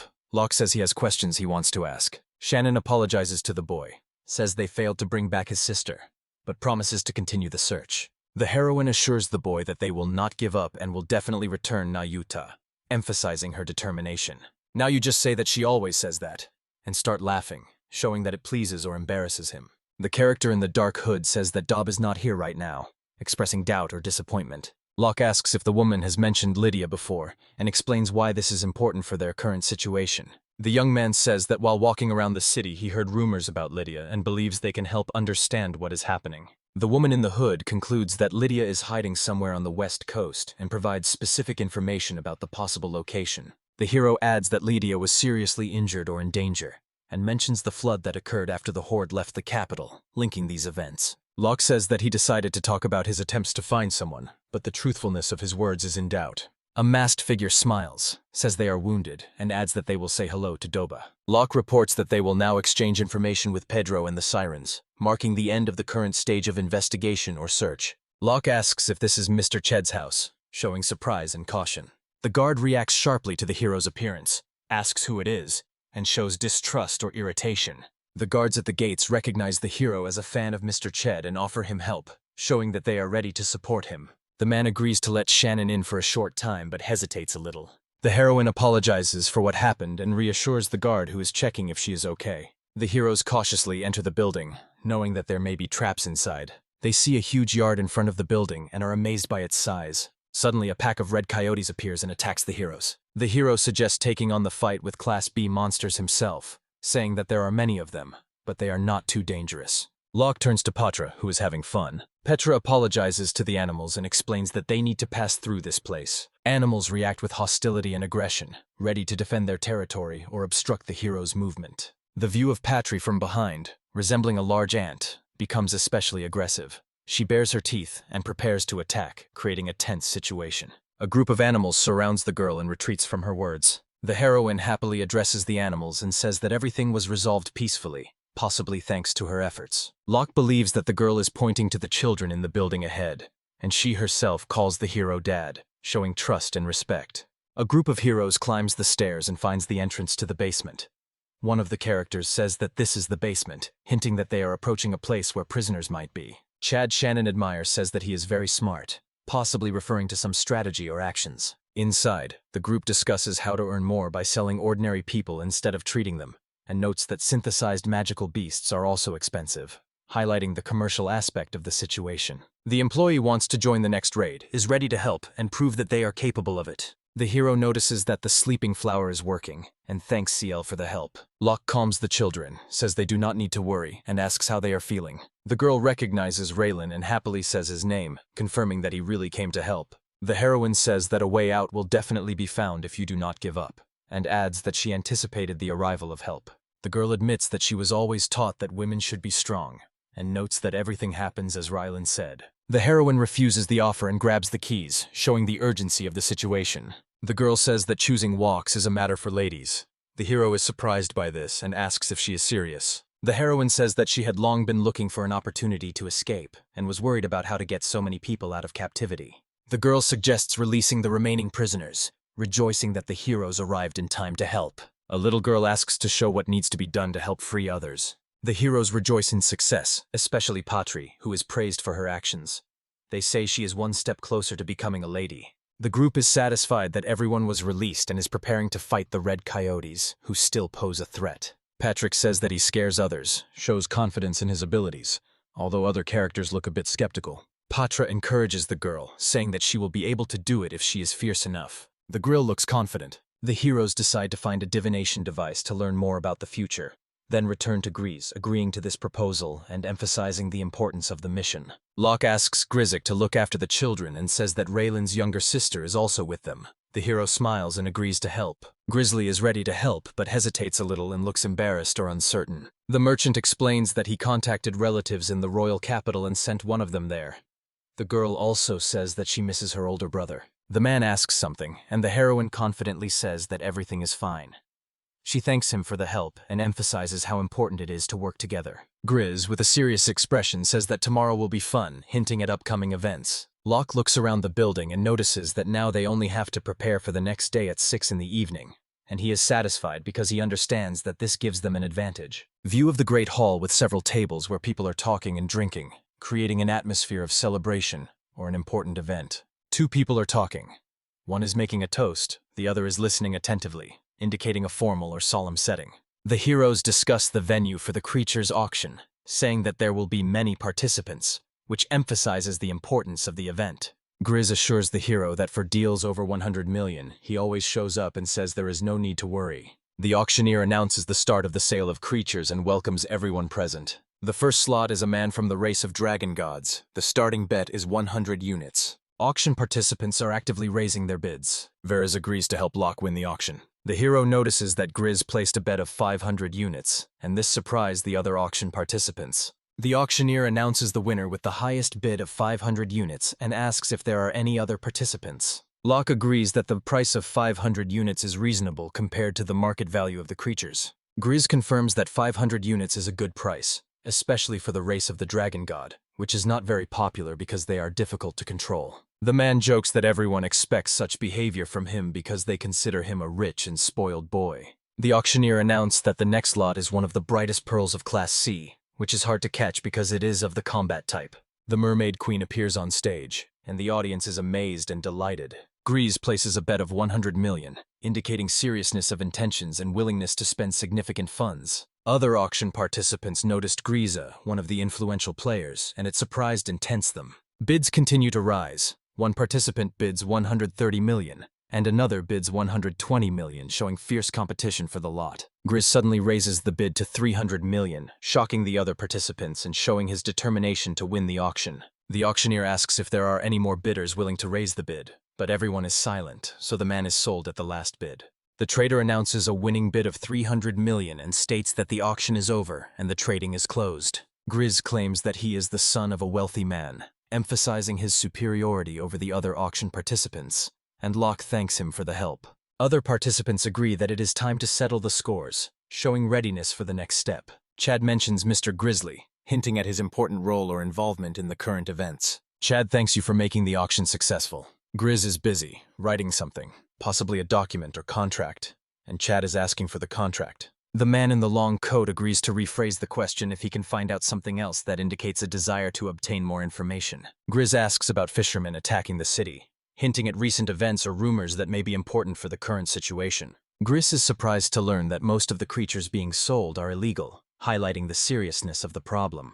The merchant spreads rumors that Ched supposedly kidnaps orphans everywhere and makes them his slaves, referring to his reputation and methods. Griz says that he also studied a magical device for divination, and this shows his knowledge of the subject.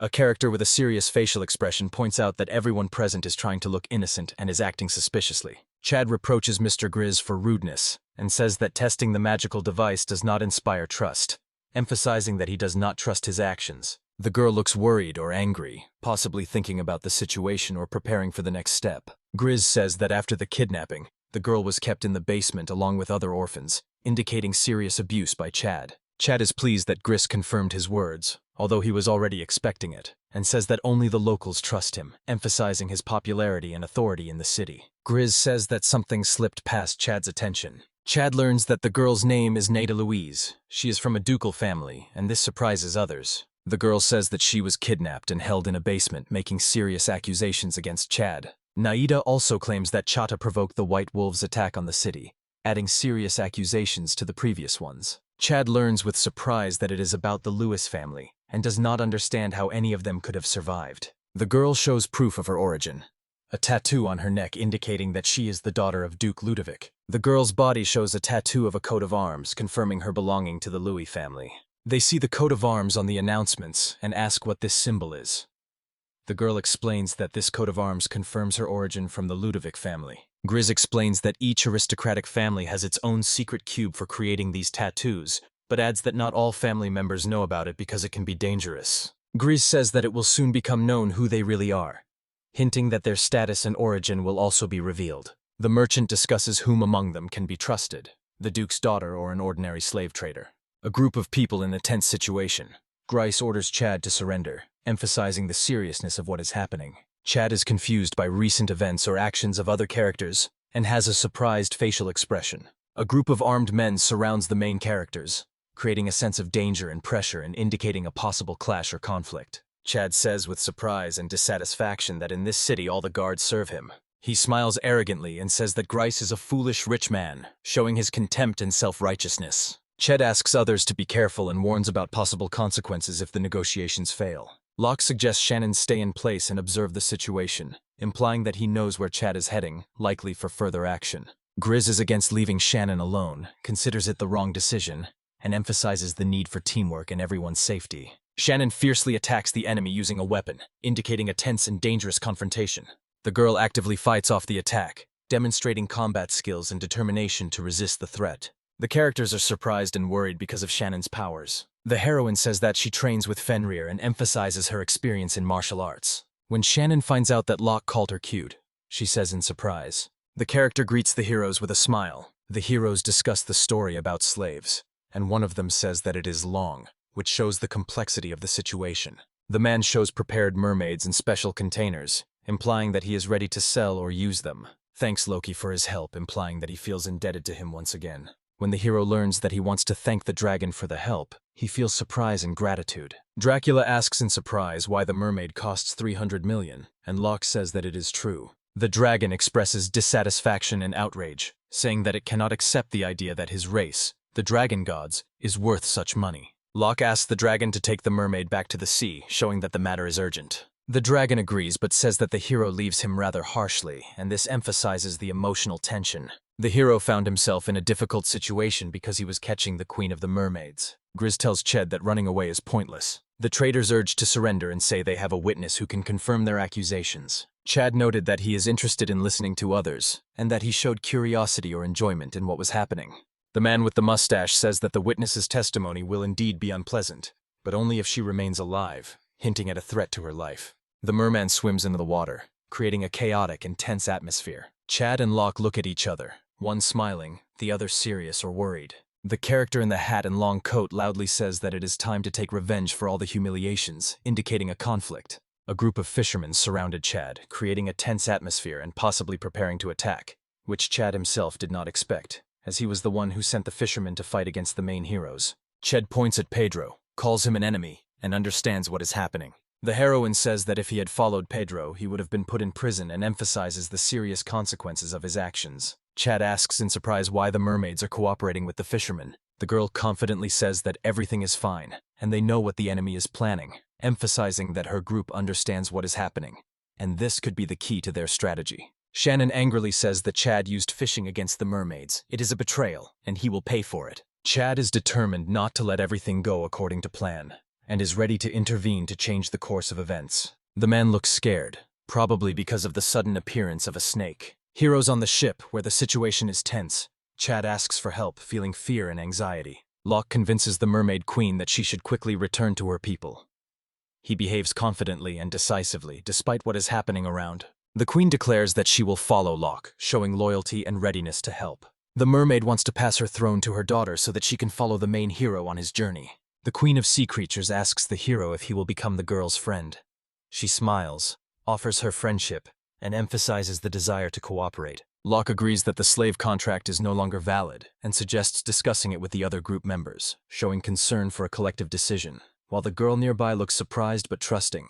Suddenly the queen proposes to the hero, and this surprises and embarrasses him. Locke refuses the marriage proposal but allows the girl to join their team. The queen happily says that she looks forward to working together, and at the same time adds that now she is just bone marrow. Meanwhile, a mysterious figure in a hood appears, completely hiding their face. A girl with a serious expression says the name Lydia, indicating an important memory or connection with this name. Two stand on the seashore under the moon. One in dark clothes explains to Talidi, saying that the scientific works were stolen and there is nothing there. The woman in the hood says that during the separation, Lydia fell silent, and adds that it was even more convenient for her, which surprised the interlocutor, who looks at her with confusion. When a woman says that eternal darkness will come, she promises to do everything to make Lydia lose the ability to speak forever, and this intensifies the tension.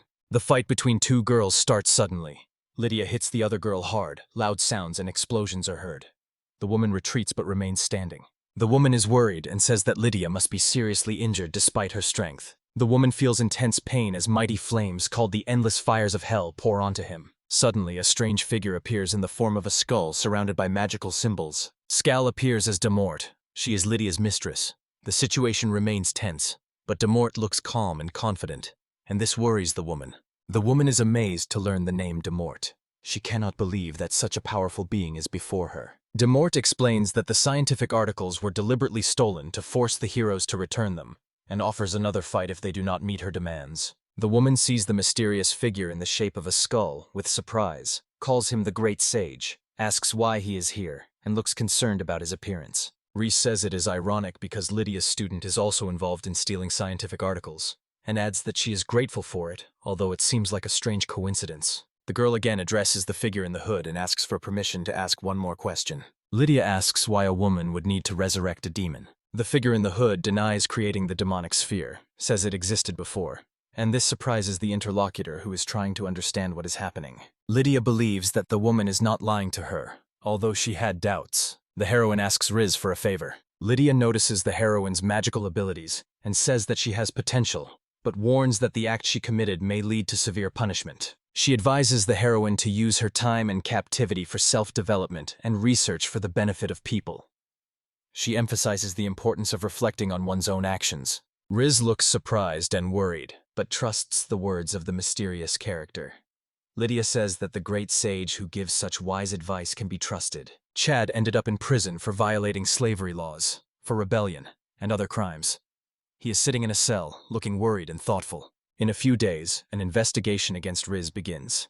At the same time, she is severely punished and sentenced to long imprisonment.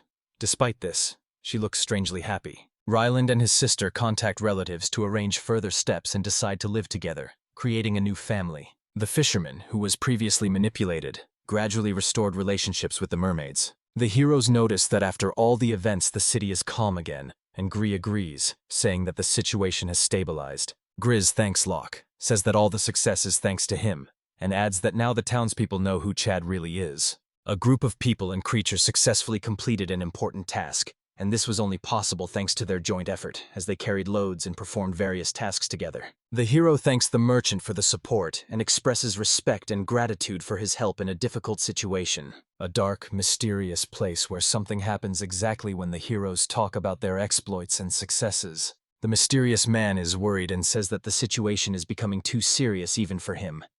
His reaction indicates danger or difficulties he is facing. He casts some kind of spell. At this moment, a dragon sealed in a crystal appears.